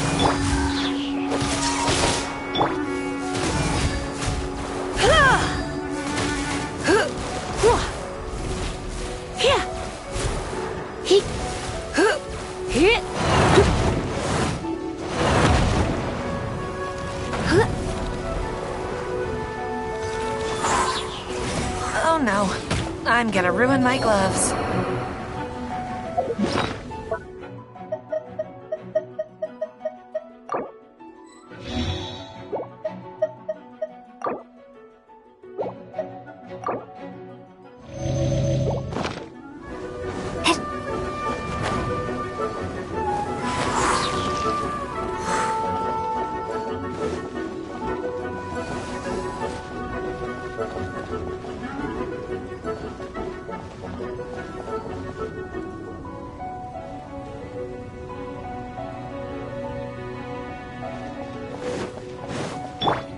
Yep.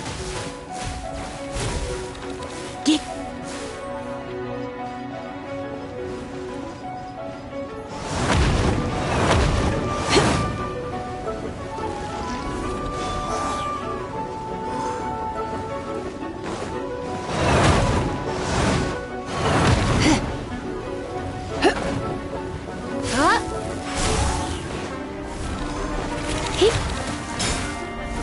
Yep. Dodge this! Dick! Hup!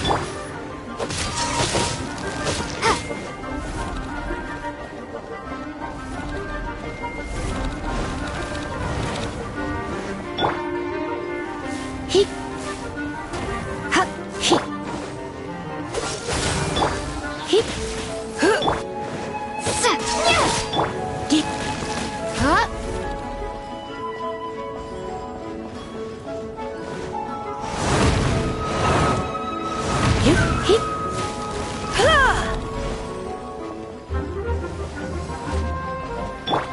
What's the hurry?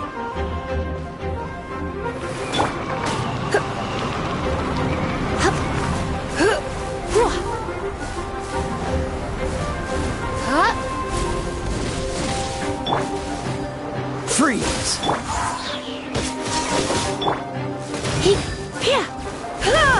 Dick! Hup! Hip! Hup! Dick! Hip! Hip! Hip!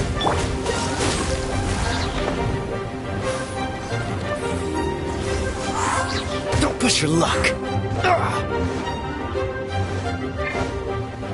Cool it! Hup! Hip!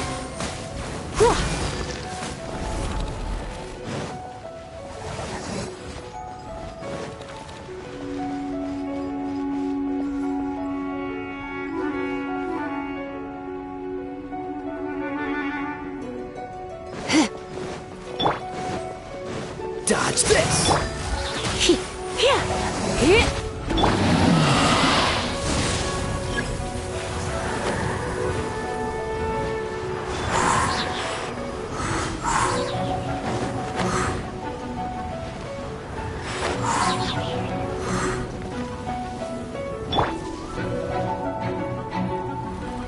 Yep. Hup. Hip. Hup. Hup. Hip. Hip. Here. Dig. Hup. Cool it.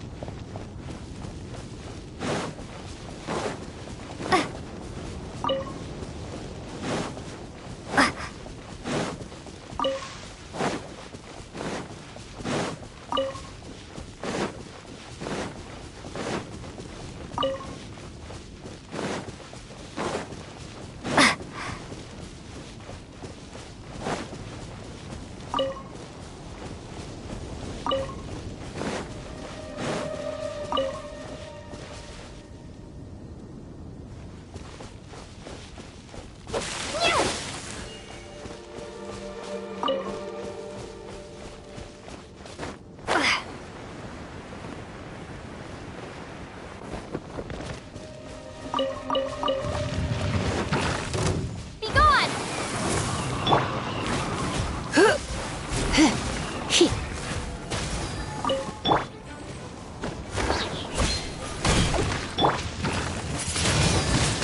Windblade!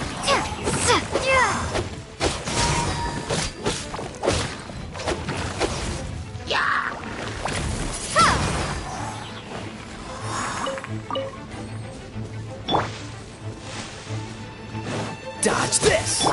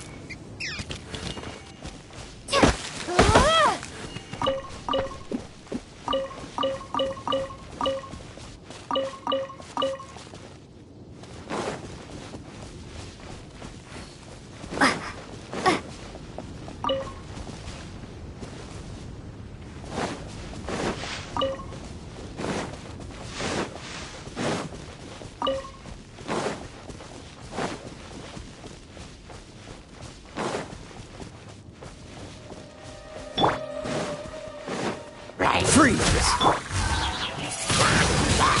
Windblade!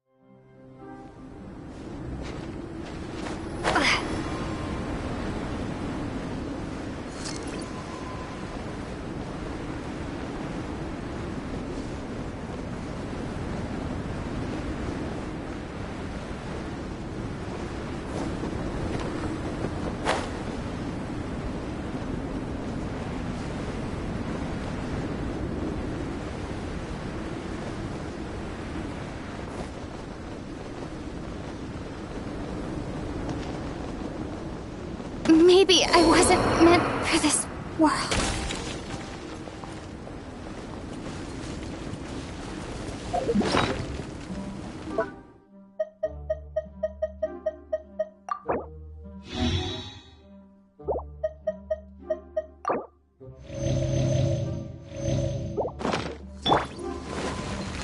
Right. Windblade!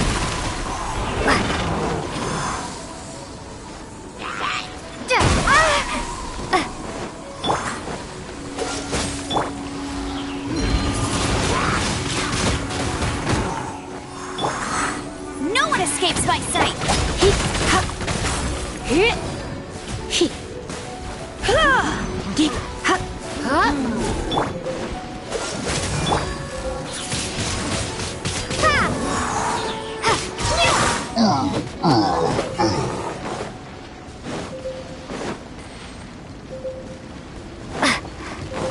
Right. Cool it!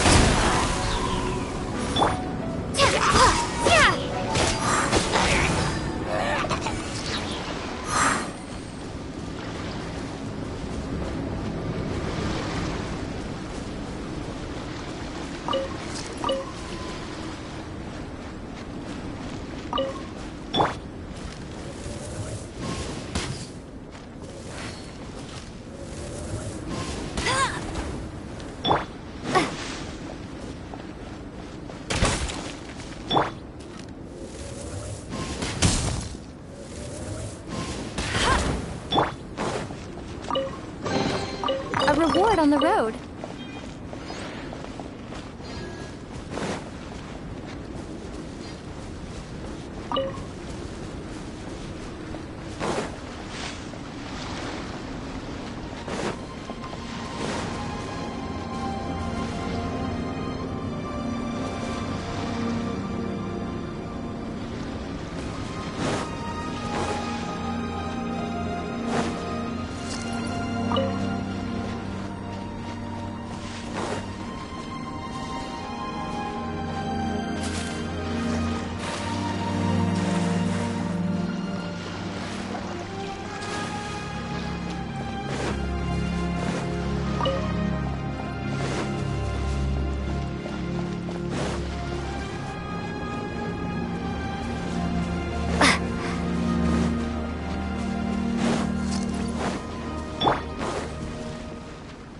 Freeze! Windblade!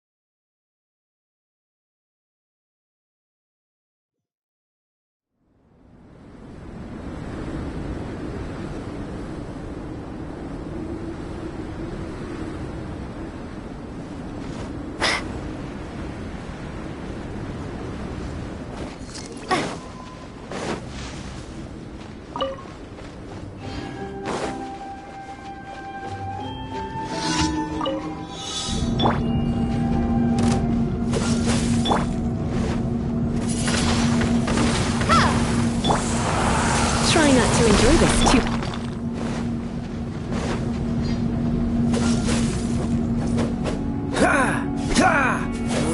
Oh, so sorry.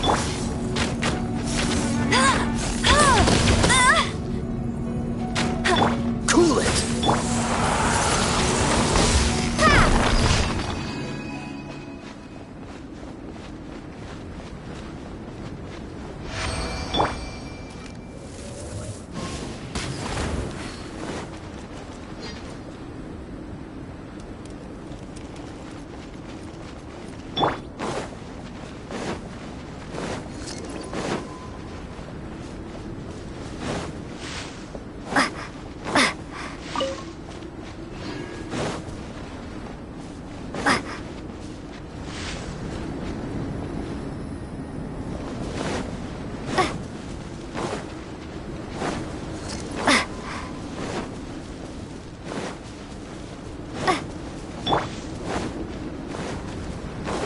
Dodge this! Quickly! Prepare to be blown away! Not breaking a sweat! Time to fulfill my duty! Freeze! I will. It isn't time for breaking! It's always time! This should be decent, my work. Finished. Dodge this!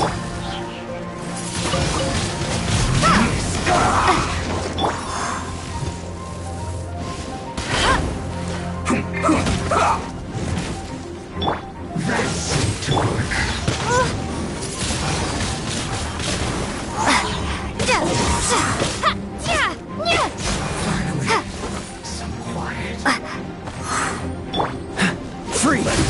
This is bad.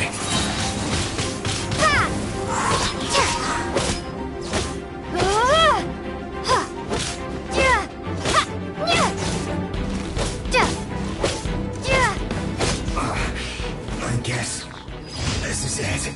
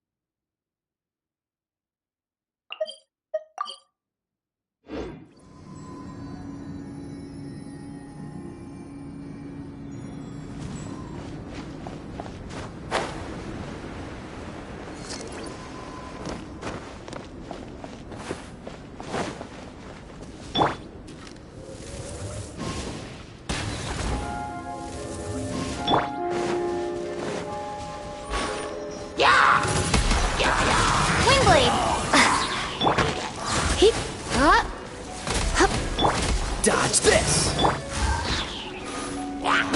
Be gone!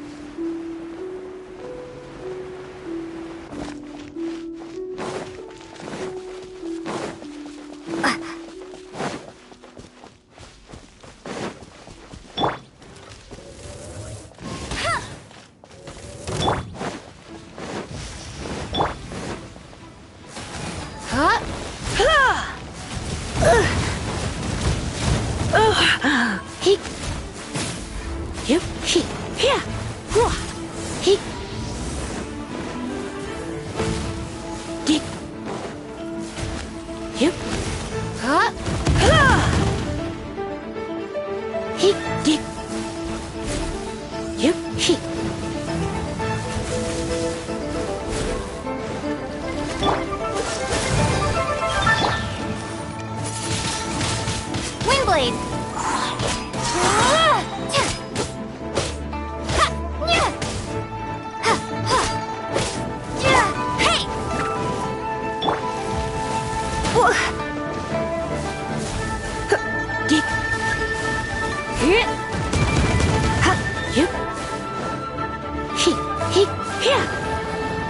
Let's spark things up.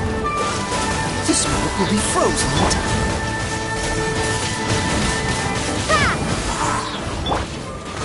No escape!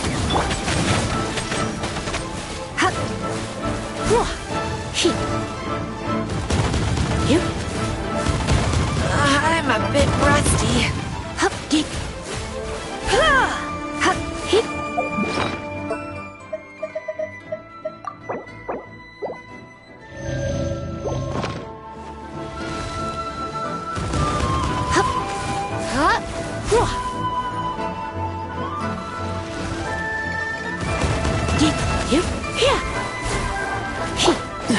Dodge this! Windblade!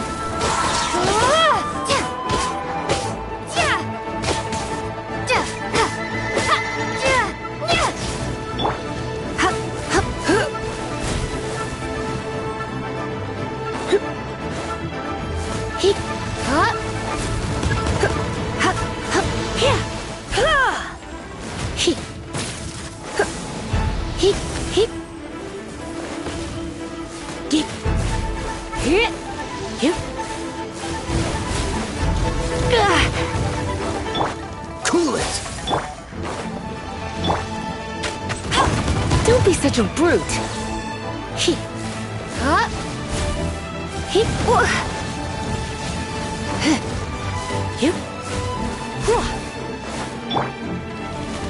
Freeze!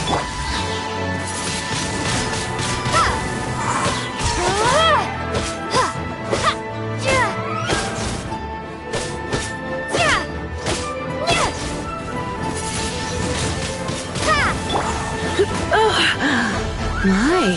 No one escapes my sights!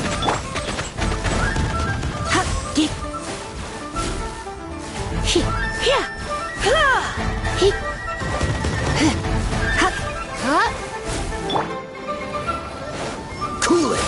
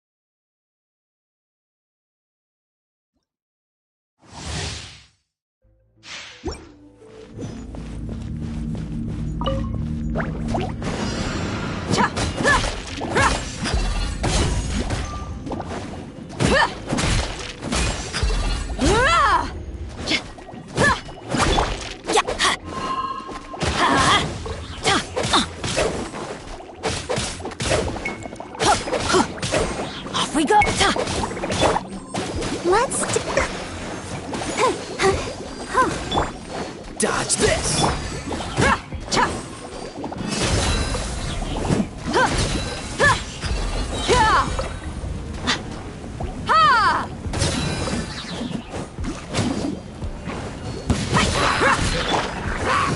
Freeze! You asked for it!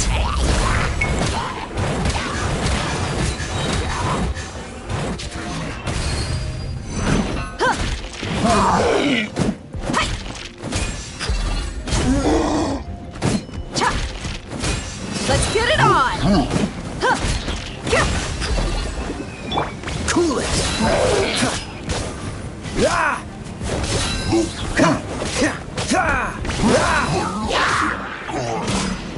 Oh, so sorry. Freeze! Ready, steady, go! I'll protect us. I'm going in! Huh?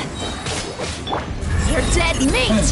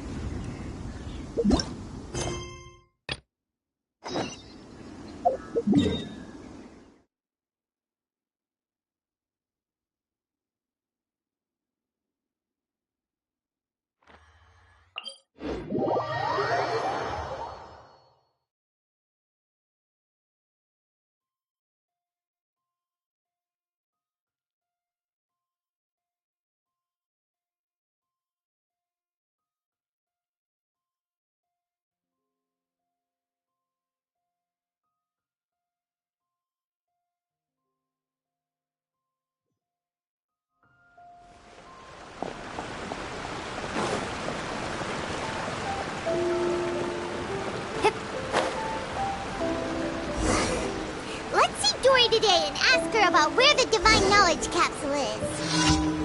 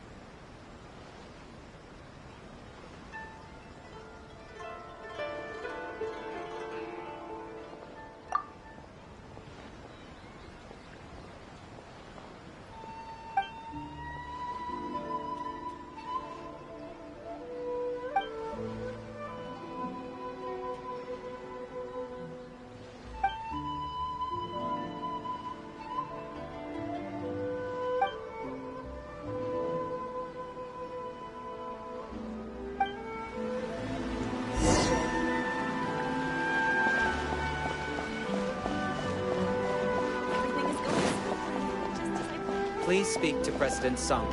I'm just a helper.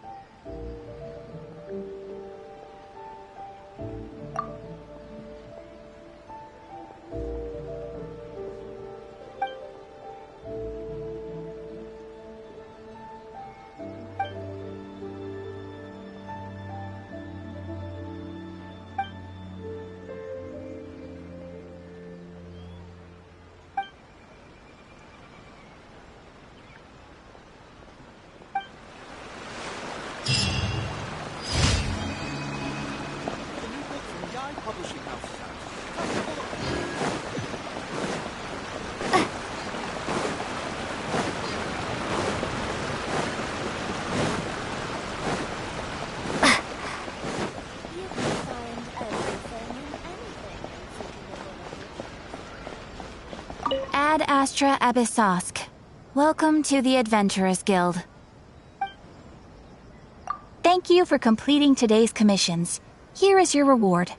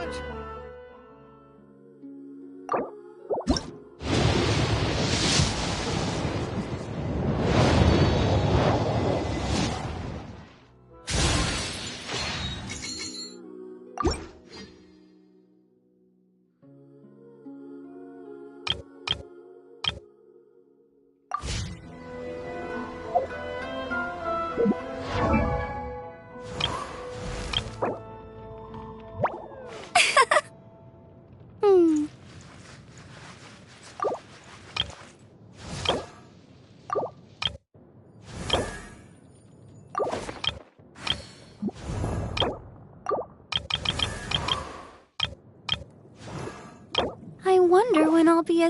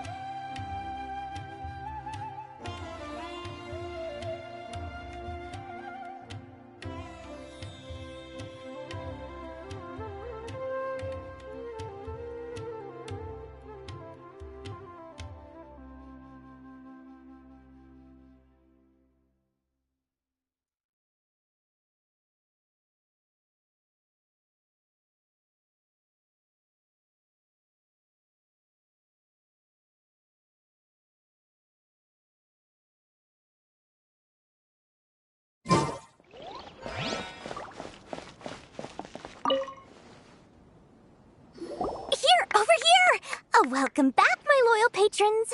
What can I do for you this time? You name it. Canned knowledge, supplies, or anything else you need. I'll find a way to get it. Where there's a waterfall of Mora, there's a way. Can you really get us anything we want? Anything at all? Aha! So it appears that canned knowledge alone is no longer sufficient for your opulent appetite. Then please oblige me. Tell me what you have in mind.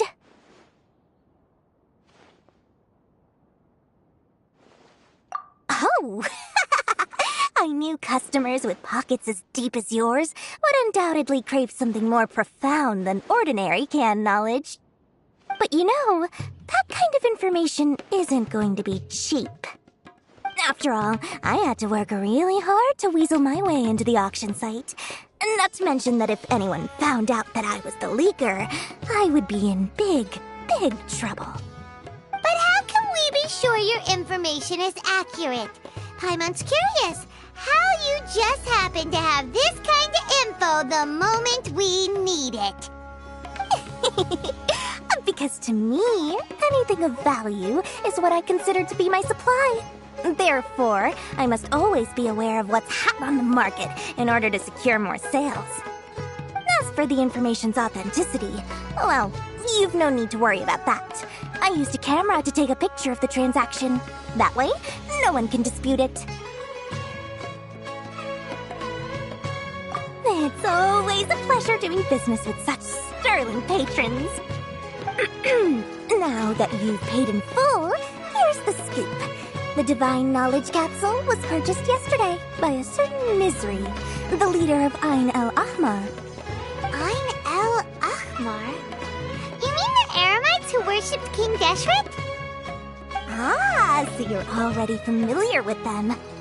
The group has done everything in their power to obtain the Divine Knowledge Capsule. After all, they believe it contains the power of King Deshret. That Divine Knowledge Capsule is unlike any other canned knowledge I've seen before. It was glowing bright red. The capsule is clearly visible in the picture I took. You can look for yourself. Thanks for the info, Dory. Please, it's my pleasure. It's all thanks to discerning customers such as yourselves that my efforts yesterday were not in vain. Please, don't hesitate to contact me if you ever need anything else in the future. Mora for Dory opens doors. Well, we figured out where the Divine Knowledge Capsule is. It turns out it ended up in the hands of Ain el-Ahmar. Let's head back and talk to Al-Haytham. True history is sometimes even more exciting than legend.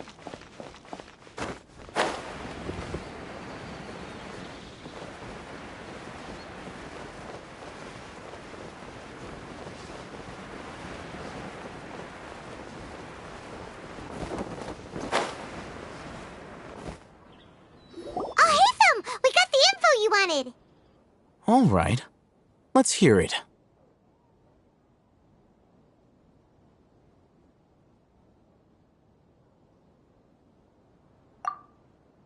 Dory even gave us evidence to verify the intel. Have a look. Huh, look at that. Clear as day.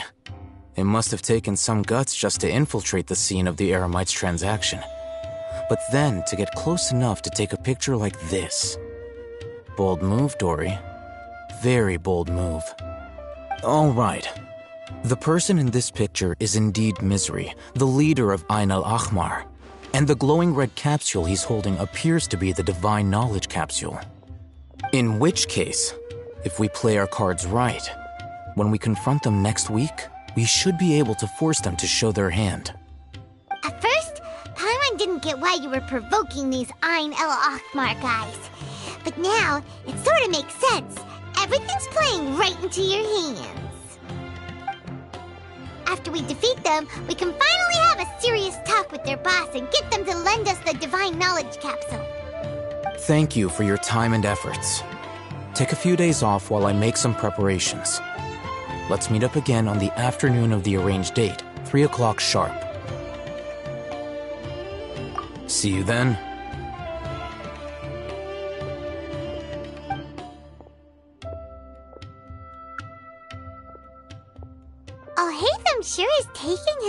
time. Where could he be? Oh, there he is. Sorry to keep you waiting. Let's head to the pier in front of Pharos Lighthouse. Yep, let's go.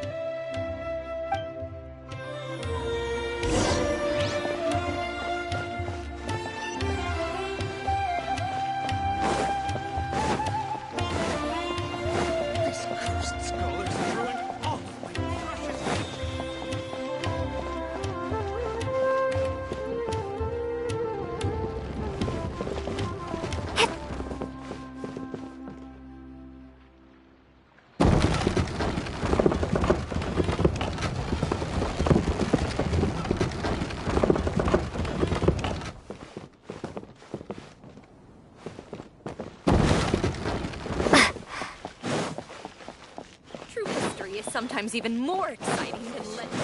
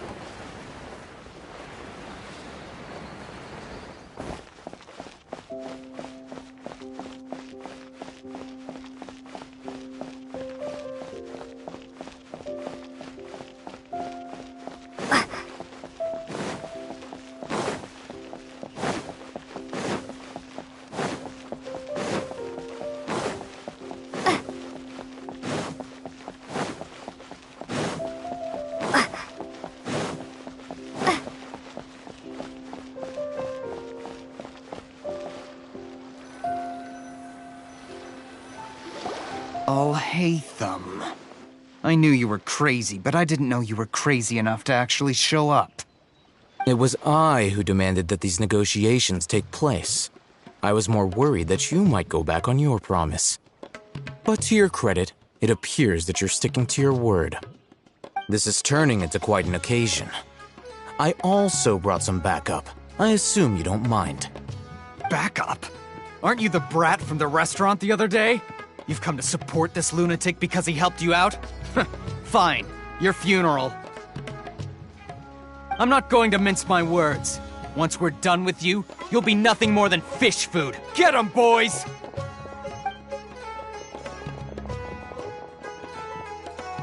Uh-oh, here they come. Good luck, you two.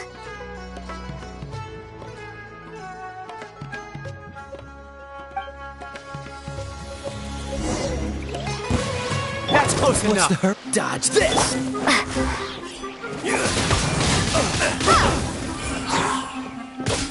I'll be back. I'll be back. Freeze. Windblade. This will be frozen. Prepare to be blown away. Cool it.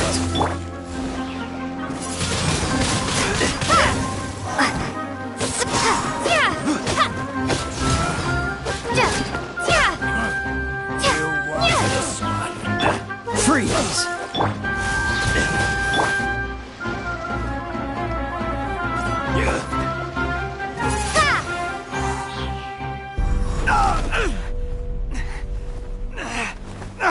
Academia scum!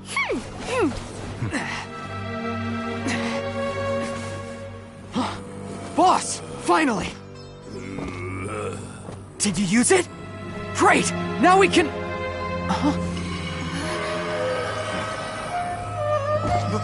Boss? Boss!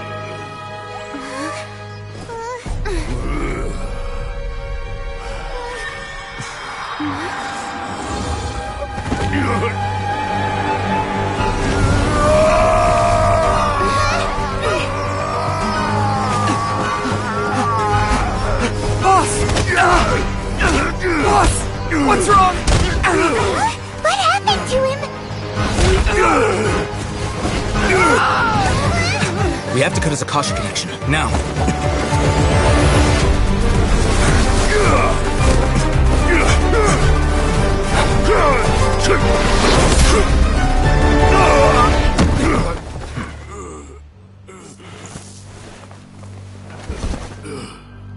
required. Arrest him!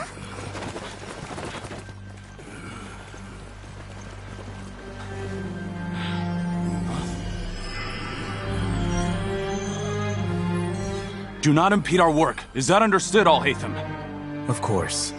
I was only trying to help. Take him away!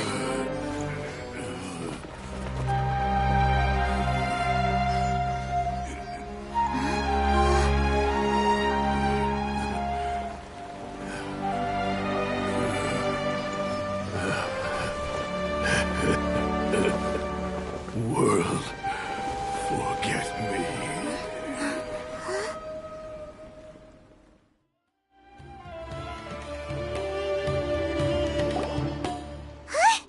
What in Tibet just happened? It's like that big guy suddenly lost his mind. It looks like he used the Divine Knowledge Capsule. You mean the Divine Knowledge Capsule did that to him? Oh, yeah. You mean how some researchers go insane after getting knowledge from Irminsul? I've heard of numerous incidents of researchers in Satyavada life going insane. The state that man is now in suggests that this is a similar situation. This Divine Knowledge Capsule does appear to be linked to the gods, but beyond that, it doesn't seem anything like the rumors suggest. Possessing it doesn't grant you divine wisdom or power. Did you hear what he said? World, forget me. What could that possibly mean?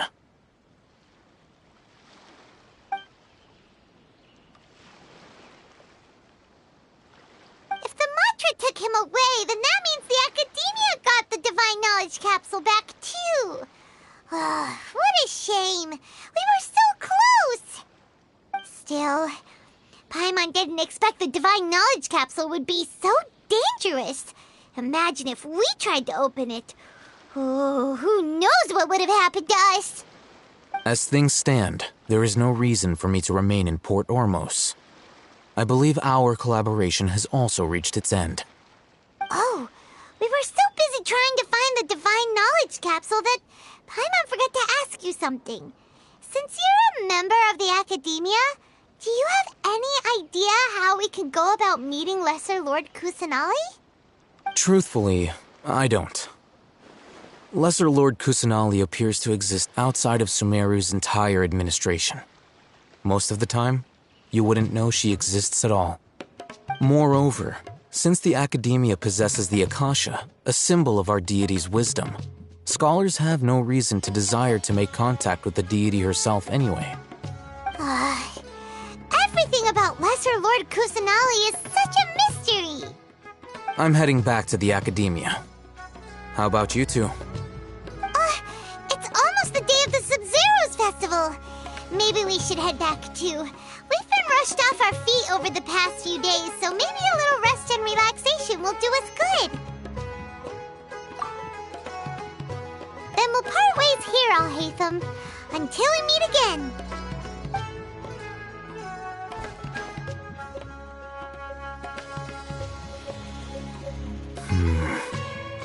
Now, do I deal with this thing first? Or should I produce the report that the higher-ups require?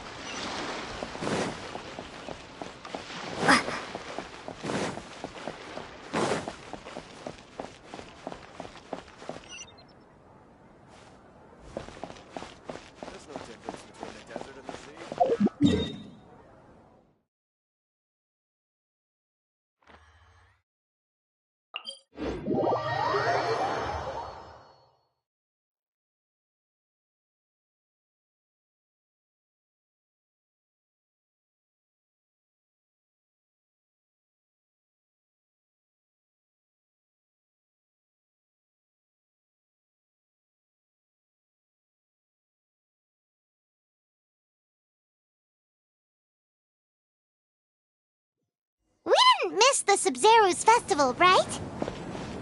Let's hurry and find Dunyarzad! Paimon thinks she must be around the Grand Bazaar, since she showed us around there last time.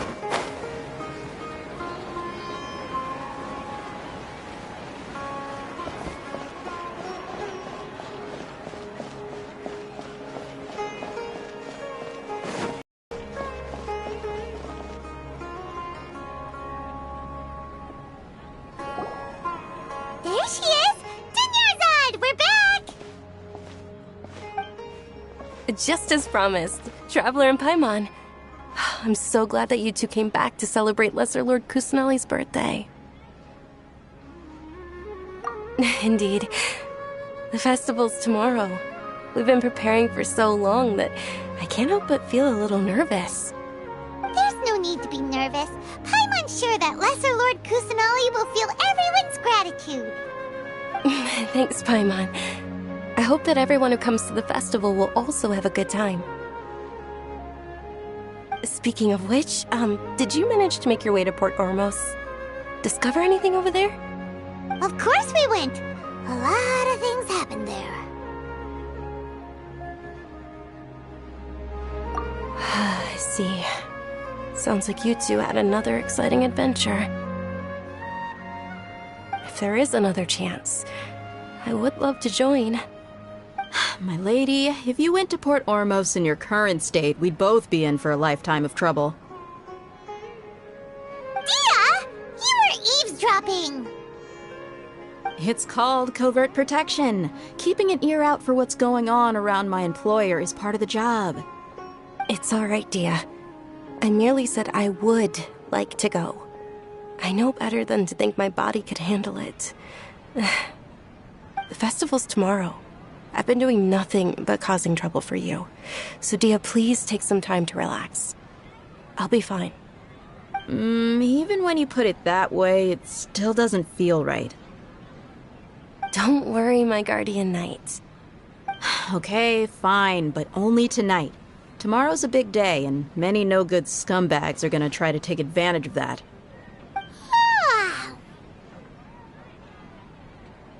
Oh, you two must be exhausted from your long journey back to the city.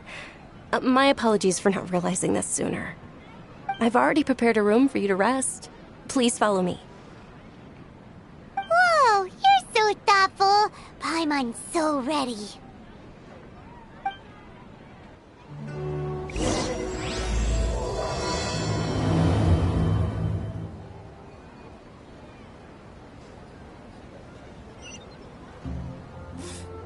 What's so great about Smash 9?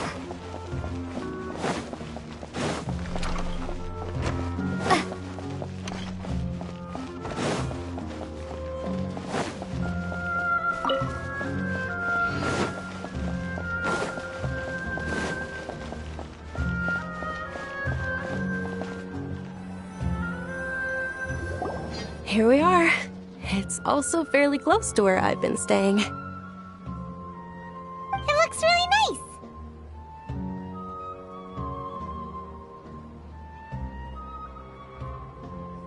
nice. Not at all. Just tell me more about your adventures when you next get the chance. That's Paimon's specialty. Paimon can tell you stories next time. Oh, if you don't mind, how about we all walk around together tomorrow? All of my friends will be working the festival, and Dia is still insisting on her covert protection. Yeah, it'll be pretty hard to relax and enjoy the festival if Dia's constantly hovering over you, right? Then let's meet at the nearby bazaar first thing tomorrow morning. Have a great night. It's a deal. Good night, Dunyarzad. I may be too excited to fall asleep tonight. See you tomorrow. Paimon's starting to really look forward to the Sub-Zero festival too. Will there be lots of yummy food? Oh no. Thinking about food is just gonna keep Paimon up all night. The earlier we sleep, the better. Let's go inside, traveler.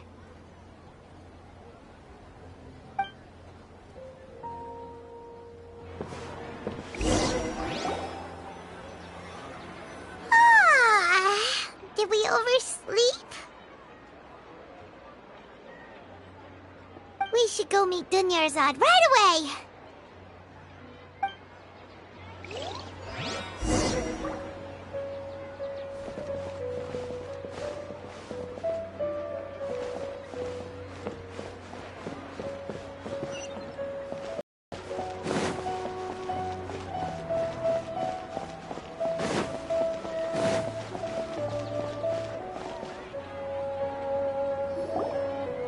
Traveler, Paimon, I've been waiting for you two. Good morning, Dunyarzad. We must have overslept a little bit. Not at all. I arrived early. Today is finally here. I must cherish every moment as if it were gold. You've worked so hard for this day. You gotta enjoy it to the fullest. You know it. It's just that, as expected, I had some trouble falling asleep last night. I'm hoping my body won't be too much of an issue today. Well, shall we? Let's start with the stalls over there. Many vendors came out of the blue to support the event, and they insisted on covering costs themselves. Let's go give them some business. They paid for everything out of pocket? Oh, sounds like they're not in this just for the Mora. They all said that contributing to a lively festival atmosphere is more important than money. Especially since we don't often get to celebrate Lesser Lord Kusanali's birthday. Ooh, they're selling food over that way! Let's go take a look!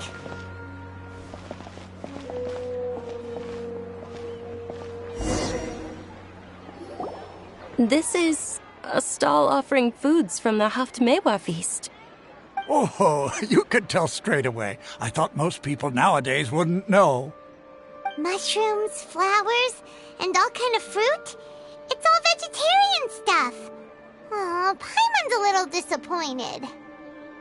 So, what's the Haftmewa feast you mentioned just now? It's another Sub-Zero's festival tradition. People used to set their tables with 7 different foods. Generally speaking, the most common selections were foods like Rukashva mushrooms, Nilopala lotuses, Sumera roses, Sunsetias, Kapalatas, Hara fruits, and Zaytun peaches. So, the Sub-Zero festival is a vegetarian holiday? You don't have to be a vegetarian to enjoy the spread. We just use the 7 foods to symbolize the 7 virtues of the Dendro Archon. Wait! But if that's the case, if Sumeru uses vegetarian food to represent the Dendro Archon, then wouldn't the Pyro Archon's festival be full of food like roasted fowl, juicy meatballs, grilled steak? Oh, Traveler, we have to go to Natlan as soon as possible! I hope your wish comes true one day, Paimon. Thanks! Alright, how about we also check out some of these other stalls?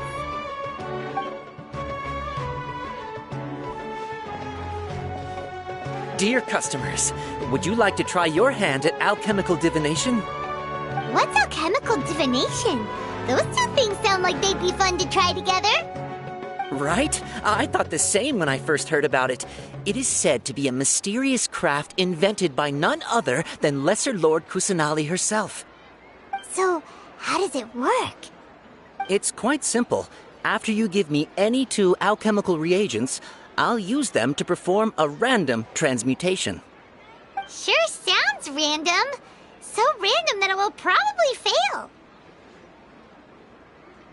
That is precisely what we need. After the transmutation fails, your one and only diviner here will interpret the remnants.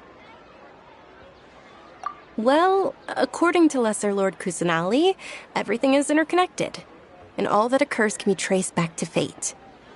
You could say this is a pearl of old wisdom.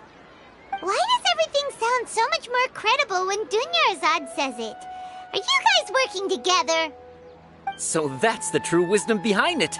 This young lady sure knows her stuff. So, how about it? Want to give it a try?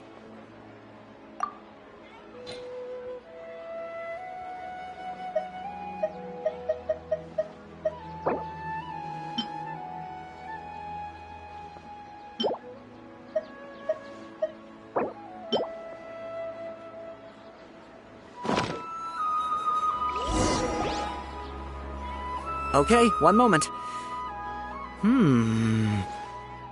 It's the moon. Paimon wants to take a look too! Is it? It looks more like a pie that Paimon bit into. Generally speaking, the moon signifies... It means... Wait a moment. Is he really looking it up in a book? Oh, I remember now. It means illusions and lies.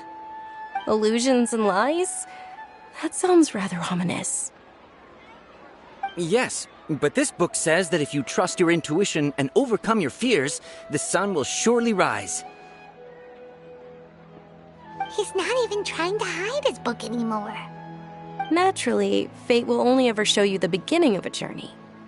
It is up to you to forge your own ending. Oh, thank you so much. I'll keep that in mind. Oh, it's nothing. I'm just learning as I go. Guess that was still pretty interesting. Okay, on to the next stall. They say the Sub-Zero's festival was very lively a long time ago. Large flower carriages used to parade through the city. As they headed towards Port Ormos, people would throw flowers, candy, and liquor all along the way. Dunyarzad's eyes are sparkling right now. I wish I could have seen that spectacle. But if you ask me, I'm sure Nilou's dance of Sub-Zeros would be just as impressive.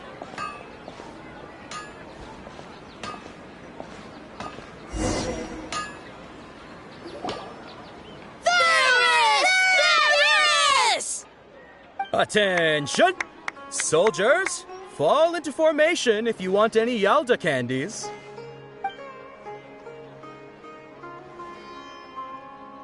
It's a weird guy with a weird hat. Hey, it's Dunyarzad! Wow! Miss Dunyarzad, the children love you even more than the Yalda candies. In the few short days it took to prepare for the Sub-Zero's festival, the children have all grown very fond of you. The Hallowed Knight of Flowers. It's an honor that you know my name. Attention! In the name of Ferris, the Knight of Flowers, I commend you on your contributions to the glorious Sub-Zero's festival. All right, little soldiers. Take your Yalda candies and don't forget your loyalty to Lesser Lord Kusanali. Dismissed! Yes, Knight Ferris! Just what is going on here? Ferris, the Knight of Flowers, is another Sub-Zero's festival icon, and one immensely popular with children. In the past, the actor portraying Ferris would also sit on a flower carriage. It's all thanks to Miss Dunyarzad's sponsorship that the children can make such wonderful memories today. As are we to you, Vihar. Oh, not at all. Oh, speaking of tradition, do you want some Yalda candies? They're a festival staple, and I happen to have some boxes readied here.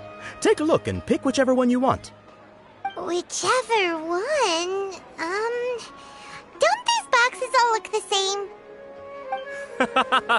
That is the fun part. Each box contains a random flavor. It's up to the luck of the draw. Flavors include lavender melon, hara fruit, sunsetia. Ooh, those all sound pretty good. And there's also lizard tail and oni kabuto. Huh? What's up with those two flavors? Oni kabuto is a little spicier than lizard tail. Dunyarzad, you tried them before? Traveler, help Paimon pick one. Paimon wants the sunsetia flavor. It's all right. Paimon believes in you. I also believe in your intuition. Great. These boxes of candy are numbered 1 to 5 from left to right. Which one do you want?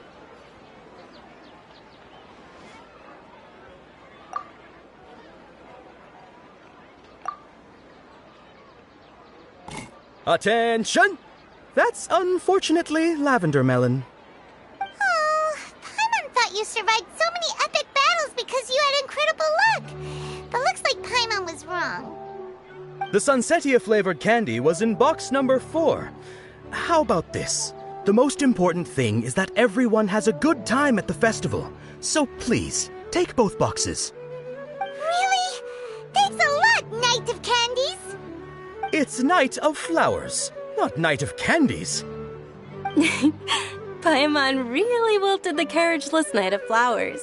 They all basically sound the same. We got our candy, so let's keep going. Oh, actually, I just remembered that I left something behind. Since you're here, can you come with me to get it? Dunyarzad, you probably forgot because you're so excited about the Sub-Zero's festival. How embarrassing.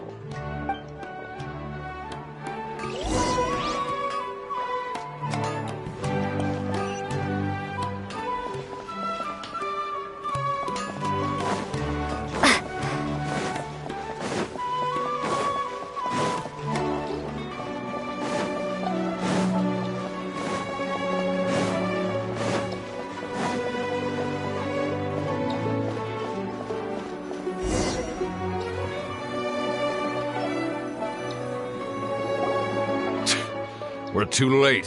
Who knew the little lady was such an early riser? I know, right? Hey, wait a minute.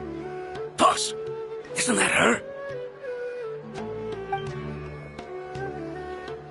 Oh, that most certainly is. We're in luck. She's walking right into our clutches. Those Eremites don't look like they're up to any good. Who are you? I don't believe the Homayanis hired you. That's right. We haven't received any of their mora, but I wonder how much the Homayanis would shell out to get you back. They're a gang of kidnappers! Traveler, hurry and protect Dunyarzad! Hey, did you scumbags even consider that the Homayanis might have hired a merc that outclasses you? You're... Dia! Dia the Flame Mane! No wonder we mercs haven't heard anything about you for so long. You sold your unruly mane to the highest bidder. Don't speak so disrespectfully. My family started working with her as gratitude for her past kindness to us. Don't worry about it, my lady. Just some friendly banter between mercs. One punch and those rabid dogs will expose themselves for what they really are. Aren't your claws all dull by now? Don't get too cocky!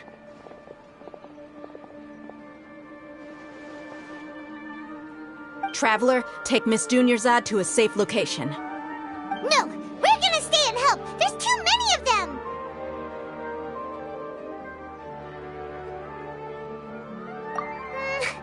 You're right. Alright, fine. Please be careful, Dia. Don't waste your time worrying about me. This is my job. Look out for yourself. After I've wiped the floor with them, I'll go find you all.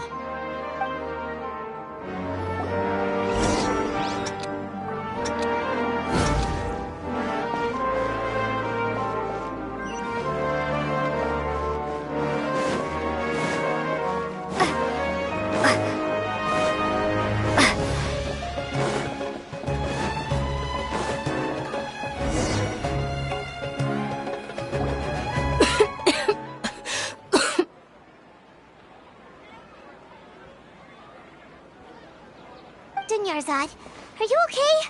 You look a little pale. Are you in shock? I'm fine. My body always reacts like this whenever I exert myself too much. You sure you're okay? I'll be fine after some rest. I'm more worried about Dia. After all, none of this would have happened if I hadn't insisted on coming out today. Yeah, don't worry.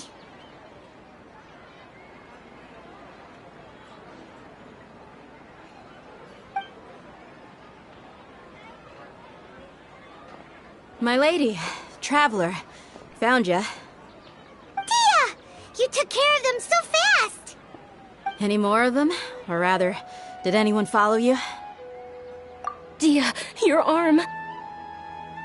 Oh, this? I'm fine. It's just a scratch. Normally, they wouldn't have been able to land a hit on me at all, but I'm still getting used to this new greatsword. Please, let me take a closer look. Come on, it's nothing. Us mercs aren't as fragile as you think. Hold on, you said something about a new greatsword. What happened to the one you were using before? About that. Well, I sold it, because I was low on Mora. Stuff like this happens every now and then. It can't be. The anonymous donation that was used for the venue's final round of preparations?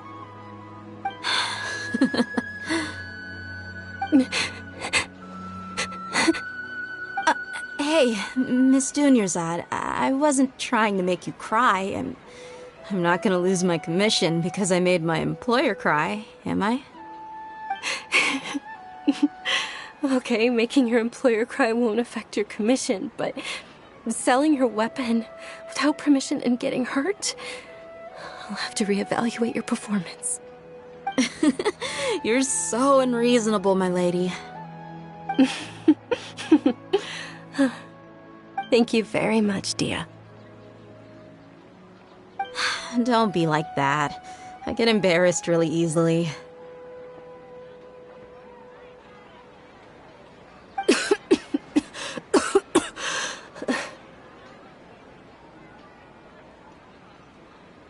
Are you feeling unwell again, Dunyarzad?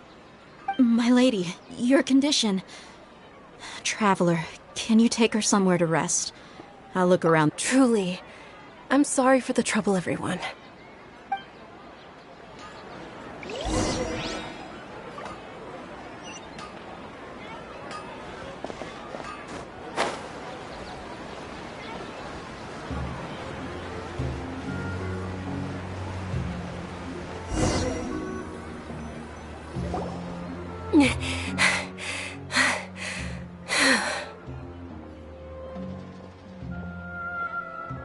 Are you feeling better, Dunyarzad?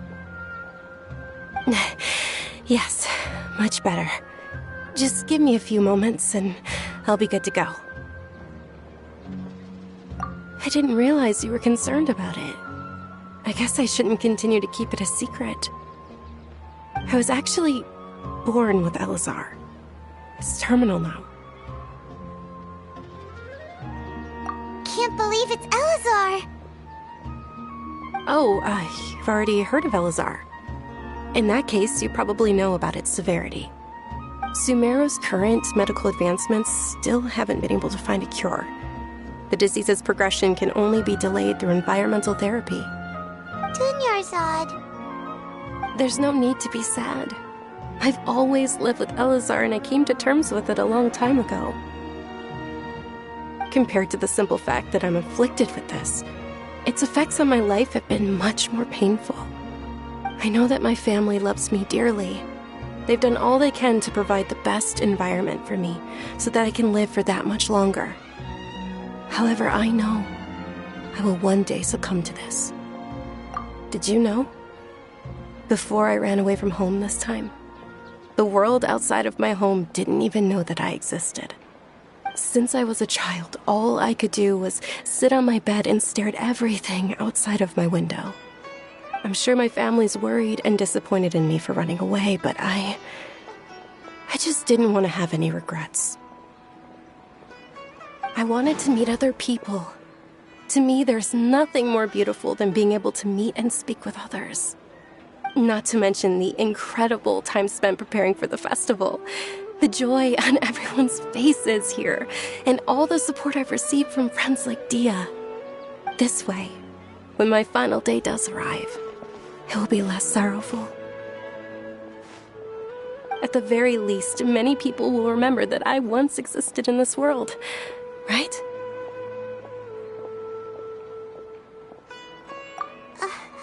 As long as you don't forget Paimon.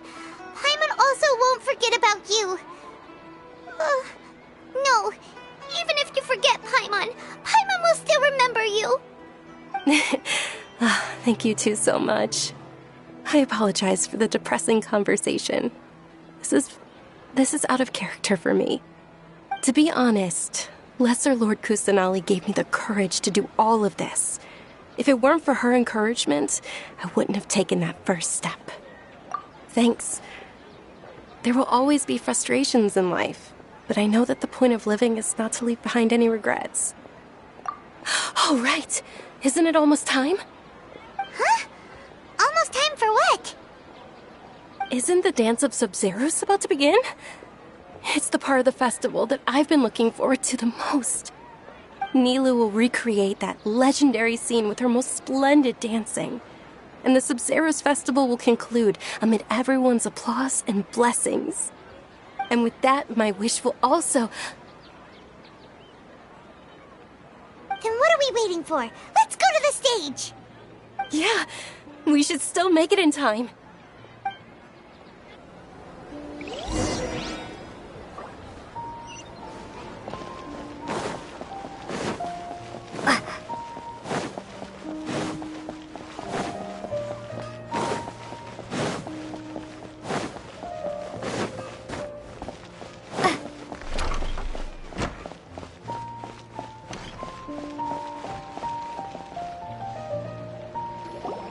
Were you not aware that the law prohibits this type of performance from taking place without prior permission?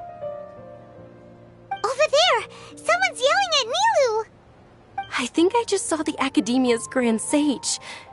Why is he here in person? But the Dance of Sub-Zeros is one of the key parts of the Sub-Zeros festival. If we can't perform it... The Sub-Zeros festival. The law also prohibits the private hosting of large-scale religious festivals. Only the Academia can host such an event.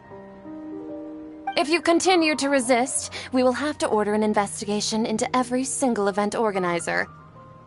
The Grand Sage has already granted you much leniency. I advise that you exercise tact. How did things turn out like this?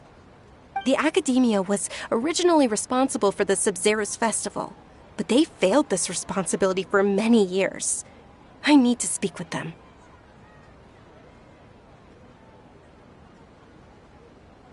This is a hard pill to swallow, but you're right.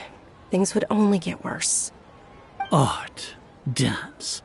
Aren't you ashamed of pursuing such frivolous and meaningless activities in this land of knowledge and reason? Our Archon created the utopia that is Sumeru City for all scholars who sought validity, verity, and truth, while people like you wish to defile it. No. I believe that our Archon never rejected the arts. Even the goddess of flowers dedicated a dance to her. With your lack of intellectual credentials, I do not believe you are qualified to debate with me. What you should be doing is finding workers to tear down this ridiculous eyesore.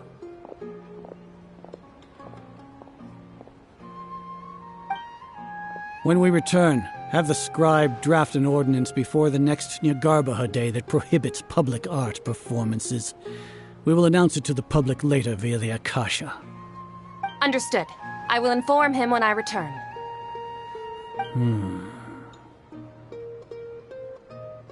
The Sub-Zeros Festival. Go celebrate the birth of that god to your heart's content. Nilu, are you okay?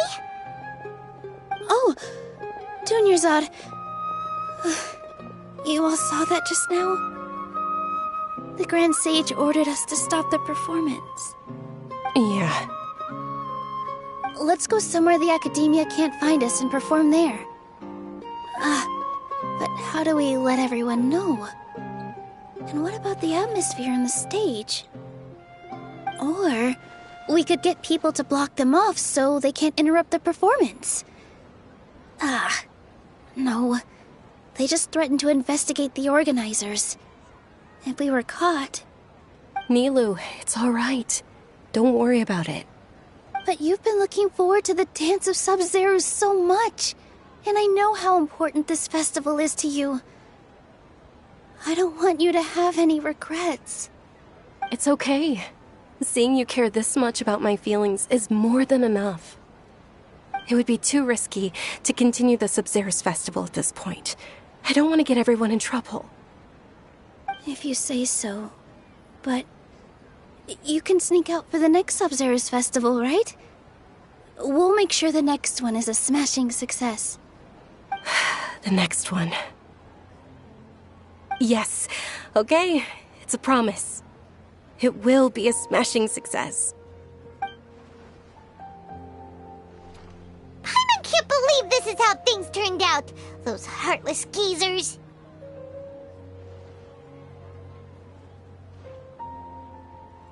It really is okay. There's nothing we can do about it. Still, I'd be lying if I said I had no regrets. I would have loved to see Milu's dance.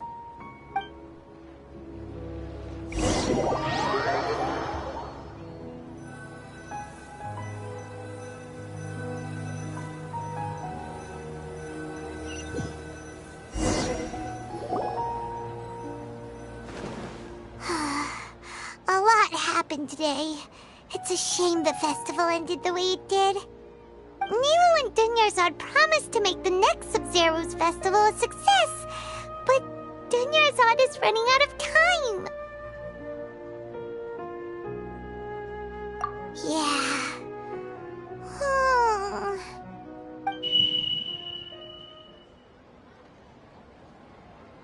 All connections have been secured to construct the most stable framework possible.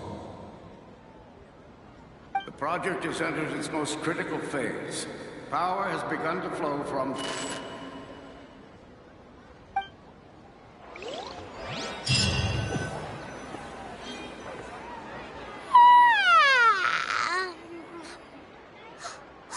We're gonna be late! It's all because you wouldn't get out of bed! We should go meet Dunyarzad right away!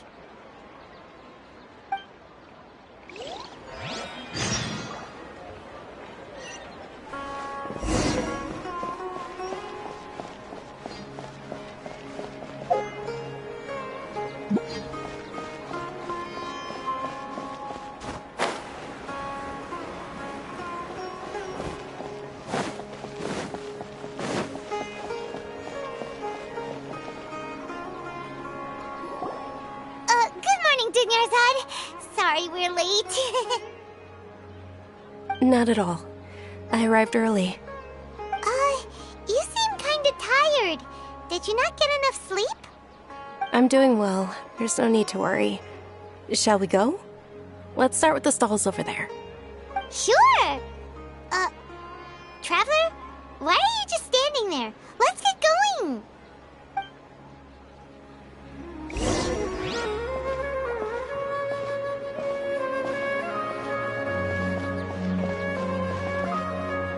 Ooh, they're selling food over that way!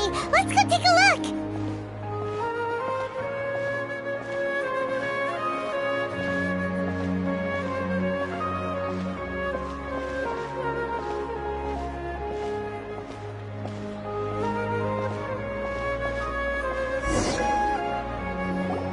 This is a stall offering foods from the Haftmewa feast. You are quite well informed, miss. I thought most people nowadays wouldn't know. They're all plants! Oh, Paimon's a little disappointed. Actually, what is the Haftmewa feast you mentioned just now? It's one of the Sub-Zero's festival's traditions. People used to set their tables with 7 different foods to symbolize the 7 virtues of the Dendro Archon. Remnants appear to be in the form of the moon. Really? Paimon thought it looked like some kind of food.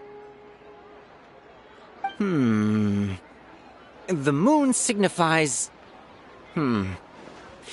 It's escaping me for now.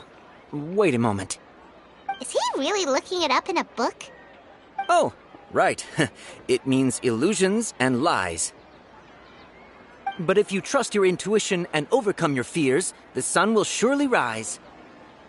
Understood. I'll keep that in mind. Oh, it's nothing.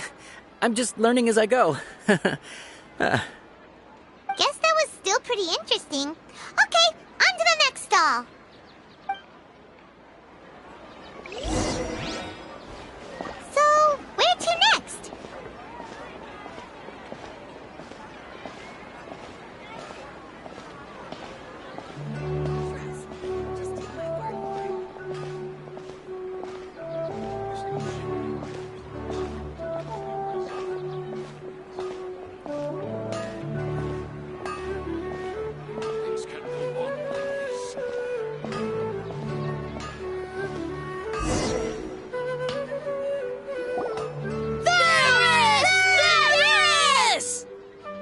right, soldiers. Now that you have your Yalta candies, don't forget your loyalty to Lesser Lord Kusanali.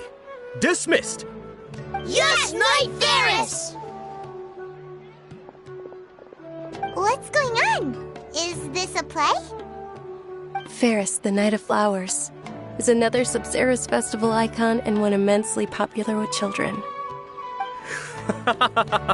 It's all thanks to Miss Dunyarzad's sponsorship that the children can meet the Night of Flowers. Oh, do you want some Yalta candies? I happen to have some boxes readied here. Take a look and pick whichever one you want. What's to pick? Don't these boxes all look the same? It's not that simple. Each box contains a random flavor. It's up to the luck of the draw. Flavors include lavender melon, hara fruit, sunsetia. Ooh, how interesting! And there's also lizard tail and oni kabuto. Ugh, why do those flavors even exist? Traveler, help Paimon pick one. Paimon wants to eat the sunsetia flavor. Great! These boxes of candy are numbered 1 to 5 from left to right. Which one do you want?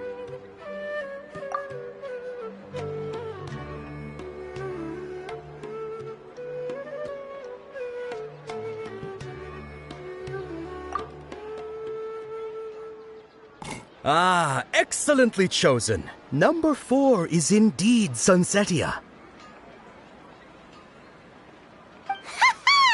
Paimon bet you had incredible luck, and Paimon was right!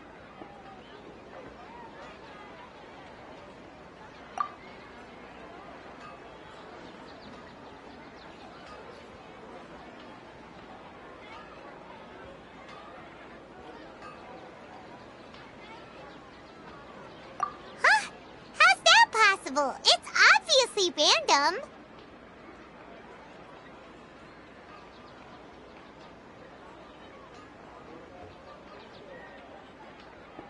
Maybe we didn't sleep very well last night.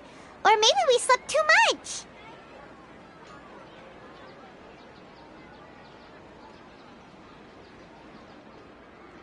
Oh, sure. Huh? Where are you going? You're just gonna walk off like that?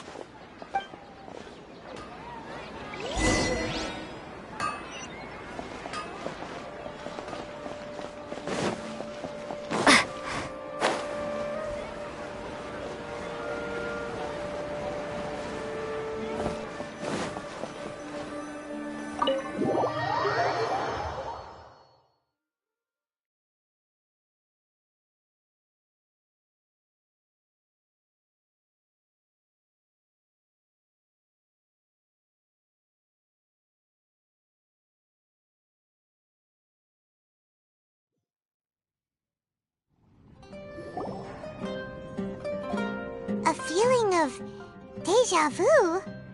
Oh, Paimon knows what that is. It's when you feel like you've already experienced whatever is going on. In that case, Paimon also felt something like that today. But that's just our brains playing tricks on us, isn't it? So why'd you run here in such a hurry?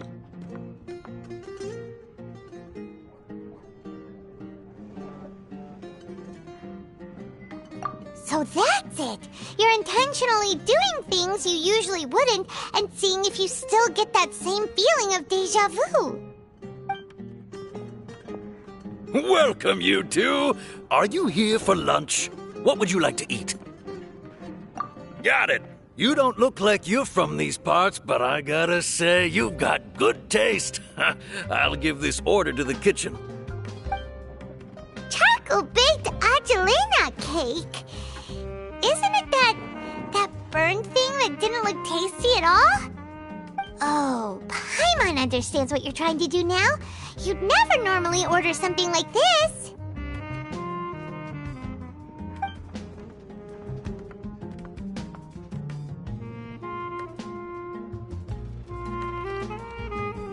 That thing? Are you really gonna eat it? Isn't this going a bit too far?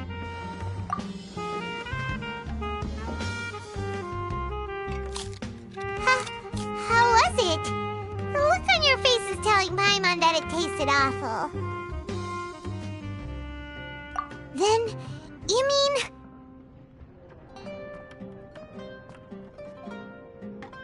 That's impossible!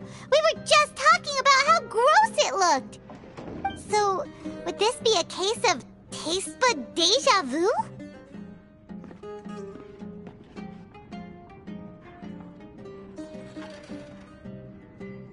Paimon also gets the impression that we've been here many times, even though we aren't regulars. How about we go out again and try something else?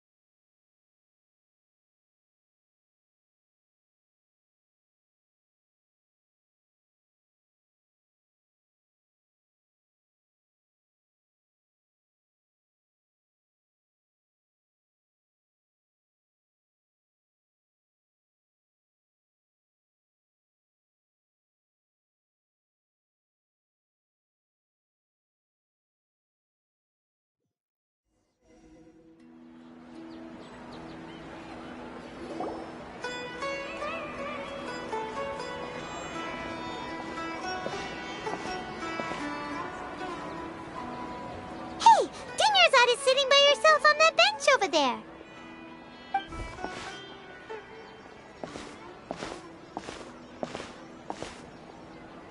What a coincidence, Dunyarzad. We meet again.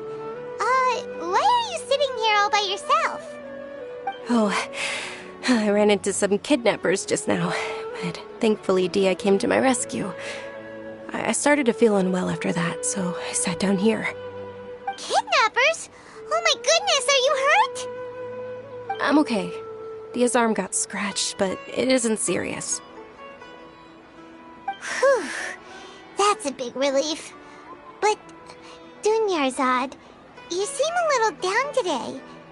It's the Sub-Zero's festival, and you've been looking forward to it so much! Not at all. I've always been like this. Excessive physical exertion or strong emotions tend to aggravate my illness. Besides, no matter how amazing today may be, it is but a single day. After however many more days, my time will come to an end. Paimon doesn't quite follow you, and Paimon feels like something's really got you down right now.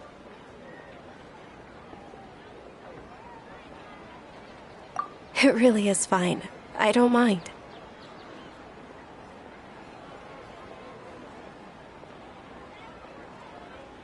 Huh? Did something happen? Dunyarzad, have you ever felt deja vu? You know, like when you've already experienced something that's happening right now? Deja vu? No. But my days have been the same for years now. Even if I were feeling deja vu, I suppose I would already be used to it. Oh, Paimon sees. Then, is it only the two of us? It's almost time. Huh? Time for what? Nilou's Dance of Sub-Zeros is about to begin. Let's go.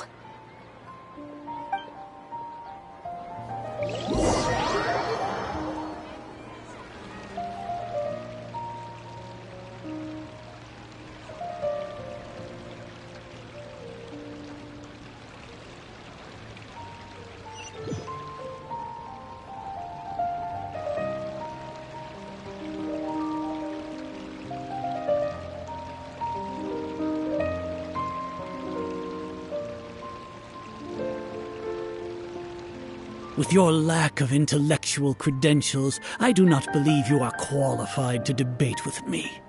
What you should be doing is finding workers to tear down this ridiculous eyesore. When we return, have the scribe draft an ordinance before the next Nyargarbaha Day that prohibits public art performances. We will publicly announce it later through the Akasha. Understood. I will inform him when I return. The Sub-Zeru's festival. Go celebrate the birth of that god to your heart's content.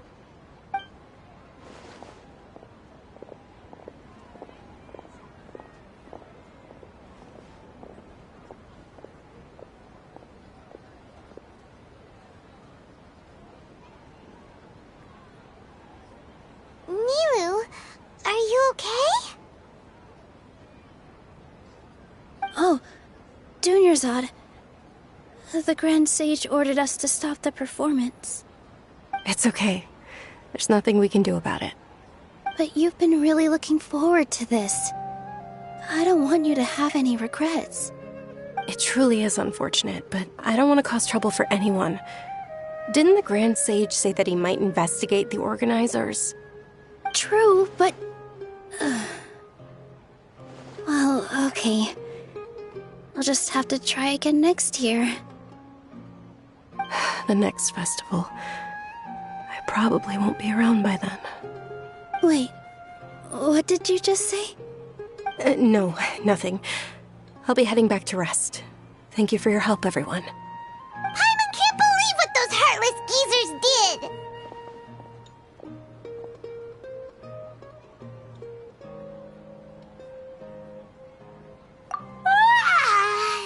Did Dunyarzad already go back?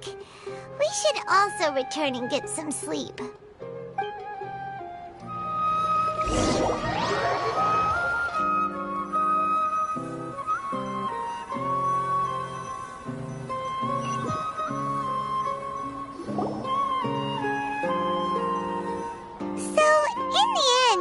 You still couldn't figure out what that deja vu feeling was all about?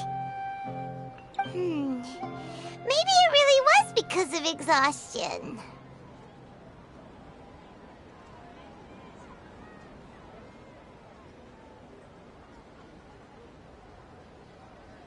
Same here. That's why Paimon stopped thinking about it halfway through the day. Then, how about we settle in and get a good night's sleep? For now, we can chalk things up to exhaustion. We can do more thinking tomorrow.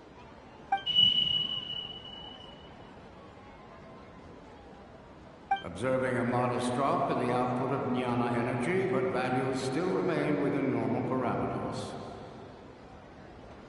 Continue to monitor the variances in the data and find the cause as soon as possible.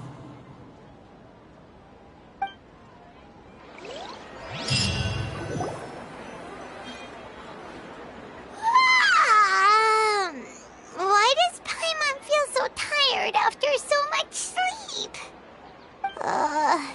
Anyway, we should go meet Dunyarzad right away.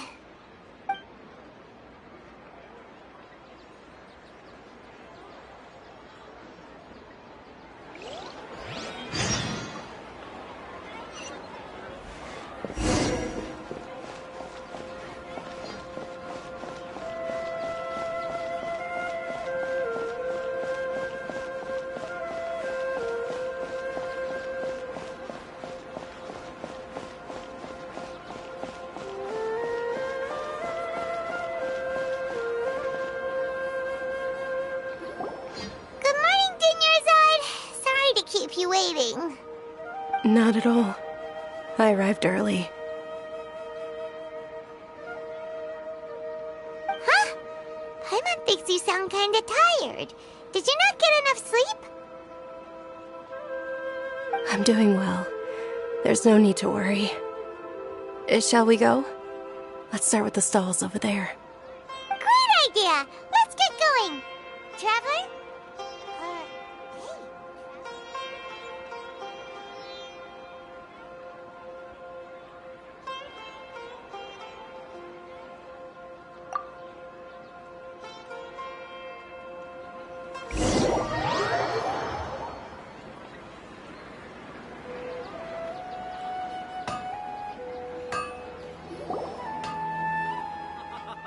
It's all thanks to Miss Dunyarzad's sponsorship that the children can enjoy the Sub-Zeru's festival.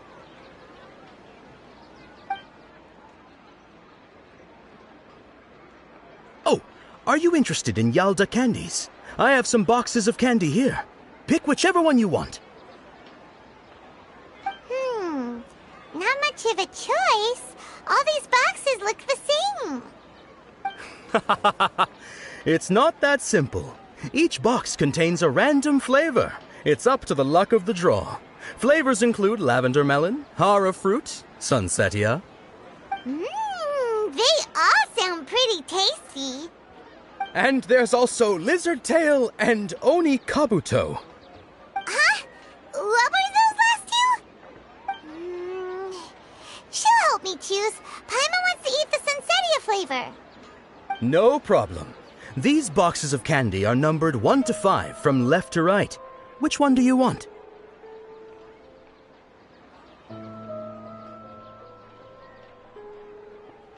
Oh, I like your confidence. No hesitation at all. Oh, congratulations! Number 4 is indeed sunsetia.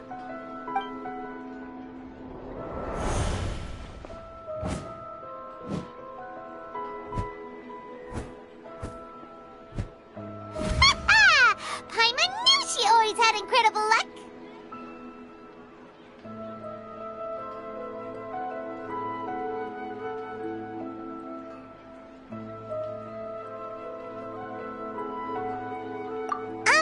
Paimon's not really interested in the other flavors. Wait. How did you know? Don't tell me that you already knew which flavor was in each box. What? She was right about all of them? That couldn't have been luck. How is this possible? I packed all those boxes this morning and they've been sealed ever since. You couldn't have known beforehand. Mind reading? X-ray vision? Or some kind of magic trick? This is way too freaky. Tell us what's going on! Since when did you get superpowers? Traveler?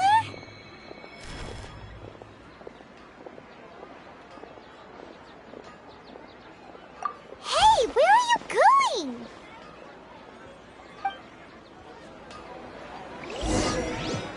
What's going on? Did you see something? Us leaving Dunyarzad without letting her know is kinda rude, you know.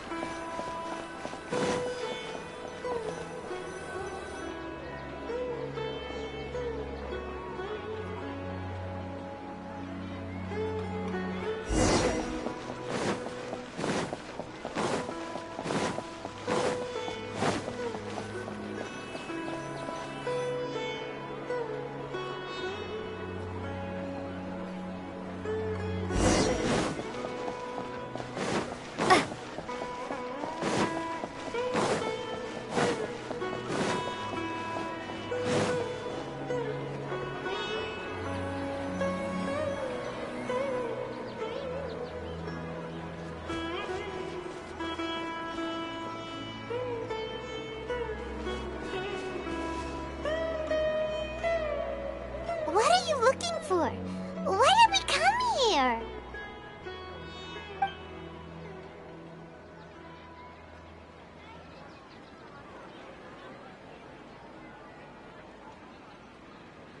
Traveler?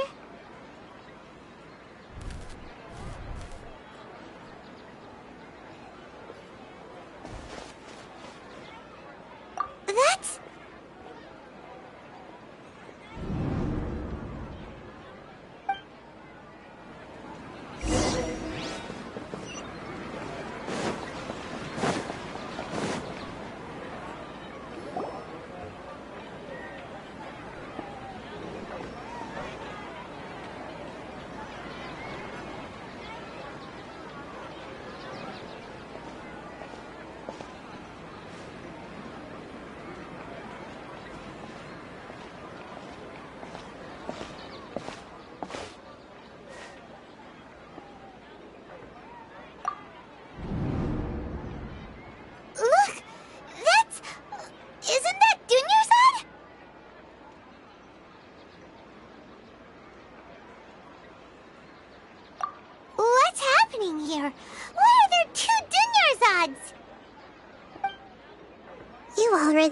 that this isn't your first Sub-Zero's festival, don't you?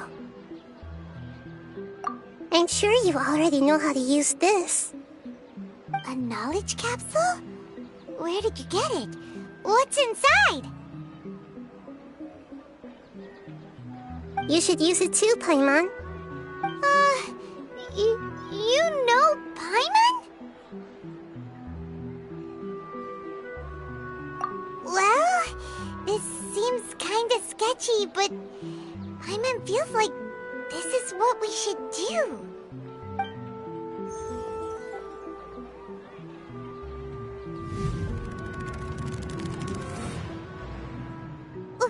What the?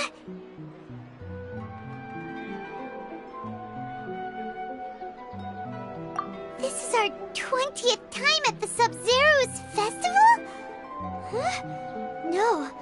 The 30th? 40th? Just how many times have we been to the Sub-Zero's festival? Have we been trapped in a single day? If it weren't for you, we wouldn't have even realized.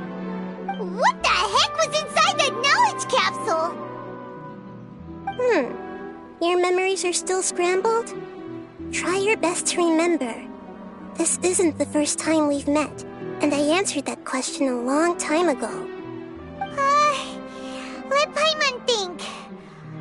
Oh, it's coming back. Meeting you was the real catalyst for restoring our memories, and the knowledge capsule was just your means of showing our minds the way. What about everyone else? Why are you only helping the two of us? Your sense of deja vu is stronger than everyone else's, yes? As for an explanation, you two received the blessing of Dendro, and you also have special, sensitive constitutions. It was as if a single sheet of paper was separating those memories from your consciousness.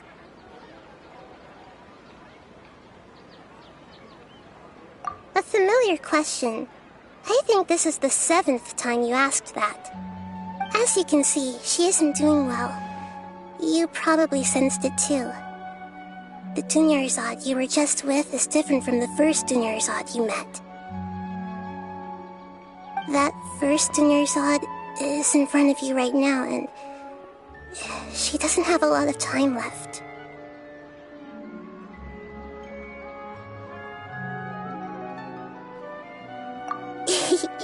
Looks like you're almost done sorting out your brain. Oh yeah, I'm Nahida. Good, you passed the test. What's happening? You can awaken our memories, and you seem like you know what's going on. Oh, wait, please don't tell Paimon even you don't know. Everything in this world runs in a loop. This cycle is called the samsara. You, me, and everyone else are all stuck inside the one-day samsara. As for the truth, that's on you to find out. If you were told the truth instead of discovering it yourselves, it would literally blow your minds. I don't know how you'd be after that. I can only give you surface-level help, like bits of information and subtle hints. For the rest of the time, I'll be doing all I can to slow down Dunyarzad's illness. She looks like she isn't doing well at all. Her illness gets worse after each Sub-Zero's festival. If we can break out of the samsara, I might be able to save her. But as things are right now, she's just a small bird in the sky that's about to lose its last feathers. All I can do is raise a gale to delay her fall. You sure love to use weird analogies. Analogies are wonderful tools. They let you use existing knowledge to understand unfamiliar things. Okay, so, with what you know so far, what do you think the truth is?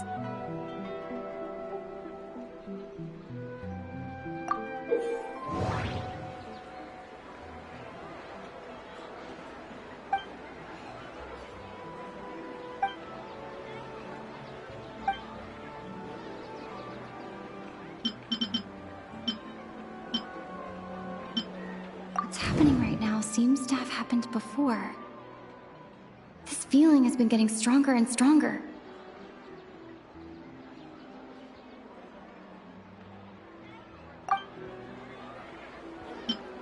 The moon, illusions, and lies.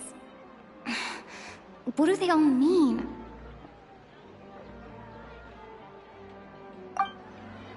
Grand Sage said, "Go celebrate the birth of that god to your heart's content."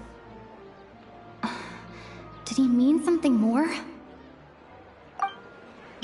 We've already experienced the Sub-Zeru's festival many times, and the day of the festival seems to be in a perpetual samsara.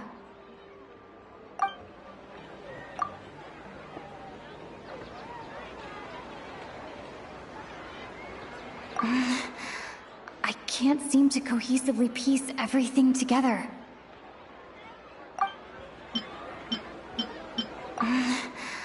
I can't seem to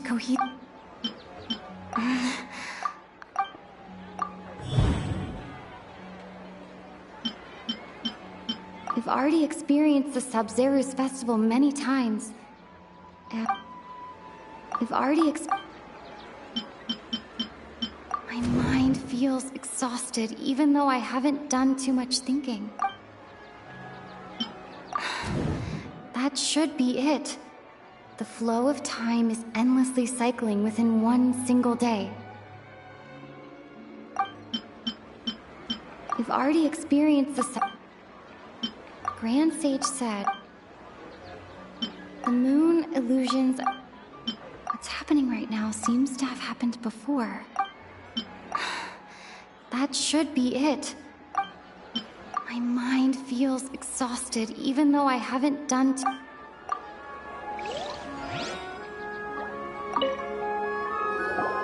Okay, so, with what you know so far, what do you think the truth is?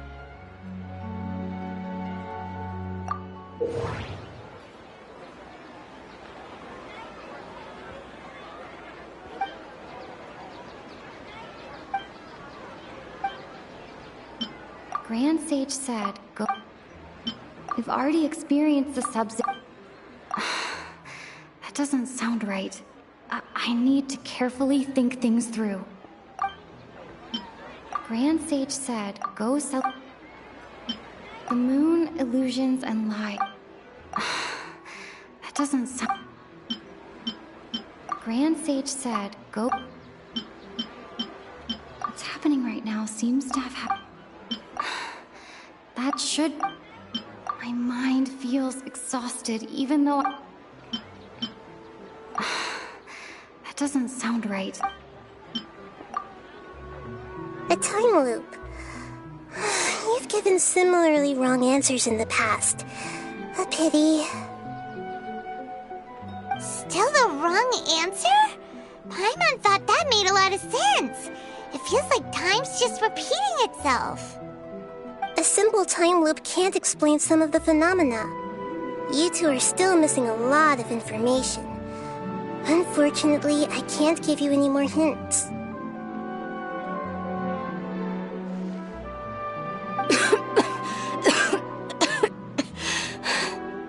Dunyarzad! The Sub-Zeru's festival is happening every day, but that doesn't mean we can waste an infinite amount of them. Hurry and find the truth before today's festival ends.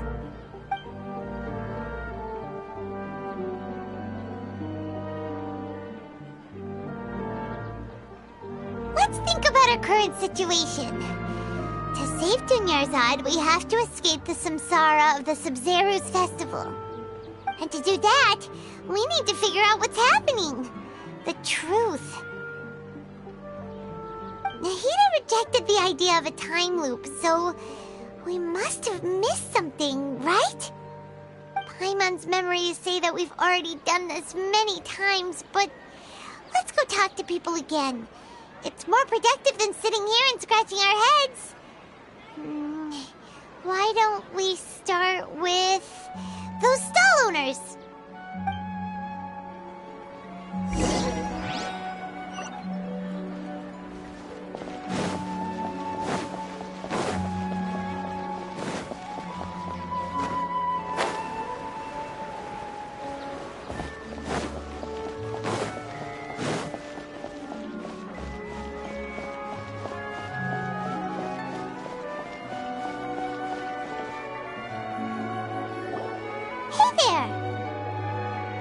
Hey, it's you guys again.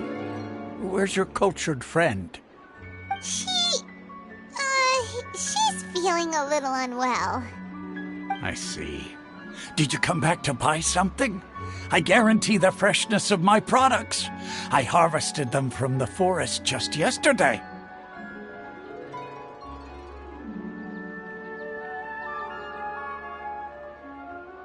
Huh? What brought this about? I hurried back from the forest yesterday, and I'm selling produce here today. I haven't felt anything strange. To put it another way, if you really think about it, was yesterday truly yesterday? Did you actually come back from the forest yesterday? What kind of philosophical nonsense is this? Are you two daydreaming? Didn't you know that no one dreams in Sumeru? Go somewhere else if you want to find someone to daydream with.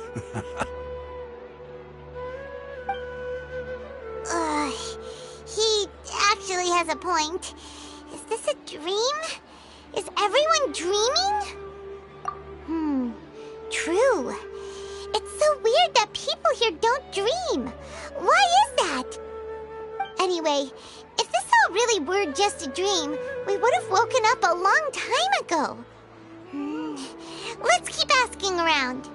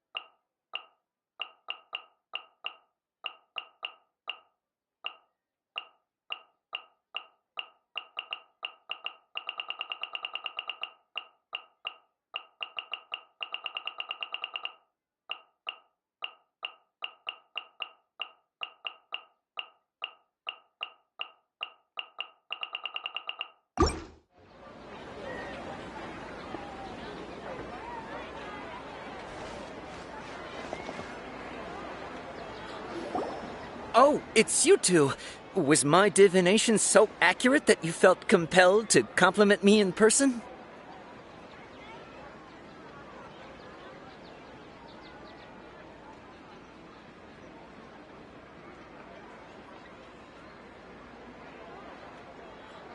Ooh, I knew it! I told you, the god's divination is highly accurate. You just hadn't fully understood its significance yet. You're really excited about this, huh? That's exactly why we came back.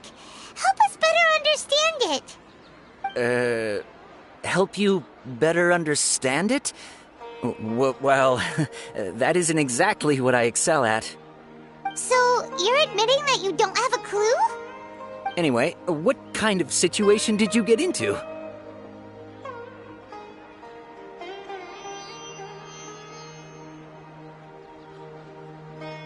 Huh? Hold on a second. I thought you guys just lost your wallet or fell for a scam. What you just said, are you serious? Does that kind of thing actually happen in real life?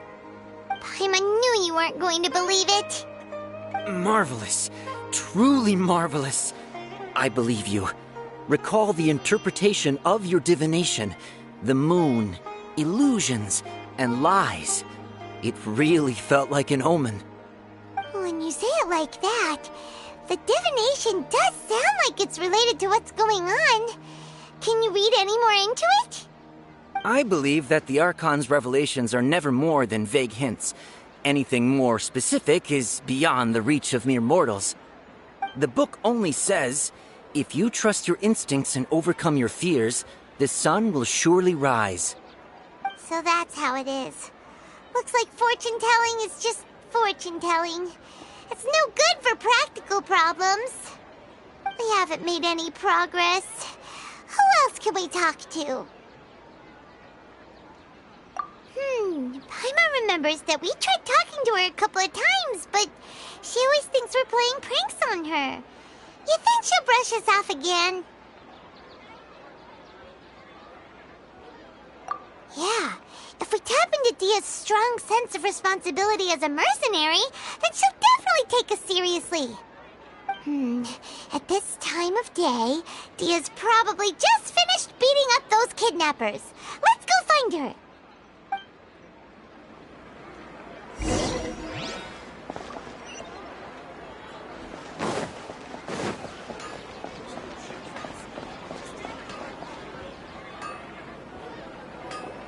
I'm fine, my lady. It's just a scratch. Perfect timing. Both of you are here. Paimon, Traveler, you came at just the right time. Listen, there was a dangerous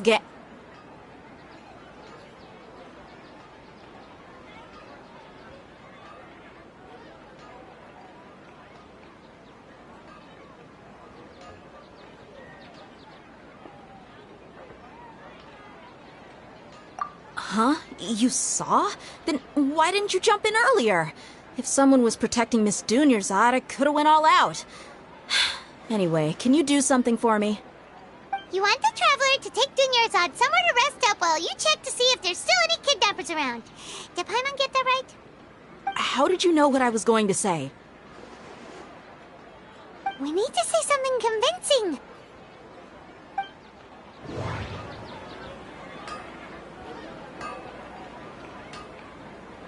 People in Sumeru don't dream.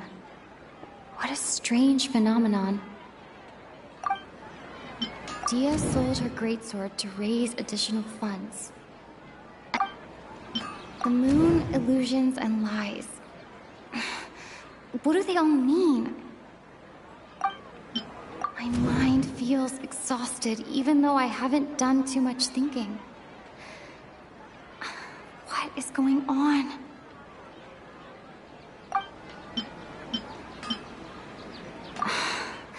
That doesn't sound right.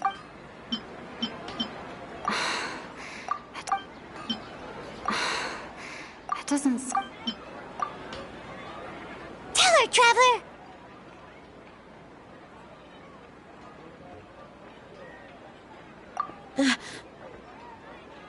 I didn't tell anyone about that. Including Miss Dunyarzad. You couldn't have known. And just now, you literally took the words right out of my mouth. What's going on? All right, so this is the situation.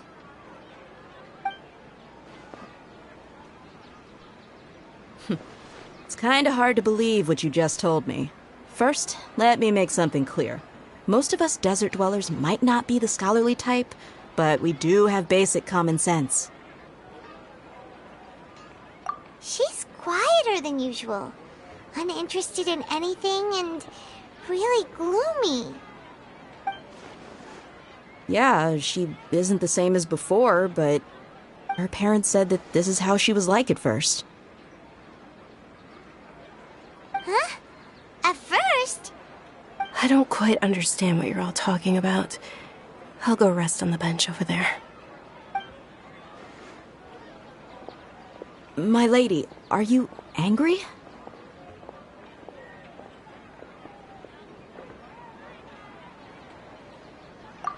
All right, I'll give you the benefit of the doubt since you knew about my greatsword. Let's make this a quick trip. Miss Dunyarzad isn't completely safe here.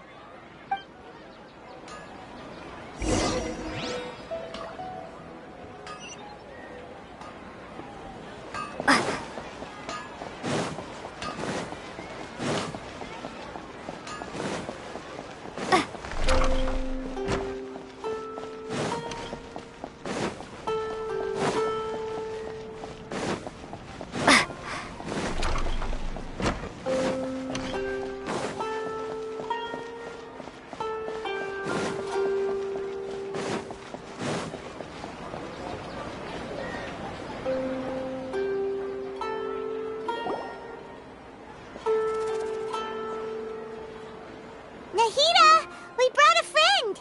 Are you busy?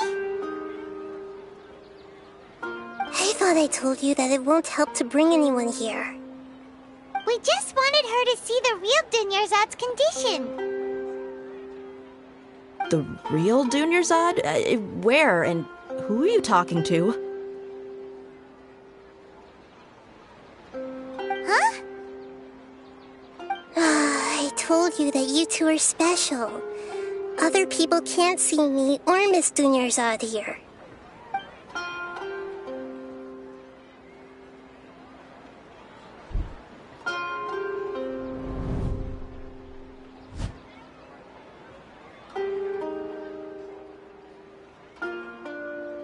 Hold on. Over there. Is that? Wow. How perceptive. Does she have invisible antennae? Miss Dunyarzad, she's lying down here, isn't she? How's she doing? Her condition's really bad, and she's basically in a coma. How did you know she was here? I can sense her aura. There are also lingering feelings of something like regret or disappointment. What happened? Do you believe us now? The Sub-Zero's festival has been repeating itself. So, you think the sages are behind this? Yeah, they've always been against us. Wouldn't surprise me if they're using the Akasha to intentionally repeat the Sub-Zero's festival as a sick joke. You have a point. Aside from the Dendro Archon, the Academia's sages are the only ones in Sumeru who could pull off something like this. Maybe there's more to the Akasha than we know.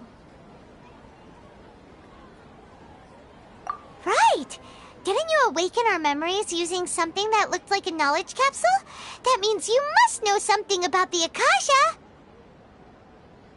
The Akasha relies on the power of a gnosis to operate, as it is the manifestation of the God of Wisdom's power. It compiles the wisdom of the entire populace, and it grants knowledge to the people. A gnosis could do that? No wonder the Akasha is so magical. It's being powered by the gnosis of Sumeru's Archon. So, this Nahida you mentioned, what did she say? She said, and Paimon quotes, "The Akasha relies on the power of a gnosis to operate, as it is the manifestation of the God of Wisdom's power. It compiles the wisdom of the entire populace and it grants knowledge to the people." Compiles the wisdom of the entire populace and grants knowledge to the people. Wait. I get the grants knowledge part. That's what people have always used the Akasha for. But compiling the entire populace's wisdom? How does that work? Did she mean that the sages enter new knowledge into the Akasha?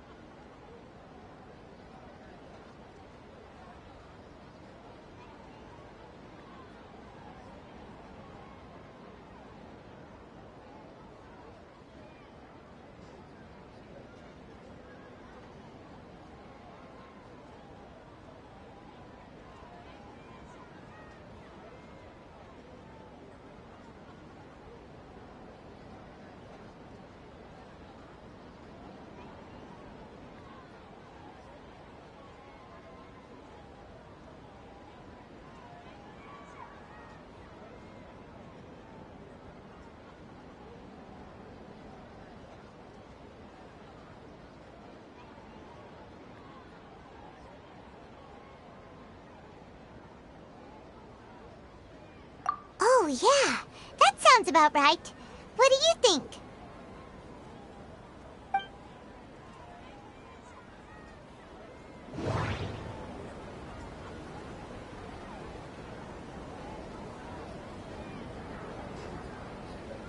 People in Sumeru don't... Okay, Nahida said... My mind feels... You mean the Akasha is causing our mental fatigue? Huh. Now that I think about it, my head's been feeling unusually heavy. When the desert dwellers set off on their quest for knowledge, a sage once said, knowledge always comes at a price. Compiling the entire country's knowledge. You think the Akasha pulled a 180 and is extracting information from us?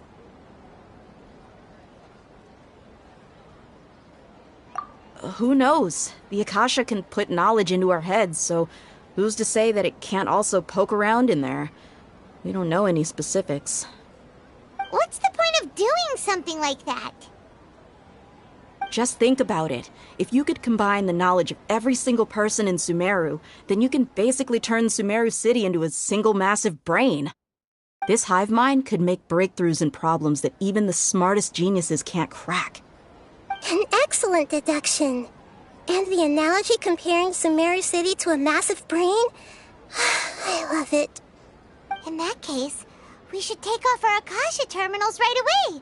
Maybe that'll solve this problem.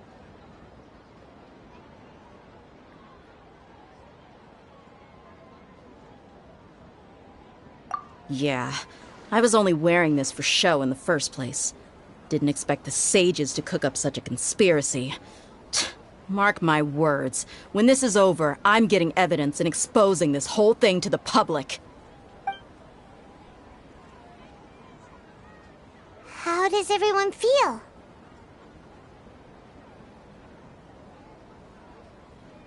Huh? What is it?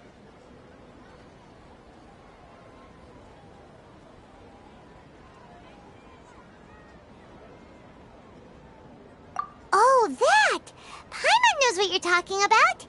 It's a single soft beep that sounds like it's coming from the Akasha terminal. The sound of a beep. Could it be a prompt tone for when the Akasha is operating? That's probably an important clue. We weren't using our terminals, but we heard a beep anyway.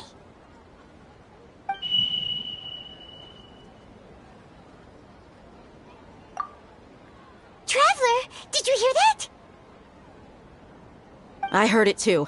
Our ears aren't messing with us. There was definitely a beep, but it sounded like it was coming from inside my head.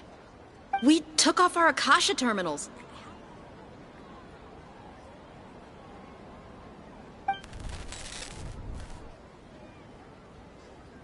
Phase runtime has exceeded its expected length. At this rate, there may be casualties. But we cannot lose all of our progress.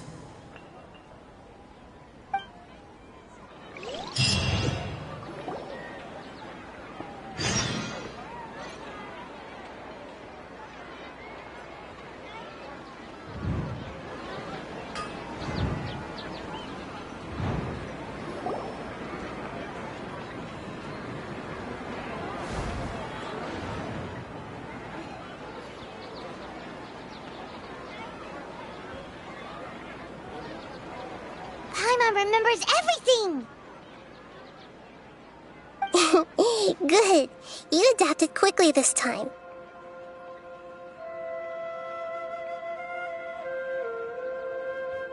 We definitely took off our Akasha terminals last night, but we still heard that beep. Why is that?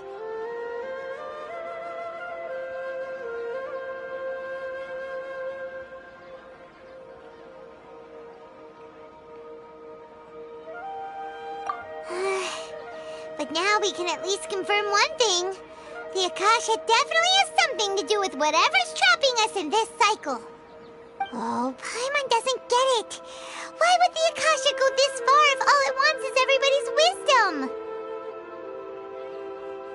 It's extremely difficult for lab rats in an experiment to understand why they're being treated the way they are. If we're lab rats, then what are you? Nahida, you've never told us anything about yourself.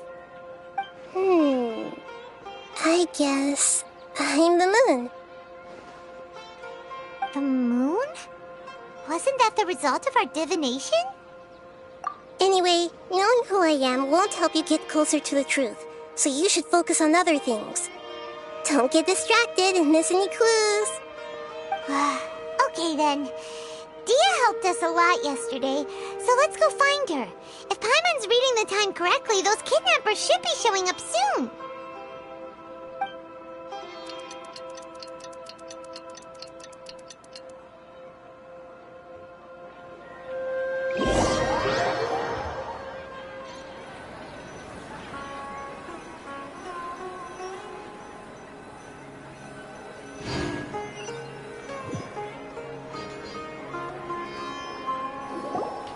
Ah, there you are. I've already taken care of those kidnappers. My lady, did you get hurt?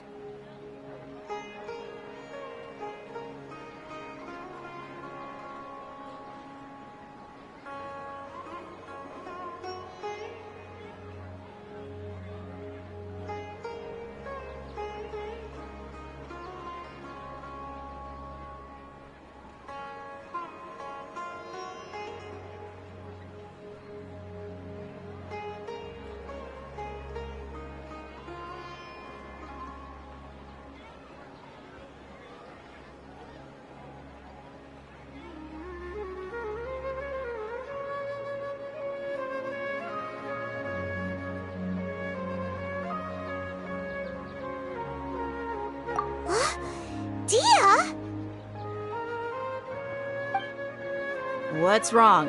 Why are you both gawking at me like that? You didn't get hurt this time. Huh? What do you mean this time? Why are you so surprised that I managed to get out unscathed? Those kids were amateurs.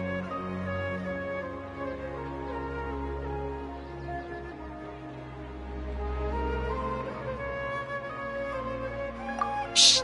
How did you know about my greatsword? I haven't told anyone about it. Please, don't tell Miss Dunyarzad. So Dia's lost her memories after all.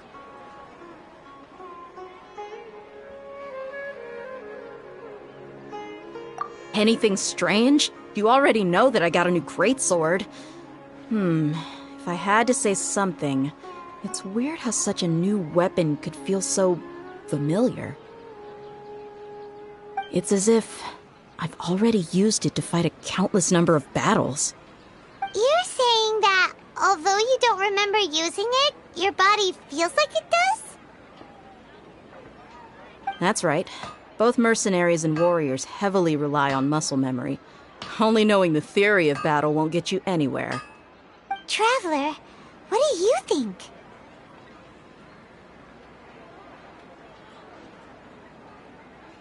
Yeah!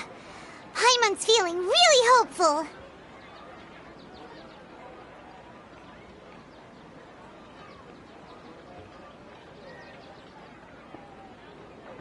Oh, you're right! Earlier in the Samsara, something like this would have never happened. I have no clue what you two are talking about, but it's still dangerous here, so... So you want us to take Dunyarzad somewhere else to rest while you check if there are still more kidnappers around, right? How did you know what I was gonna say? Can you read minds?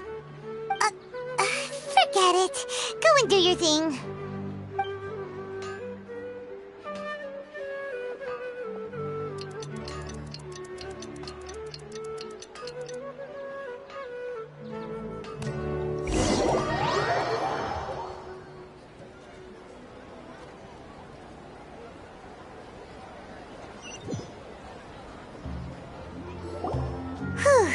It's finally nighttime. Aside from Dia not getting injured, everything seems to have stayed the same. Listen, Nahida, we found out that Dia got out just fine today, even though she got injured every other time she fought the kidnappers. Do you think the samsara has been broken? Have we saved Dunyarzad? Really? Good job on all that progress. Get some good sleep tonight. Hey! What kind of an answer is that? Tomorrow will come. Everyone assumes this is common knowledge, but the only way you can know that for sure is if you experience tomorrow. How many todays has it been? Is it possible that today will be followed by yesterday? Does tomorrow truly exist as anything beyond a made-up concept?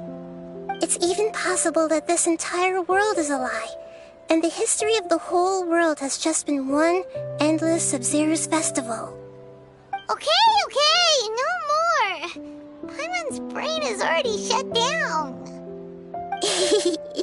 That's why it makes no sense to waste your energy thinking about things you will learn tomorrow. Get some good rest. You know, use the bathroom and flush your anxiety dookie away. Huh? Hold on, what did you just say? Did Paimon hear you correctly? Huh? People always say they feel a sense of relief after they take a duk-duk. That's why I suggested you could try that. Is that so strange?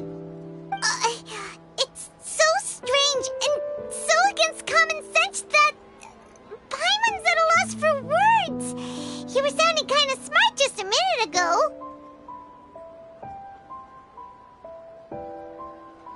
Yeah, even though it's happy and lively at the Sub-Zero's festival every day, it feels like it's been a long time since we've really gotten to relax. Let's go back to our room.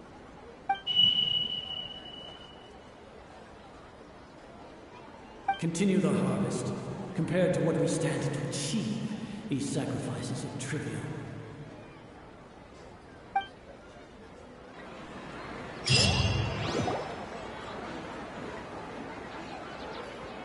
We're still in the same day!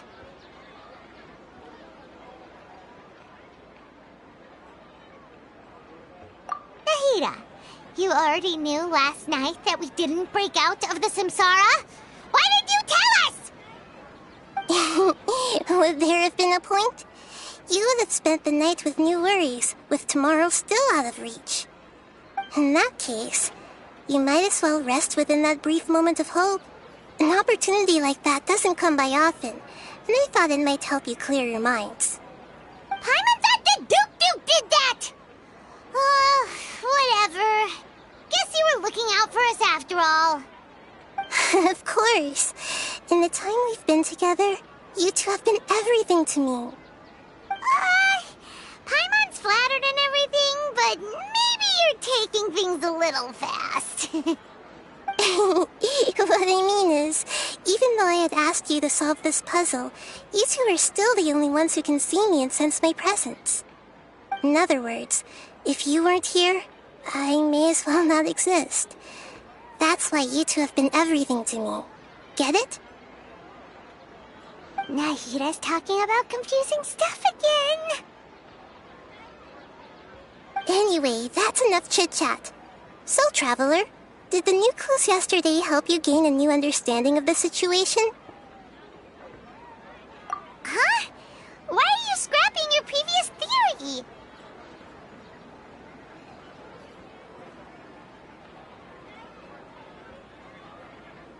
Oh yeah, you're right! Gosh, how did we not notice that? In a simple time loop, people's physical condition should also reset. So, what's your new hypothesis? The moon, illusions, and lies. What do they all mean? Mercenaries rely heavily on muscle memory. And Dia was able to use her experiences to avoid injury in later samsara cycles.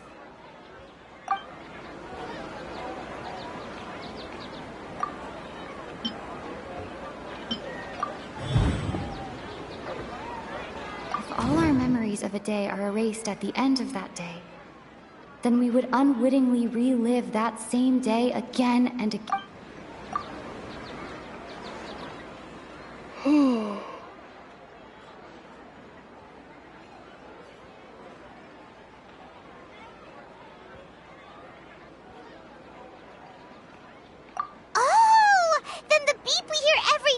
might just be indicating the deletion of our memories.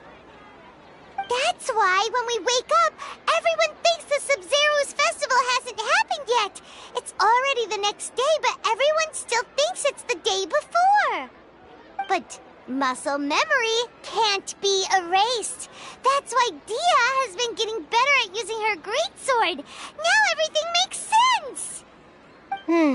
A brilliant deduction.